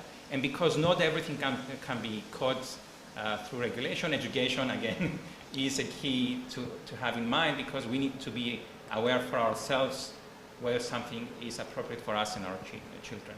Yeah. Can I add one more thing? Yes. I don't know if I'm getting older, but I keep thinking there are a lot of parallels to the banking industry and some of the crises that we've seen throughout time in the banking industry. And then, there was a lot of talk about financial literacy. Maybe this is also the American coming out in me, but you can't trust the government to do everything, right? Nor should the government intervene on everything. You don't want to have over-regulation. It will probably end up hurting small businesses, right? We need to be smart consumers, is what I want to say. You can't just wait for the government to protect you from everything. That's just reality. If anyone tells you that, they're probably selling you something. Anyone else? No. So the next question is based on what you previously said, Jana. So we see a lot of attempts currently to regulate the artificial intelligence, but some countries have taken a more decisive approach. For example, Italy has banned OpenAI's ChatGPT because they have privacy concerns. On a national level in Cyprus, what do you think that we could do, or should we, or could we have a more decisive approach? Similar to the previous question, should we be at the forefront of innovation? Should we allow it to flourish and not put barriers, or should we address, similarly to Italy, the privacy concerns and be more human-centric? I mean, I see that there is not, you're more positive about artificial intelligence, so I am assuming, I can assume your answer, but go ahead. Well, I'm not a policymaker, right? I'm a scientist, but I think that we would do well to look at the national level to strategies like that of Finland. So if I'm not mistaken, Finland has more or less taken the position that, we're a relatively small country. Clearly, we're not going to go out and in terms of AI development, compete with the United States or China. But what we can do well is educate our people to the point where we are the smartest consumers of AI in the world. And, we can make our country, at the national level, we can take advantage of it. And I don't know, I think we would do well to consider that. Yeah, so as a counterpoint, beyond education, there is something to be said about actually pushing forward with innovation in Cyprus. And there is a good argument to be made that technology is not value neutral, right? Anyone that develops technologies, imputes their values in the technology. So we might as well develop technologies that reflect our own values as a society, as a country, as Europe, develop our own technologies rather than just sitting around and waiting for technologies from others to come that would include their own values in them. Yeah, so I think I agree with Loisos, and Cyprus is very well positioned right now in terms of this revolution of AI. Let me explain why. There are several research centers in the island. There is science, there is Chios, there is, of course, Cyprus Institute where I work at. There are several others, right, with all of them having some activity in AI, data science, machine learning. So there is a lot of research activity in this space. There is funding.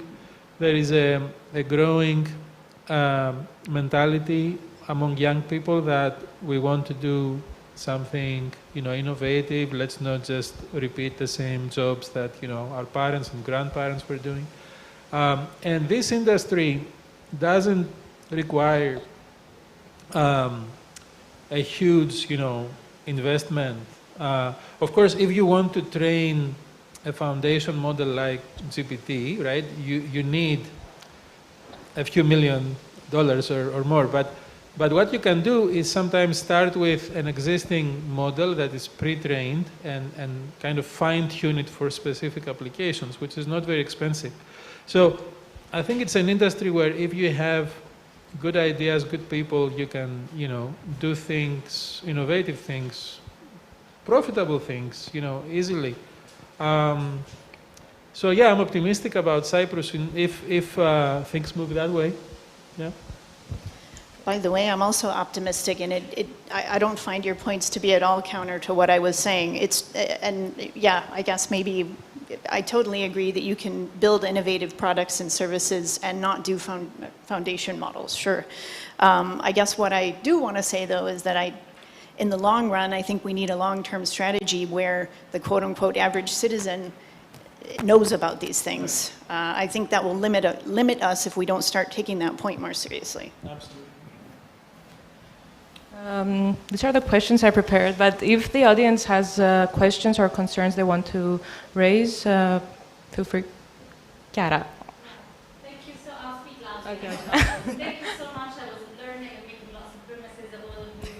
I work with politicians, and there is a concerned skepticism that you must have heard thousands of other times, but I just want to reiterate it. The pace of regulation, I think I'm pretty loud though, but the pace of regulation and how fast, policymakers can catch up to their understanding of what is going on is extremely slow.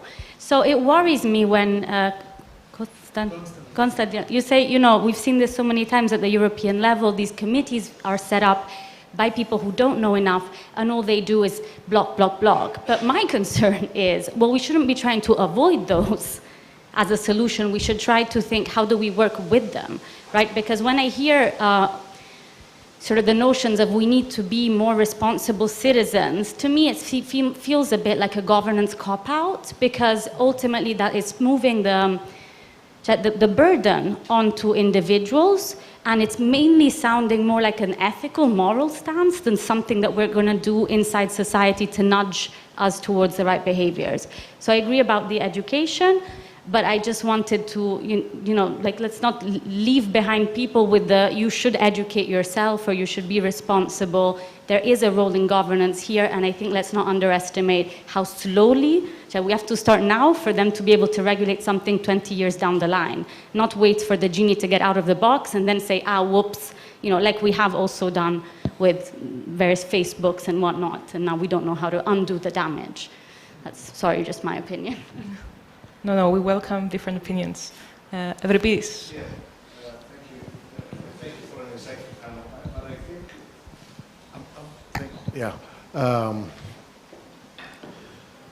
thank you, Nikki.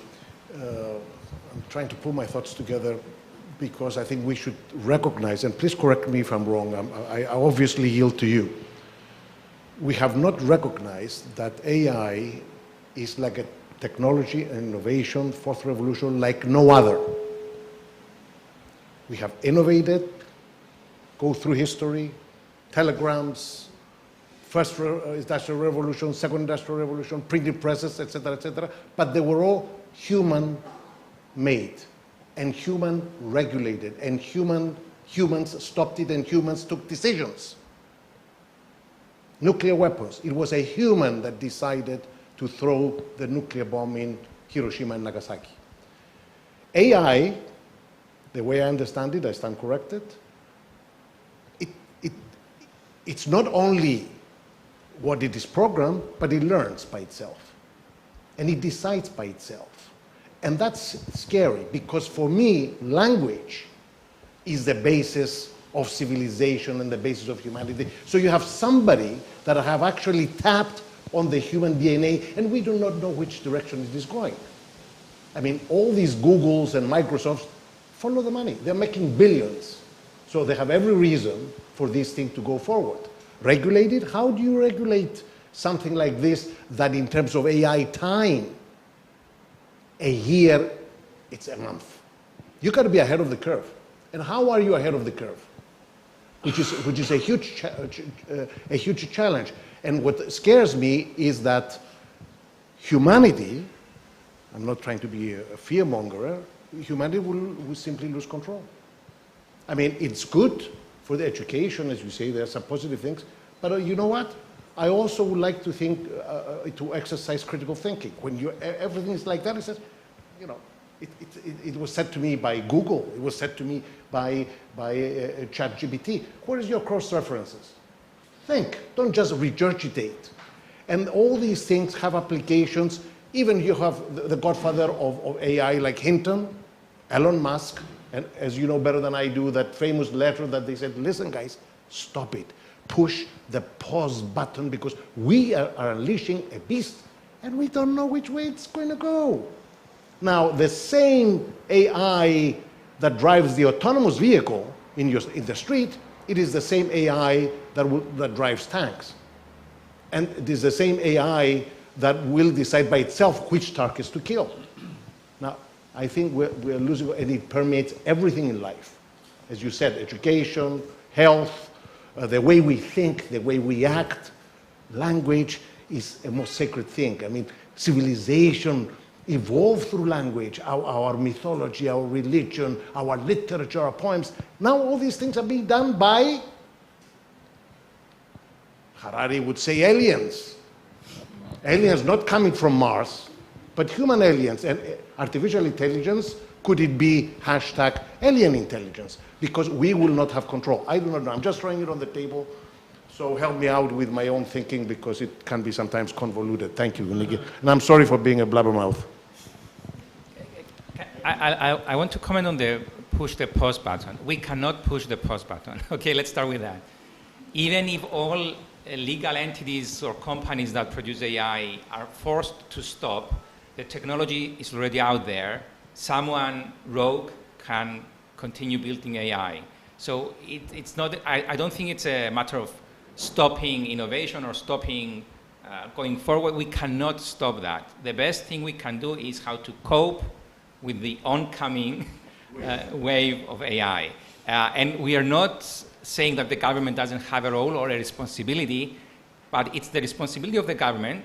I really don't understand why 1 month from today we cannot start teaching in our schools to be critical thinkers.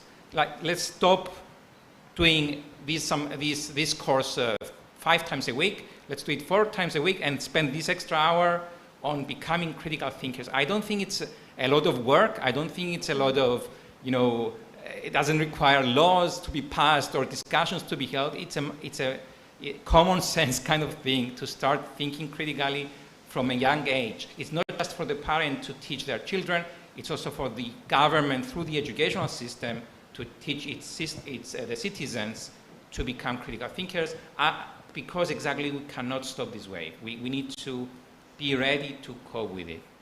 I don't want to be pessimistic, I'm just trying to say that we cannot expect things from others, we need to see what we can do for ourselves. let me say something that may sound a bit controversial. I mean, I agree with maybe 95% of what you said, but that last 5% I think may be important. The first aspect of it is that, I mean, humans do not have a very good track record either, right? And if we think about humans in terms of decision makers, you know, operators of other technologies such as cars, and I mean, we are terrible in many aspects, right? And we, you know, fight with each other, we kill each other, when we operate transportation vehicles, we cause, you know, disaster. And I'm optimistic that AI will be better than us and that we will enjoy the benefits of that. So that's half of the story. The other half is in your thought process, which again, I completely agree with up to a certain point.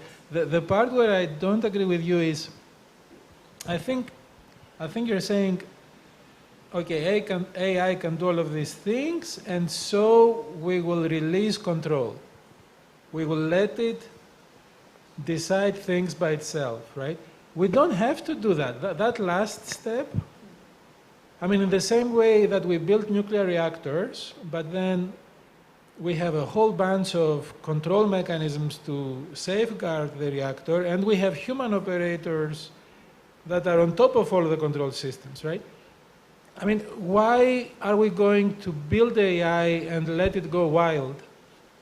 That part of your thought process, I think I disagree with. May I come back? I'm sorry, because AI is totally different from the rest. Nuclear weapons, you have a watchdog, you have Atomic International Agency, you have NPT, they're there. This one, your own inventors, as you said at the very beginning, do not know where it's going. So how do I keep, how do I keep control? Because you know, companies like OpenAI and I don't know what else is it, we're going to be super intelligent. They're going to be doing things better than humans in a democracy, okay? Because it could be obviously a tool to suppress people. Think of the dark side of it. That's what I'm saying. And if we can get our act together possibly at the international level, possibly, then yeah, as you said, there are different ideas. China has different ideas. The European Union has a different idea. There is a draft treaty that is already on the table in the Council of Europe. But those things immediately become yesterday's story because they are not up to date. I'm sorry, I don't want to take it. No. I should shut up. No, it's good to hear different opinions.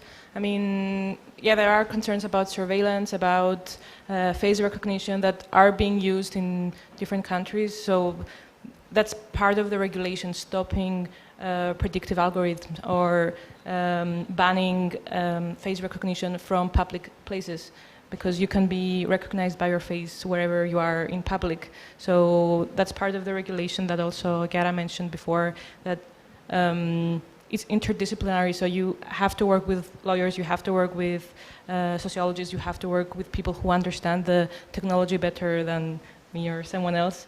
Do we have more questions? I have a quick comeback. Okay. Sorry, we're going to be just the annoying ones. Yeah, it's fine. Because education is that panacea that we sprinkle over every problem we don't have a solution for. And that sort of aggravates me because I believe in education as much as you. It's the first solution I say. But have we been doing better in educating our societies? Let's look at, you know, we're more polarized than ever. We haven't really done much in terms of fake news. And now we're putting that same solution. And I think it's just a little bit too optimistic. That's all. Sorry. I don't think it's education that has a problem. It's the curriculum in education that is the problem. We have the same curriculum that we had like 2 centuries ago when the schools were supposed to produce factory workers, and we never got out of the mentality of memorize this thing because you need to fix the tool when it breaks. I mean, our educational system is still producing factory workers in the modern sense, instead of producing critically thinking individuals with social skills with the ability to argue and discuss and reach consensus. I think we need to rethink what education is. And it's not the education, the problem, it's what we teach our kids, I think. Yeah. But in 20 years, though, we say, and it's never taken seriously politically, so we need to also think about other backstops if that one's not going to stick. Thank you. Okay. No? Okay. To conclude, we have a very optimistic panel. I mean, it's good to hear that, you know, if we use technology right, we can have positive outcomes, of course. We also have the other concerns, and it makes sense. It's a very difficult subject to navigate, and it's still developing, so it's difficult to have one. We were not expecting to have one definitive conclusion. We were trying to have a discussion, so I mean, that's it from us. Anyone else? Any concluding remarks? I just want to say it's a very exciting time too. I mean, you know, there are concerns, but it's extremely exciting to live at a time period like this because, to me at least, it feels like, and I'm 50 years old, right? I'm not 20, so it feels like something amazing is happening in the last couple of years, and we will see even more amazing things in the next 5 years. So I think it's a great time to be alive. And on that note, we're ending. Okay. If you have any questions, we can take them outside as well. And I think there's also a choir at the Home of our Cooperation if you are interested in joining. Thank you.